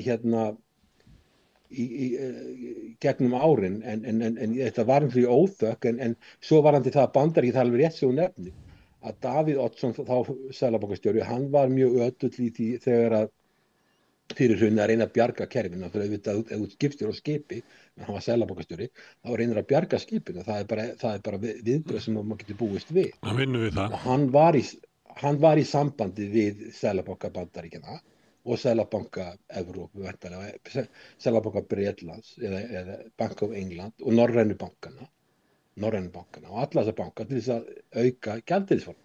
Það er eitthvað sem hann reynir að gera. Og Bandaríkjamenn vildu ekki lána okkur. Ég heldur að við sagt að þeir hefðu metið að þetta myndi kosta 10 milljarða að bjarga íslensku bönkum. Nú, ok, svo getur við spurt, vinir okkar eða ekki vinir okkar. Ég veit ekki hvað þeir voru að hugsa. Hugsaðu þessu svo, ok, við viljum ekki henda 10 milljörðum í þetta, því að þetta er ekki nógu góð vinir okkar, eða nógu merkilegi vinir þess að við hendið á 10 milljarða. Eða hafa svo heyrið það með við stöðuna, þá er best að þetta fari á hliðina. Að bjarga þessum bönkum er ekkit endilega víst mikill vinagreiði. Ég veit ekki hvernig er að hugsa þetta. Það er ekki víst að þeir hafi metið að þannig að það væri gott fyrir okkur að bjarga bönkum með $10 milljarða láni, bjarga þeim bönkum sem kannski var það betra fyrir Ísland til lengri tíma að þessi banka færi á hausinn og verið gerður upp, eða að það kemi stórt lán frá Bandaríkjunum sem þyrfti síðan að endurgreiða til að bjarga þessum bönkum. það bara eitthvað sem Bandaríkjamenn sjálfur verða að svara, seðlabankastjóri í Bandaríkjunum, þeir sem voru að vinna í þessu og voru að tala við Íslenska seðlabankann, hvernig mátu þau stöðuna? Ég veit ekki með vissu. Varðandi það að Roosevelt hafi viljað að Íslendingar bæðu hervernd frá Bandaríkjunum. Þetta var náttúrulega vorið 41 og Bandaríkjamenn ekki fullir þáttakendur í stríðinu fyrir enn í árslok eftir árásina á Pearl Harbor. Þannig að á þessum tíma þá gat ekki bandaríski herinn eiginlega tekið þátt í hernámi, heldur varða að stillis upp þannig eins og Íslendingar verið að biðja hervernd, en Bandaríkjamenn þurftu að hafa Ísland til þess að geta staðið í hergagnaflutningum til Múrmansk, þetta sem þeir voru að styðja Rauða herinn til þess að berjast við Þjóðverja á meginlandinu. Já, þannig tekur eftir því að þarna eru Sovétríkin og þar með Rússland og Bandaríkin bandamenn. Og það stundum sagt að Rússland, það verður aldrei hægt að treysta Rússlandi, aldrei hægt að koma á neinum eðlilegum samskipti við Rússlandi. Þarna þessum tíma þá voru Rússar og þá náttúrulega Sovétríkin, í því voru Úkraínumenn, allir þessu löndi, voru helstu bandamenn Bandaríkjanna. En ég meina, ég býst við því að þeir í Washington, það voru ákveðnir arkitektar sem voru í Bandaríkjunum á þessum tíma, ég get kallað á það, sem voru að búa til Bretton Woods-stofnanirnar, leggja drög að GATT sem varð að alþjóðaviðskiptastofnuninni og voru að búa til NATO, voru að hugsa þetta allt og Ísland hefur bara verið í þeim pakka. Og ég meina, þannig að auðvitað hafa Bandaríkjunum eins og svo, Ísland núna land sem að raunverulega nýlenda Danmörkur undir Þýskalandi og nú tækifærið að mynda sambönd við Ísland, lýsi við sjálfstæði, taka Ísland inn í alþjóðlega fjármálakerfið sem var gert á Bretton Woods-fundinum, hafa sendinefndan að koma þar inn og koma svo inn í NATO og gera svo varnarsamning. Þetta allt planað í Washington. Ég meina, ég býst við því að Íslands stjórnvöld hafi vitað þetta alveg og svo líka vekur þetta athygli samskipti Íslands og Sovétríkjanna eftir að varnarsamningunni gerðu þegar það sett hafnabannið á okkur að við förum að versla við Sovétríkin. Þá voru Rússarnir og Sovétríkin, Úkraína var hluti Sovétríkjanna, þá voru þetta vinir okkar sem fóru að stunda viðskipti við okkur þegar við gátum ekki stunda viðskipti við Breta og Bretland hafði alltaf verið mjög mikilvægur útflutningsmarkaður fyrir okkur. Þannig að þetta vinátta, ég veit það ekki, ég meina Bandaríkin ekkert á Íslandi, held ég endilega, auðvitað mörgum Bandaríkjamenn hlýtur okkur, það eru 500.000 manna eða meira í Bandaríkjunum sem að telja sig íslenskum uppruna. En Bandaríkin eru fyrst og fremst ekki að hugsa vináttu, þeir eru fyrst og fremst að hugsa sína þjóðaröryggishagsmuni og þess vegna var það svo að fyrir hluta Donald Trump, þegar Donald Trump var forseti og við ætlum að fara að vinna með Kínverjum í Belt and Road og byggja jafnvel höfn á Austfjörðum, að við fengum það skilaboð að við skildum ekki vera að hugsa þetta meira þakku fyrir að gera ekki meitt í þessu. Þú sér að þetta bara verið að senda okkur skilaboð, þetta give and take, þið hafið ákveðið, þið hafið þennan varnarsamning og NATO og við sjáum það sé ekki ykkur aðrir að abbast upp á okkur, Rússland eða Kína ykkur aðrir, en að þið getið ekki gert hvað sem reyndar held ég að Brussel myndi ekki hafa verið hrifið af því hvorki Evrópusambandið eða NATO, við verðum að gera þetta, né heldur aðrir Norðurlöndin vilja fá ykkur höfn og Kínverjar náttúrulega reiðir þetta var gert, en þeir vissi alveg hvað klukkan sló og þeir skömmuðu Bandaríkjamenn fyrir þetta en ekki okkur. En ég meina þetta bara hagsmunir. Já, ef þetta bara hagsmunir, Hilmar, og sömuleyti voru við að tala það í upphafi að Xi Jinping og Trump eru að búa til eitthvað svona samkomulag sem að hagsmunir þeirra fari saman. Það ekki verið að fórna og mikið af eigin hagsmunum til þess að skaða andstæðinginn, heldur að vera að reyna að halda þannig að báðir hagsmunir beggja haldi og ef þannig við lifum í heimi þar sem að allt snýst hagsmunir viðkomandi ríkja, það ekki þá til lengri tíma hagsmunir okkar, kannski sérstaklega sem smáþjóðar, að vera raunverulega í vináttu eða svona eðlilegu vinnveittu sambandi við sem flestra í vonum að hagsmunirnir samtvinnist með einhverjum hætti og það valdi því að fólk gangi ekki of harkalega á okkar hagsmuni. við eigum, mín skoðun svo vantir smáríki, þá þarftu eitthvað land sem við erum herlaust land, við höfum ekki her eða neitt. Þannig að við erum algjörlega berskjölduð. Við eigum ekki kosti að, tökum Tæland, þeir eru 70 milljónir manna, þeir hafa töluvert stóran öflugan her, þeir hafa flugher og þeir hafa töluvert öflugan her. Þeir geta svona verið swingsteit, þeir geta verið í góðum samskiptum við Bandaríkin og Kína og spila sitt á hvað. Þeir eru alveg nægilega, og sama gerir Víetnam, 100 milljónir manna. Þetta eru lönd sem geta verið svona swing, og þau geta flakkað á milli og spila stórveldunum saman. Við erum ekki þeirri stöðu, við erum svo lítil.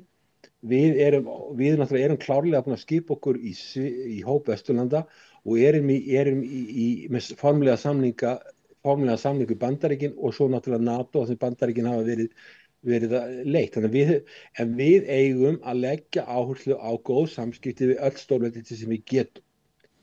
Og varðandi meira þess að Rússland, til lengri tíma litið, það er ekki hægt núna, en til lengri tíma litið eigum við að reyna að vera í sæmilegu samskiptum við Rússland og sem að loka sendiráðinu, mjög misráðið að gera slíka hluti, þetta er engum að huga að gera þetta nema, það er mjög hættulegt fyrir smáríki að grípa til slíkra aðgerða, einliða og svo aðra þjóðir sem þetta ekki til hugar að gera þetta, svo Norðurlöndin, með þess að Eystrasaltsríkin sem eru rosalega harðlínu ríki gagnvart Rússland, það er ekki hugar að gera þetta, þeir halda sinni starfsemi gangandi þó hún sé ekki stór.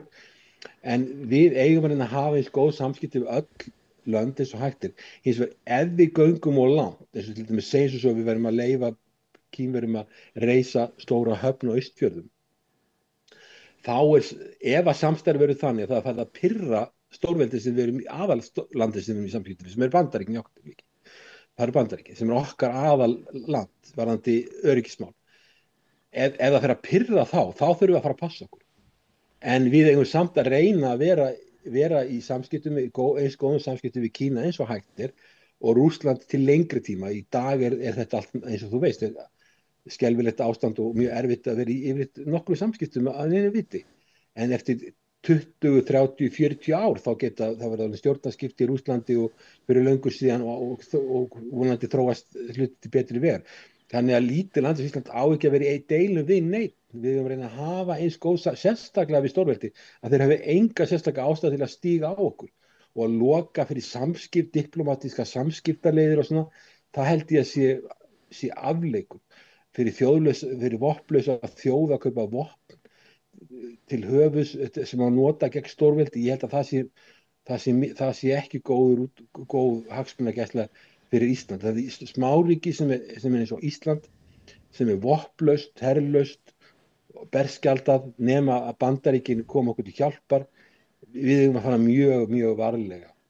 En eins og ég segi með Kínverjana, þeir auðvitað reiddust þegar þetta var gert, þannig að við getum ekki tekið þátt í þessu belt og braut með þeim, en þeir vita alveg hver ástæðan þeir vita, það er ekki við sem þeir vita að við erum í varnarbandalagi og við erum í NATO og það eru ákveðna reglur sem gilda og þetta er svona give and take og við getum ekkert gert hvað sem þeir vita þetta alveg, en við eigum samt eins og við gerum að vera og ég held að samskipti milli Íslands og Kína séu bara yfir höfuð mjög góð. Þannig að við eigum ekki að safna óvinum. Nei.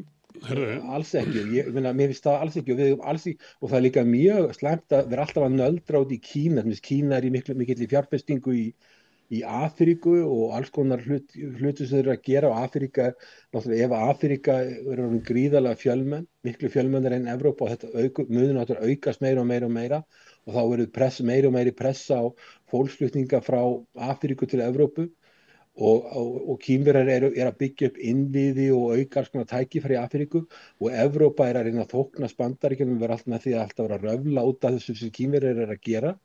Þetta náttúrulega þjónar ekki hagsmunum með Evrópu. Það sem mér finnst Ísland, ég held að við erum að vera vinir allra landa sem við getum, sérstaklega stórvelda og svo eigum við að varðandi samskipti við Kína og Evrópa sjálf og vandamál með Evrópu, hún er ekki að fylgja sínum eigin hagsmunum. Evrópa er svolítið eins og Evrópusambandið er eins og útibú frá Washington sem að geri bara það þar kemur án þess að hugsa sína hagsmuni sjálfstætt. Það ákveðin vandi og það eina ástæðan fyrir því að ég ekkert voru spenntur fyrir að Ísland fari inn í Evrópusambandið. Mér finnst eins og Evrópusambandið sé ekki að hugsa hagsmuni Evrópu endilega.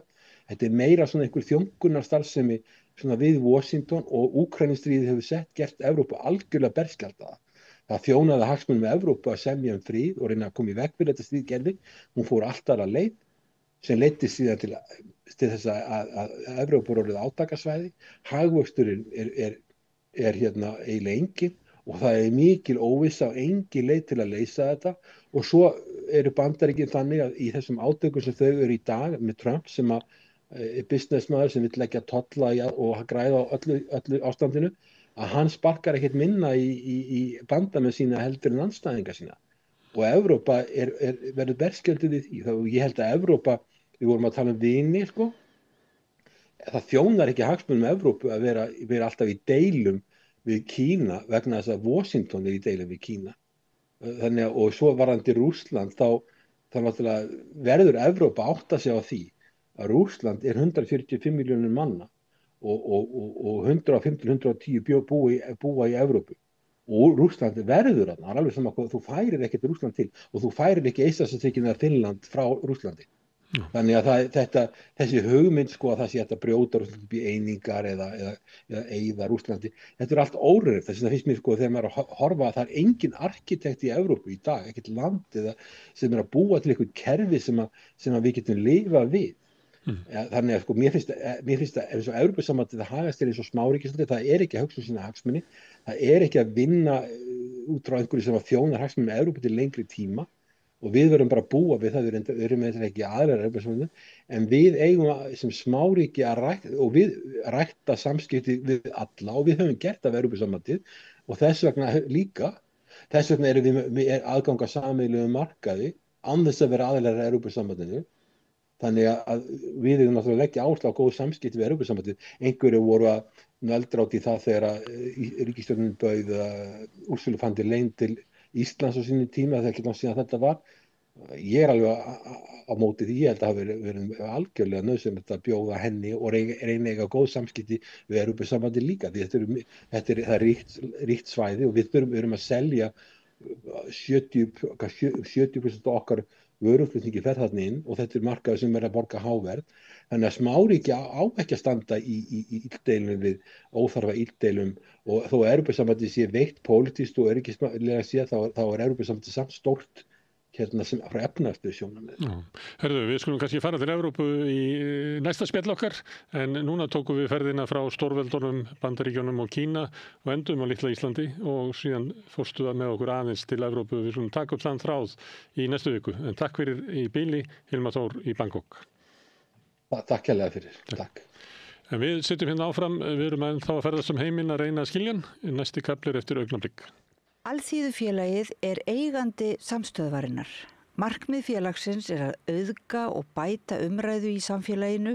Allir geta gengið í Alþýðufélagið með því að skrá sig fyrir áskrift að samstöðinni. Samstöðin.is. Við lifum á tímum þegar þörfin fyrir opna og gagnrýna umræðu er brýnni en nokkru sinni fyrr.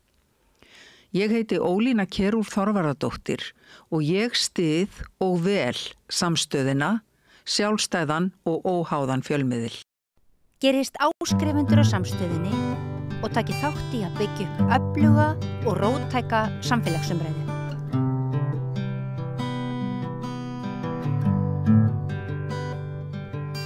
Já, við ætlum að halda áfram umræðu vímuefni, vímuvarnamál og menning okkar í tengslum við þann vanda, það verkefni. Árni Guðmundsson, forvarnafulltrúi, hefur verið hér reglulegur gestur og rætt undanfarið meðal annars börn, íþróttir og áfengi. Næstum vikulega deyr einhver vegna ofskömmtunar og fréttir berast nú á því að fólk er að fara til útlanda með börnin sín í meðferð, Suður Ameríku meðal annars, ef ég man rétt. Í dag ætlum við að fjalla kannski eitthvað sem að ég gæti kallað sjónarhorn kvikmyndargerðar mann sem að hefur margra áratuga skeið verið hugfanginn af þessu efni. Hann segist sjálfur eiga stórfurðulegt áhugamál sem sé menningarbundin vímuefna neysla. Vertu velkomin til okkar Þorsteinn Úlfar Björnsson. Þakka fyrir það. Fyrsta skipti sem þú kemur hér á Rauðaborðinu, ekki satt? Jú. Sko, þú hefur skrifað hvorki fleirinni færri en... Það ekki konar 11 og 12 sem eru komnar vímuefni. 11 eða 12 bækur vímuefni. Og ég held hérna á einni, hún heitir Draumsól, saga menning notkun. Það menningin sem að þú ert upptekinn af. Já, eða sérst menningabundin vímuefna neysla. Já, vegna þess að vímuefni hafa verið með okkur alveg frá sko elstu dæmi einmitt í þessari bók. Það fundist sko menjar 280.000 ára gamlar neanderdalsmenn. Þeir notuðu, kunnu á og notuðu draumsól eða ópíum. Já. Fyrsta Margaret Mead segir að hennar dómi sé fyrsta merki Hún er mannfræðingur, ekki rétt? Nei, hún er mannfræðingur. Já. Mannfræðingur. Að það er lærleggur úr neanderdalsmanni sem að ber þess merki að það hafi verið annast viðkomandi og hann hafi fengið sérsagt fæði og klæði og húsaskjól og vernd meðan að þetta var að grófa. Og þetta er fyrsta merki lækningar sem að við höfum sko nasasjóna af. Og þetta er dálítið merkilegt því að ef að neanderdalsmenn vissu þetta, þeir voru að blandast við Denisóvan menn og þeir voru að blandast við Homo erectus og sennilega fleiri tegundir. Nú er allt í uppnámi hvað voru marga tegundir á þessum tíma. Nýjar kenningar. Nýjar kenningar sem Já, það er bara að finnast svo mikið af fornminjum. Það eru konar svo mikið betur græður til þess að leita. Og í jörðinni, jarðsjár og hvaðina sko. Já. Þannig að sko ópíum er eftir því sem að þú veist best fyrsta vímuefnið sem að við notum. Gætu verið að sveppirnir séu eldri. Já, ég ætlaði einmitt að spyrja það. Hvað með þessa sveppi? Já. Það er ekki ólíklegt að þeir hafi verið snemma á ferðinni. Já, sveppir eru sennilega þriðja elsta lífvera jarðar á eftir bakteríum og veirum. Já. Og svo koma einfrumungar og svo svona smá sem að lengjast keðjurnar og endanum þá verða þetta er 1 milljón ár sko. Þá verður fyrsta lífveran til. Og það eru en svo getur sveppir hafa borist sko utan á geimnum. Það er talið að 40.000 tonn af geimríki falli til jarðar árlega og sveppagró er eina sem að maðurinn veit sem að þolir intergalactic travels.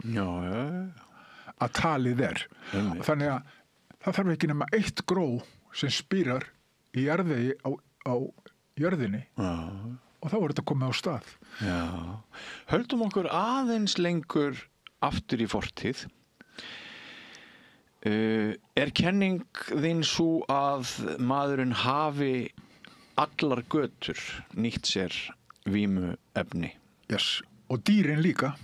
Dýrin líka? Já. Hvernig fóru þau að?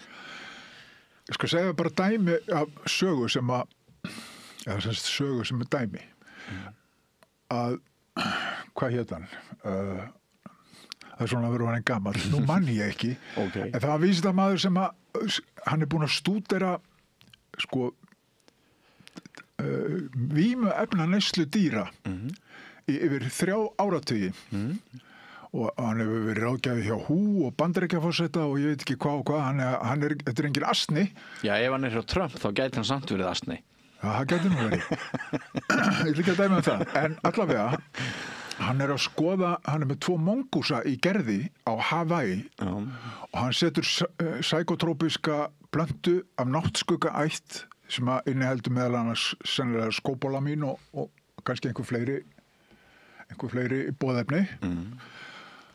Og þeir snudda í kringum hann í fyrst og smakka en hafi ekki áhuga. Þetta truflar. Vímuefna neysla truflar frá lífinu sjálfu og það er málið sko. Ok, svo gerir hitabeltistorm og það brotna trjágrein og fellur ofan á annar mongúsinn og drepur hann. Og eftirlifandi maki snuddar í kringum líkið, gjörsamlega alveg ráðalaus. Og hvað hét hann? Ég man það ekki. Hann fylgist með og svo sér hann að mongúsinn tekur strikið beint í hornið þar sem að plantan var. Og það var eina svarið sem hann hafði. Það var að út úr víma sig af þessu tilfinningalega álægi sem hann var fyrir. Og það var það sem hann gerði. Og hann var bara eftir 20 mínútur þá lá hann bara velta í gerðinu út úr vímaður. Alveg komin út úr heiminu. Já. Þess vegna, þetta kallast á við þetta drekja sorgum mínum. Já. Það ekki hægt. Sorgirnar eru svo fljótar að læra að synda. En þetta kallast á við kenningu sumra, hvað varðar alkoholisma og fíkn, að oft liggi ræturnar í áföllum. Þú ert þeirra skoðanar. Já. Í öllum tilfellum. Ég rek áfallasögu föður míns í Lögvímu sem að kom út á undan þessari og hann var að burðast með 7 raf áfall. Fyrsta áfalli þegar hann 3 ára, svo spánska veikin þegar hann 6 ára, svo mannskaðaveðrið 37, árásin á Írskaskipi fyrir utan höfnina í Porto, skotið á hann á halamiðum af þýskari flugvél, skotið á skipið, mamma sáluga deyr. Þú veist, það bara hvert áfall á fætur öðru. Hvernig átti hann að díla við þetta? Væga sagt viðburðarík og áfalla mikil mannsæfi. Og var það alkoholisti? Já, hann var og hann var helvítið öflugur sko. Hann gat átt til að vera taka tarnir sem að lengsti túrin sem ég man eftir sko, eftir ég var orðin sko farin að hafa vit, voru 6 vikur. En yfirleitt voru þetta svona 3 til 4. Og ólst þú upp við þennan alkoholism, eru fyrstu minningar þínar tengdar drykkju föðurins? Já, 2 ára, ég ætlaði að berja hann með spýtukubb af því að hann var fullur og hann var öðruvísi heldur en hann átti að vera og þá ætlaði ég að bara berja hann með spýtukubb, 2 ára gauti. Og hófst þar með þín áfallasaga með þeim uppvexti? Gæti verið sko, ég er svo heppinn, mín ágæta og yndislega kona, Ardís Valgarsdóttir, hún sem sagt kantsík sálfræðingur, hún að vinna á sálfræðistofunni. Dóttir mín, Lilja Sif Þorsteinsdóttir, sem reyndar og ég er mjög stoltur af að feta í mín fótspor með vímuefni, að kynna sér þetta og aðstofa fólk sem í vanda vegna vímuefnaneyslu. Og hún sannfærður það líka að þetta sé áfallatengt. Gabor Matei sem einhver fremsti spekingur heims nú stundir í áfallasögu og fíkn, hann þeirra skoðuna líka. Það sé alltaf áfall undirliggjandi. Þannig að þegar haldið fram að þetta liggi í genum. Já, það bara kjaftaði. Já, sko, það náttúrulega getur verið að áfallasagan endurtaki sig. Áföllin fara inn í genin og hún ég var einmitt að skrifa þetta bara í fyrradag, ég man ekki hvað hún heitir, hún búin að stúdera þetta, hún skoðaði sem sagt afkomendur Holocaust survivors eða sem sagt, og afkomendur kvenna sem voru á sem sagt ófrískar og lentu í 9/11 áfallinu og það bara alveg skýrt. Áfall erfast milli kynslóða. Og það eru fleiri sem hafa haldið þessu fram. Ég hef séð ég haldið fram áfall erfist í 7 kynslóðir aftur. Þú ert að burðast með 7 kynslóðir og skilar áfram til 7 kynslóða. Og það eðlilegt að lífið taki þessi, þetta hættulegt, munum það, setjum það í genin. Þú óvirkur alkoholisti? Nei. Ég hef aldrei átt í vandræði með nein vímuefni. Nema, tóbak, nikotín. En hefur þú prófað þessi efni? Ég prófaði þetta megnið að þessu. Allt saman? Nei. LSD? Já. Já, hvernig fór það í þig? Ég kunni ekki að nota það, sjáðu. Hvernig getur maður lært að nota það?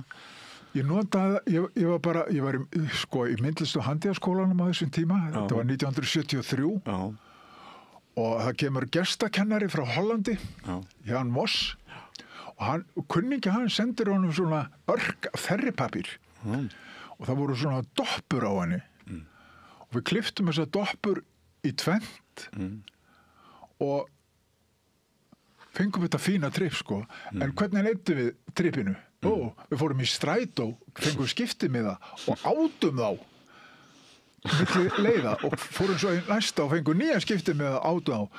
Svo fórum við í Fólsakan rúgbrauði upp í Hvalfjörð með fullt af blöðrum, príluðum upp á þyril, sleftuðum út í loftið og sögðum, wow, ég meina, þetta ekki notkur, þetta er bara rugl, þetta er óvirðing við sem sagt, miðlinn LSD, vegna þess að það er mjög kröftugt efni og getur sýnt þér alls konar hliðar á sjálfum þér sem að og þess vegna langar mig að prófa það aftur undir leiðsögn sálfræðings. En ertu þá bæði gagnrýnin á notkun vímuefna en líka svona opinn fyrir notkun þeirra? Já. Það er hægt að vera sem sagt ságaur. Sko, ef þú sendir einhvern út á sjó, þá er mjög æskilegt að hann kunna synda, ekki satt? Þannig að við kennum fólki allt sem að við þurfum, allt sem það þarf að vita hvernig þessi vímuefni virka og hvað þarf að varast. Og ef að það er gert, þá verður þetta ekkert vandamál því það er bara þeir sem að lenda í áfalli, eða eru að burðast með áfall, sem verða, sko, það sem við kallum fíkla og sem við kalla að ég sé með vímuefnaröskun. Já. Ég kalla það fíkla, það sem ég finnst fíkill mjög gott orð. Ég er mjög fíkin í það að faðma börnin mín. Ég er mjög fíkin í það að faðma konuna mína og barnabörnin. Og ég er mjög fíkin í góðan mat. Þar með er ég fíkill. Ég er fíkin í súkkulaði. Ég get étið súkkulaði endalaust. Sko, þetta er áhugavert. Ef þú værir að tala í ákvæmt tóbak, þá værir að brjóta lög. Og það væri alveg á mörkunum og það væri hægt að senda út þáttinn. Þannig eru bara lögin. Ég veit það. Ef þú væri að tala jákvætt sjálfsmorð, þá myndu aldrei senda út þáttinn. Nei, ég veit það. En sem sagt, það kviknar siðferðisleg spurning, börn að hérna fylgjast með þessum þætti kannski og eitthvað svona og já, hann er að segja LSD getur verið helviti gott tripp og svona. Já, er ábyrgðar hluti að tala eins og þú gerir? Sko, með öll þessi efni, ef þú ert að prófa eitthvað efni í fyrsta skipti, þá bara í guðana bænum, ekki vera einn og hafðu einhvern með þér sem hefur reynslu, sem getur sagt þér hvað þú átt að taka mikið, hvernig þú átt að taka það og er með þér allan tíman. Þannig að þú farir ekki að sko éta fullt af trjónupælu og labba svo berraðsaður á Vesturlandsveginum sko, eða Suðurlandsveginum. En nú eru örugglega margir sem spyrja sko, af því að þú veist ekkit hvað verður þig þegar þú neytir einhverja efna og aðstæðuna getur verið erfiðar, er þá ekki bara best að sleppa því? Að sjálfsögðu best að sleppa því. Já. En við gerum ýmislegt sem væri sko öruggara að sleppa sem að við gerum samt, eins og til dæmis teygjustökk. Já. Einmitt. Þú líkir því við það. Mannlegt eðli, forvitni, klifur í klettum. Já, ögrannir og allt það. Já, það er alls konar sko áhættu hegðun sem að menn stunda. Já. Bara það að fara á hestbak, þú getur hálsbrotið við það að detta baki, sko. Jú. Þannig að það er bara, lífið, það býður ekki upp á safe passage. Það eru alltaf hættur. Alltaf. Því miður. Lífið er bara þannig. En af því að sko menningin í tengslum við vímuefni er þér svo hugleikinn, nú er talað að menning okkar sé slík að þessi málaflokkur sé komin í hendur markaðsaflana, peningaaflana og að því myndist hérna í inngangi á Árni Guðmundsson forvarnafulltrúi hefði verið hérna nokksinum og nú síðast að ræða við mig áfengi börn og íþróttir að sko það er við mjög ramman reip að draga. Við erum með börnin lokuðin í bergmálshellum á internetinu eins og við sjálf erum föst í og hérna sumir myndu ætla að vegna þess hver markaðsítökin eru mikil þá þyrftu við að streitast með óvinnu svona sterkum hætti við menningarlega þeim öflum. Já sko þessi mál eru alveg gífurlega flókin og viðkvæm vegna þess að það eru svo opbóðslega marga breytur það eru næstu því jafn marga breytur eins og sko einstaklingarnir eru margir en við skulum ekki horfa frá hjá því að þessi efni þau valda ekki vímunni í sjálfu sér heldur tryggera þau eða þau kveikja á ákveðnum rofum í okkur sjálfum sem gerir það verkum að heiladingull og fleiri líffæri og heili, nýru, lifur fara að framleiða efni og það er það sem gerir okkur hæ eða sko, veitir okkur áhrif. Það eru innrænu efnin. Það er ekki það að þú drekkur áfengi og hérna þá færðu sem sagt alkohól í líkamann.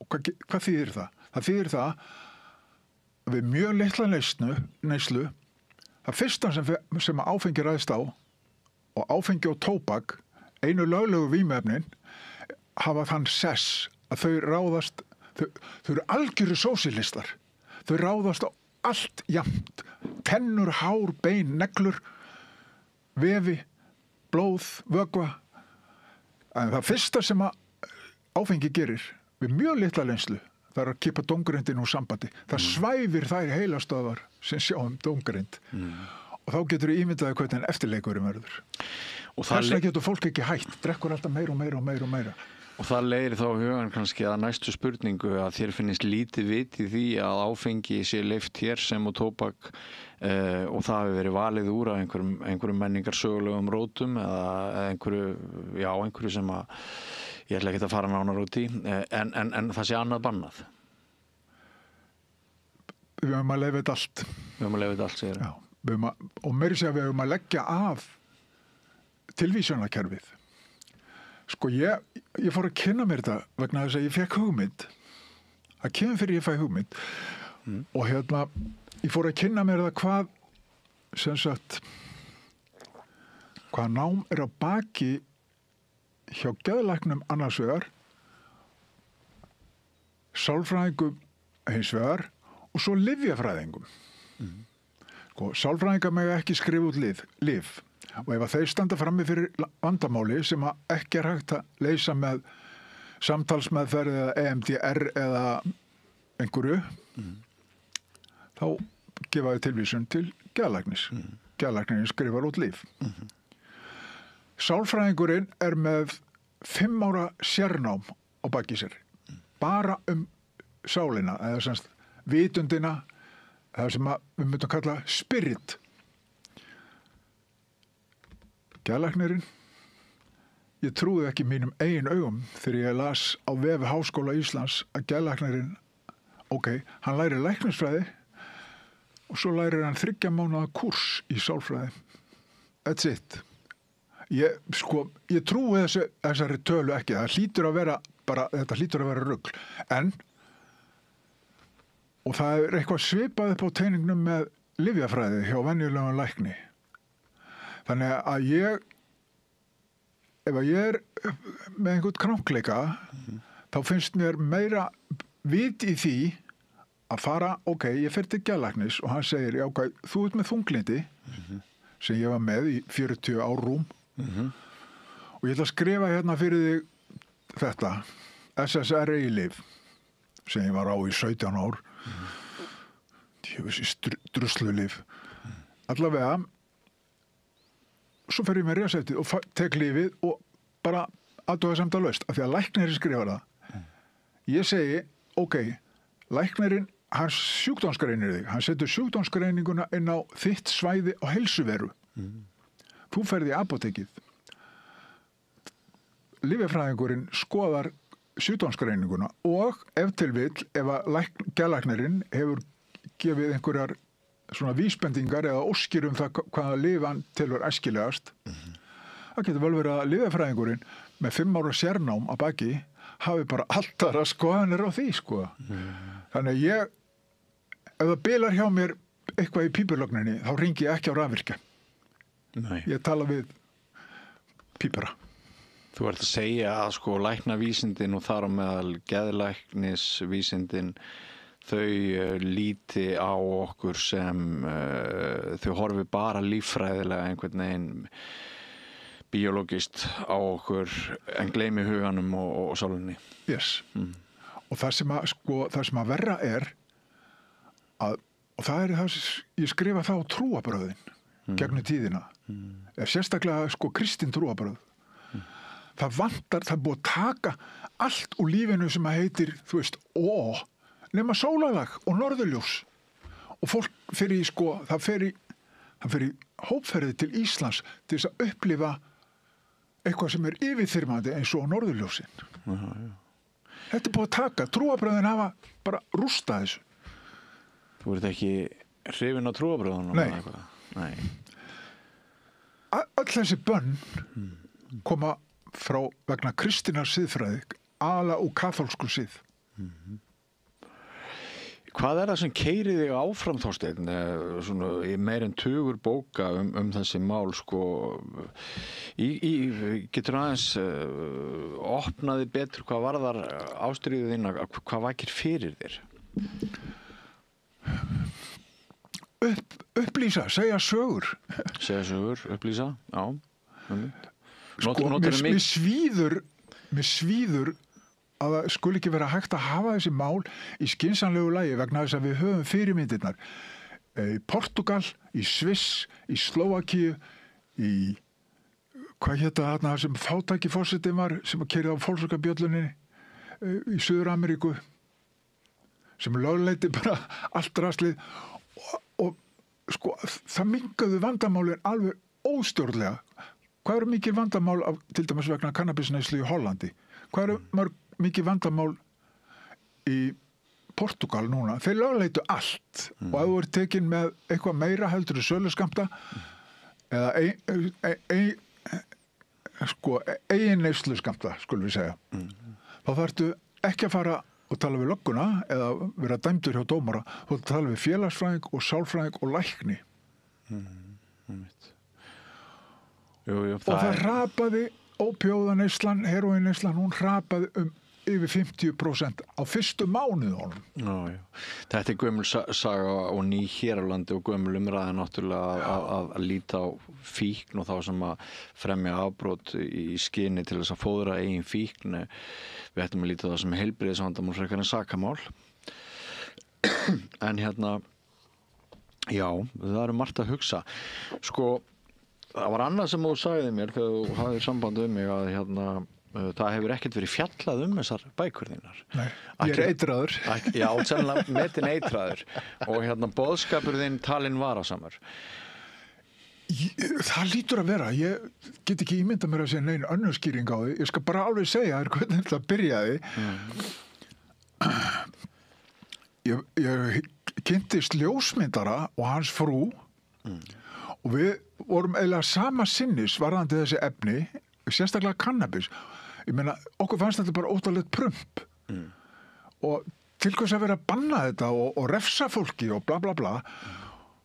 Og svo átti ég páfagauk á þessum tíma, nymfi páfagauk, svona þess að gráu með gula hausinn og toppinn. Og ég sett niður fræ og það voru hampfræ. Ég sett líka niður hissifræ og sólblómafræ. Ég setti niður þessi fræ sem hann var að éta til þess að sjá hvað ég kæmi upp vegna þess að ég gaman að því að rækta og það kom upp hampur og nice. Og ég var nýfluttur í íbúð á Flyðrugrandanum og ég ætlaði að nota vegna þess að ég vissi það að hampurinn var fljótsprottinn. Ég átti 4 eða 8 fermetra engaskika fyrir framan stofugluggann hjá mér og ég sagði mér, ok, ég gerði af með hampi. Bara rækta hampa, sett beð meðfram ringin og þá er ég búin að loka með það og þá getur Maja, fyrir konan mín, farið í sólbað eins og hann listir enga grasflötun okkar. Nei, ég er náttúrulega stoltur, set bara stærstu og flottustu plantutnar út í glugga. Og hvað gerist? Það er bankað. Við erum hérna mætið frá fíkniefnadeildinni, við erum að gera húsleit. Já. Mæja hringir í mig alveg í panik í vinnuna. Ég var þá að vinna í Sín, niðri hjá Gísla B í Lámúla og ég fer heim eins og skot. Og þá er 2 gæjar þar, Reynir og Bjarnþór. Bjarnþór var bara asshól, sko. Með bondstæla og bara með hendur að með mig, sko. Ef með einhverja stæla, þá bara förum við í gegnum allt.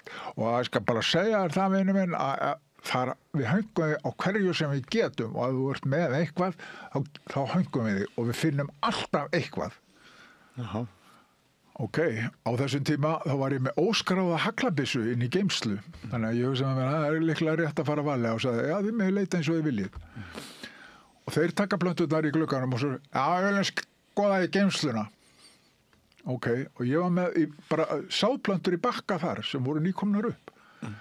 Ásamt fleiru, ég var með burkna og fleira sem ég var að reyna að berjast við að rækta frá grófum og þeir fara með þetta allt saman og svo er ég bara ákærður og ég bara reiður, mér fannst þetta bara kjaftæði og bullshit.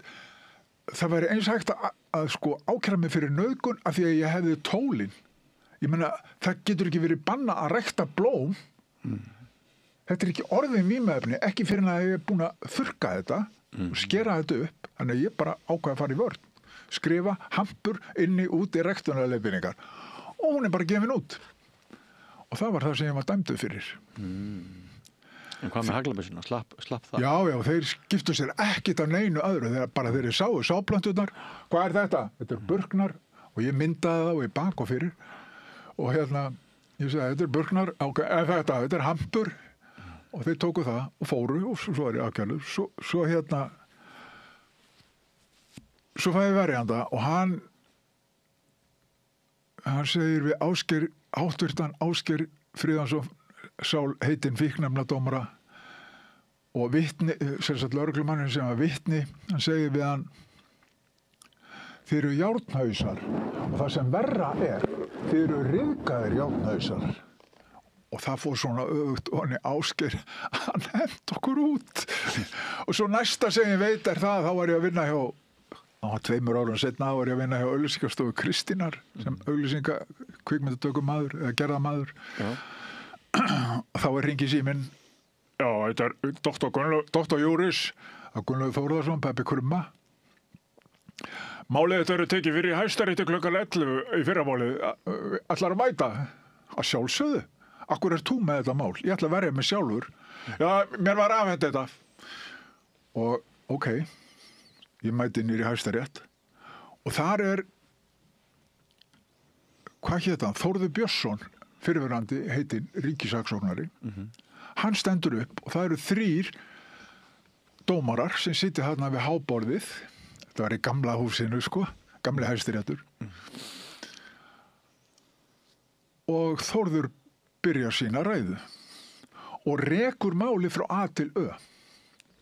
Hann hafi verið samferður sagt ákærðað í upphafi en þegar hann hafi verið að skoða betur þá sé ekkert það í málinu sem ákærði hafi afhafst sem ólöglegt megi teljast. Það sé ekki bannað að rækta blóm. Og þarna séu lifandi blóm að ræða og það bara sé útiloka að refsa fyrir það og þetta brjóti ekki í bága hvorki íslensk lög eða singulsamþykktina eða aðrar alþjóðasamþykktir sem við erum aðilar að. Og dómararnir verða alltaf langleitari og langleitari og doktor Júris hallar sér að mér og hvíslar svona út hann hann flytur málið bara alveg þér í hag, ég þarf ekki að segja neitt. Og ég vildi hann hefði gert það reynda. En það er hann að sagða, svo allt í einu stingur einn dómarinn upp á því að það sé gert réttarhlé. Allir fara fram að fá sér kaffi og ég tala við ekki Valtýr sem tók við svo sem ríkissaksóknari. Já, hann var aðstofamaður Þórðar á þessum tíma, sko. Hann leit voðalega skrítilega á mig og ég segi, þetta gengur bara vel. Þinn maður bara helviti öflugur. Ég honum mjög þakklátur. Og hann bara, ég fekk bara augnaráð, sko. Svo kemur réttarþjónn inn og kallar á Þórð inn til dómarana. Og Gunnlaugur, eða Dr. Júris, við vorum saman í pottfélaginu í Laugardalslauginu á þessum tíma. Hann er kallaður inn og svo bara kemur réttarþjónninn og segir, kaffetíminn búinn, gangið í sal. Og við förum inn og ég sest bara í góðum spirit, sko, búin að vinna þetta mál og allt hvaðina. Ó nei, þá stendur Þórður upp og heldur áfram og tala bara bókina og ekkert annað. Ég var ekkert ákærður fyrir bókina. Og svo lýkur hann máli sínu og sest. Og Dr. Júris stendur upp og segir, já, ég er nú með þessum manni, Þorsteini Úlfari, í pottfélaginu ásamt Steingrími Hermannsinni og fleiri góðum mönnum og ég get fullyrt að þetta góðum maður og eitthvað svona, eitthvað bara bullshit. Já. Og svo bara settist hann aftur og ég horfði bara í forundran á hann, sko. Og dómararnir fara og við bíðum og þeir kom inn eftir 2 mínútur og sagði, já, við ætlum að dæma þig í, hvað var það, 6.500 krónur sekt. Já. Og eitthvað svo leysi. Vegna brot sem ekki var ákært fyrir. Já. Já. Og svo fæ ég, nei, svo er þetta bara tekið til dóms. Svo líða nokkri dagar og þá kemur, sko, svona rammagrein aftan á mokkanum, 3 dálka með fyrirsögn dæmdur fyrir kannabisræktun eða kannabisframleiðslu. Ég man ekki hvernig fyrirsögnin var. Það er þetta að finna þetta sjálfsagt á tímarit.is. Sem var röng fyrirsögn. Það var þetta, sko. Ég hefði verið dæmdur. Og svo liðu árin og ég var farin að vinna niður í Koti hérna upp í Skipholti 31. Þegar hérna ringi síminn og Ásgeir Friðjónsson dómari í símanum og segir, verðbólgan, ég er búin að höggva í þetta, það er stór upp að var ekki hægt að fá þetta til að koma hérna og tala við mig aðeins minnst að kosti. Og ég sagði, jú, ert ekki bara við á kontornum og ekki bara skjóta stiðinn? Jú. Já, ég var komin eftir 5 og ég bara keyrði beint niður þetta og lagði henni í porti bara eins og lögga, sko. Og upp á kontor, bankaði, hvað er þetta mikið? 3.500 krónur í sekt og 6.500 krónur í málskostnað. Já, það er 10.000 kall og ég tekur ekki á þessun. Hvað, allar að borga þetta allt? Já, tekur ekki á þessun? Jú, ég borgaði, fekk kvittun og fór. Eftir það mátti ég aldrei hitta Ásgeir á förnum vegi, öðruvísi heldur en ég væri dreginn inn á kaffihús og hann barmaði sér yfir því, dömpaði bara á mig yfir því hvað allir þessir helvíti stópistar væru vondi við sig. Svo líður bara nokkri mánuðir og þá var ég að koma heim í strætó. Þá var ég skilinn því að þetta náttúrulega rústaði hjónabandinu. Þessi ræktun. Þessi skýrmis við lögguna. Þannig ég var fluttur út, slippur og snöður, fekk myndavélina mína, bækurna mínar, sængina mína og 1 pott. Það var það sem ég fór með. Jú, föti mín. Og bjóinn í Fossvogi og það vildi svo til, ég fór úr strætó þarna við það sem að, hvað heitir það, Póló og Bústaðveginum. Strætóstoppustöðinni þar og labbaði svo neyri þetta og hann er í neðsta landinu þarna, Hörðalandi held ég að hafi verið. Og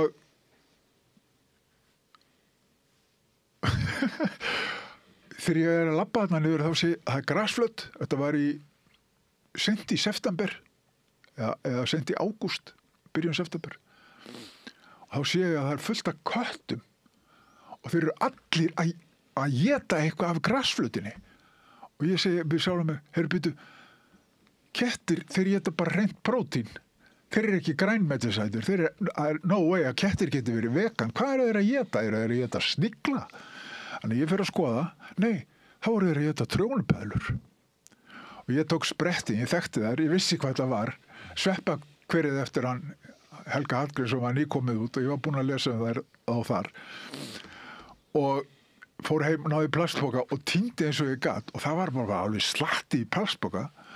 Fer inn í efstu blokkina, las á dýrasíman Ásgeir Friðjónsson, þriðja hæð, hringdi dyrabjöllunni. Já, þetta er Þorsteinn Úlfar, segi ég er hérna með smá sendingu til þín. Já, allt í lagi, vinur. Ég fer upp, hann kemur til dyra og ég rétti honum pokar og segi, hérna eru vímuefnasveppir sem að kettirnir í hverfinum voru að éta hérna á grasflautinni fyrir utan. Þú ættir að gera eitthvað í þessu, kallið minn. Blessaður og fór.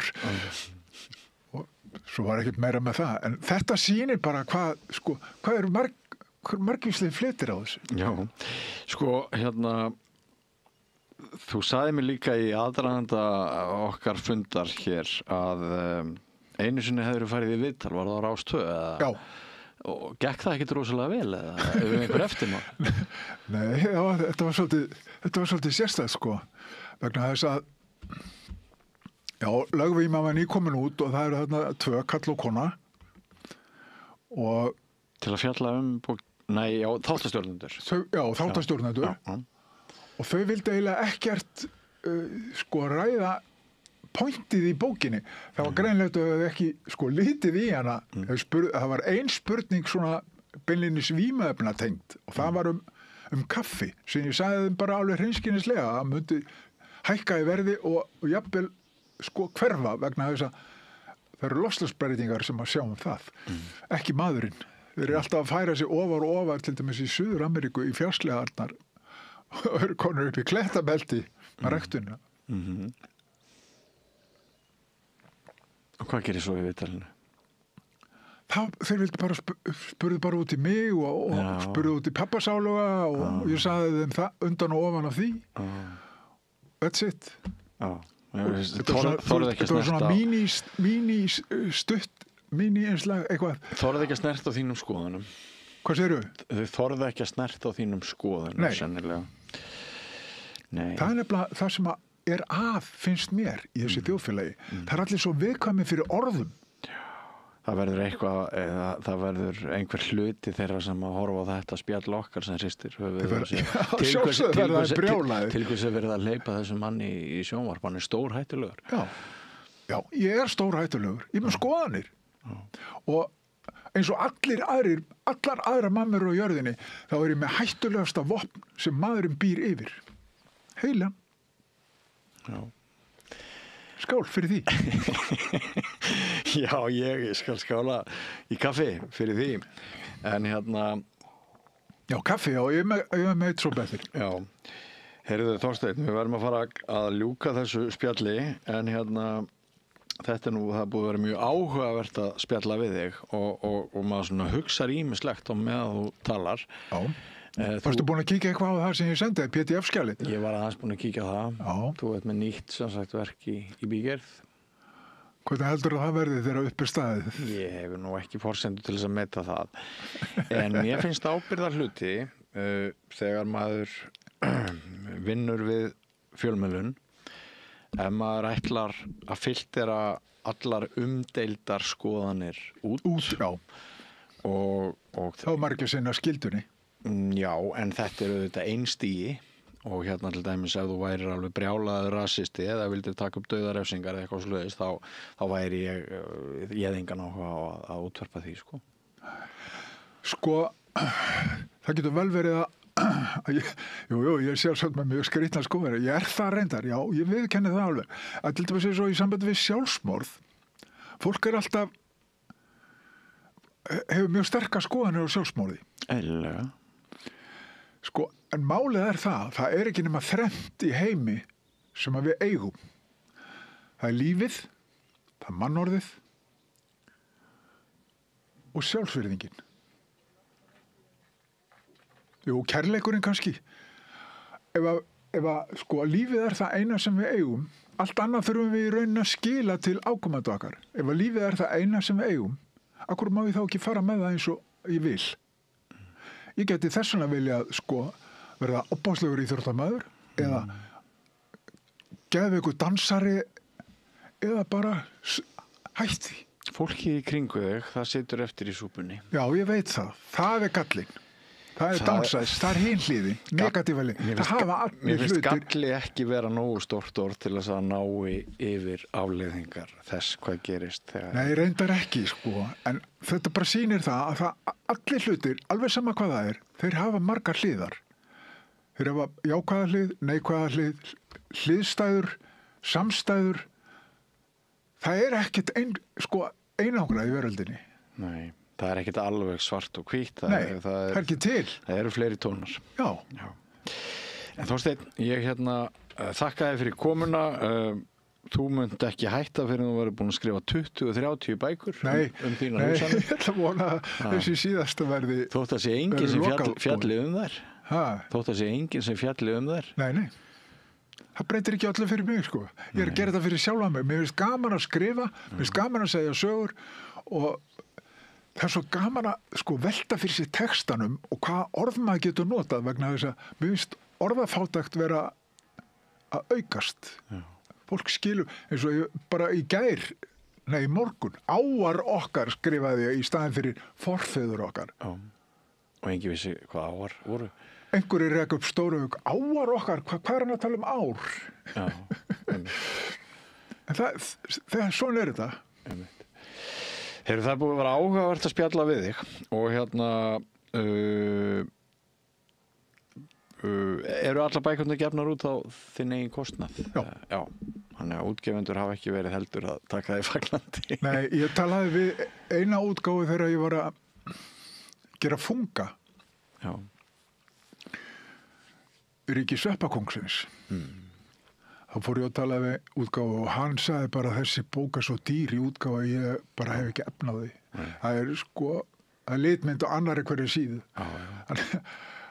Hún kostaði alveg shitload að prenta stafrænt því að það er þrefalt dýrari litsíðan heldur en svarthvíta. Já, ég skil. Það voru allar síðurnar eins og það lögðu sig. Það voru lítil já, ég held að bara alla síðurnar verið í lit. Líka svarthvítir síðurnar. Hvað ertu gamall orðinn? Ég er 74, verð 75 1. febrúar næstkomandi. Og þú ætlar að nota hverja stund sem þú hefur Já, ég ætla að vera lifandi þangað til ég drefst. Og ég er ekki hræddur við það. Mér hlakkar alveg óstjórnlega til. Þakka þér kærlega fyrir spjallið. Þorsteinn Úlfar Björnsson.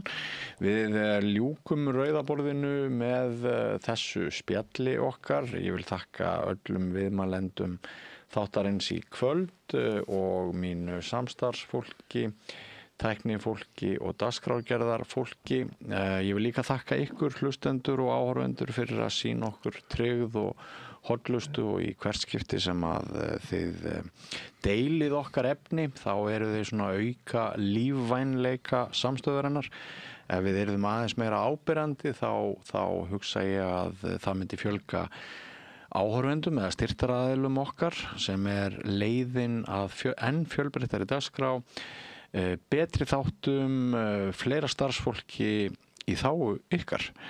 Og ef þið hafið oft velt í fyrir ykkur að styrkja okkur en hafið ekki komið í verk þá minni ég á að einfaldasta leiðin til þess er að fara inn á vefslóðina samstöðin.is, finna þar hnappinn áskrift og haka við lágmars stuðning á mánuði sem er aðeins krónur 2750.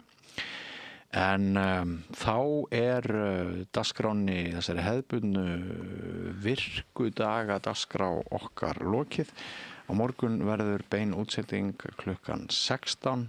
Þar sem ég held að þessi Gunnar Smári Egilsson sem að fær til sín góða gesti til að fara svona yfir tíðaranda vikunar. Nú á laugardags morgun flytjum við svo ítarlegt viðtal við ansi skemmtilegan og þjóðþekktan mann.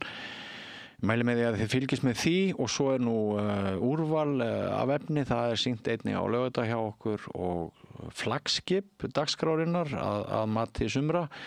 Það fer svo í loftið klukkan 12:40 á sunnudag, Synir Egils, þar sem bræðurnir góðkunnu standa fyrir þjóðmála umræðu engri líkri. En ég heiti Björn Þorláksson, takk fyrir að fylgjast með okkur, verið sæl. Segðu það á Samstöðinni. Samstöðin er í eigu hlustenda, áhorfenda og lesenda. Sláist í hópinn og gerist áskrifendur.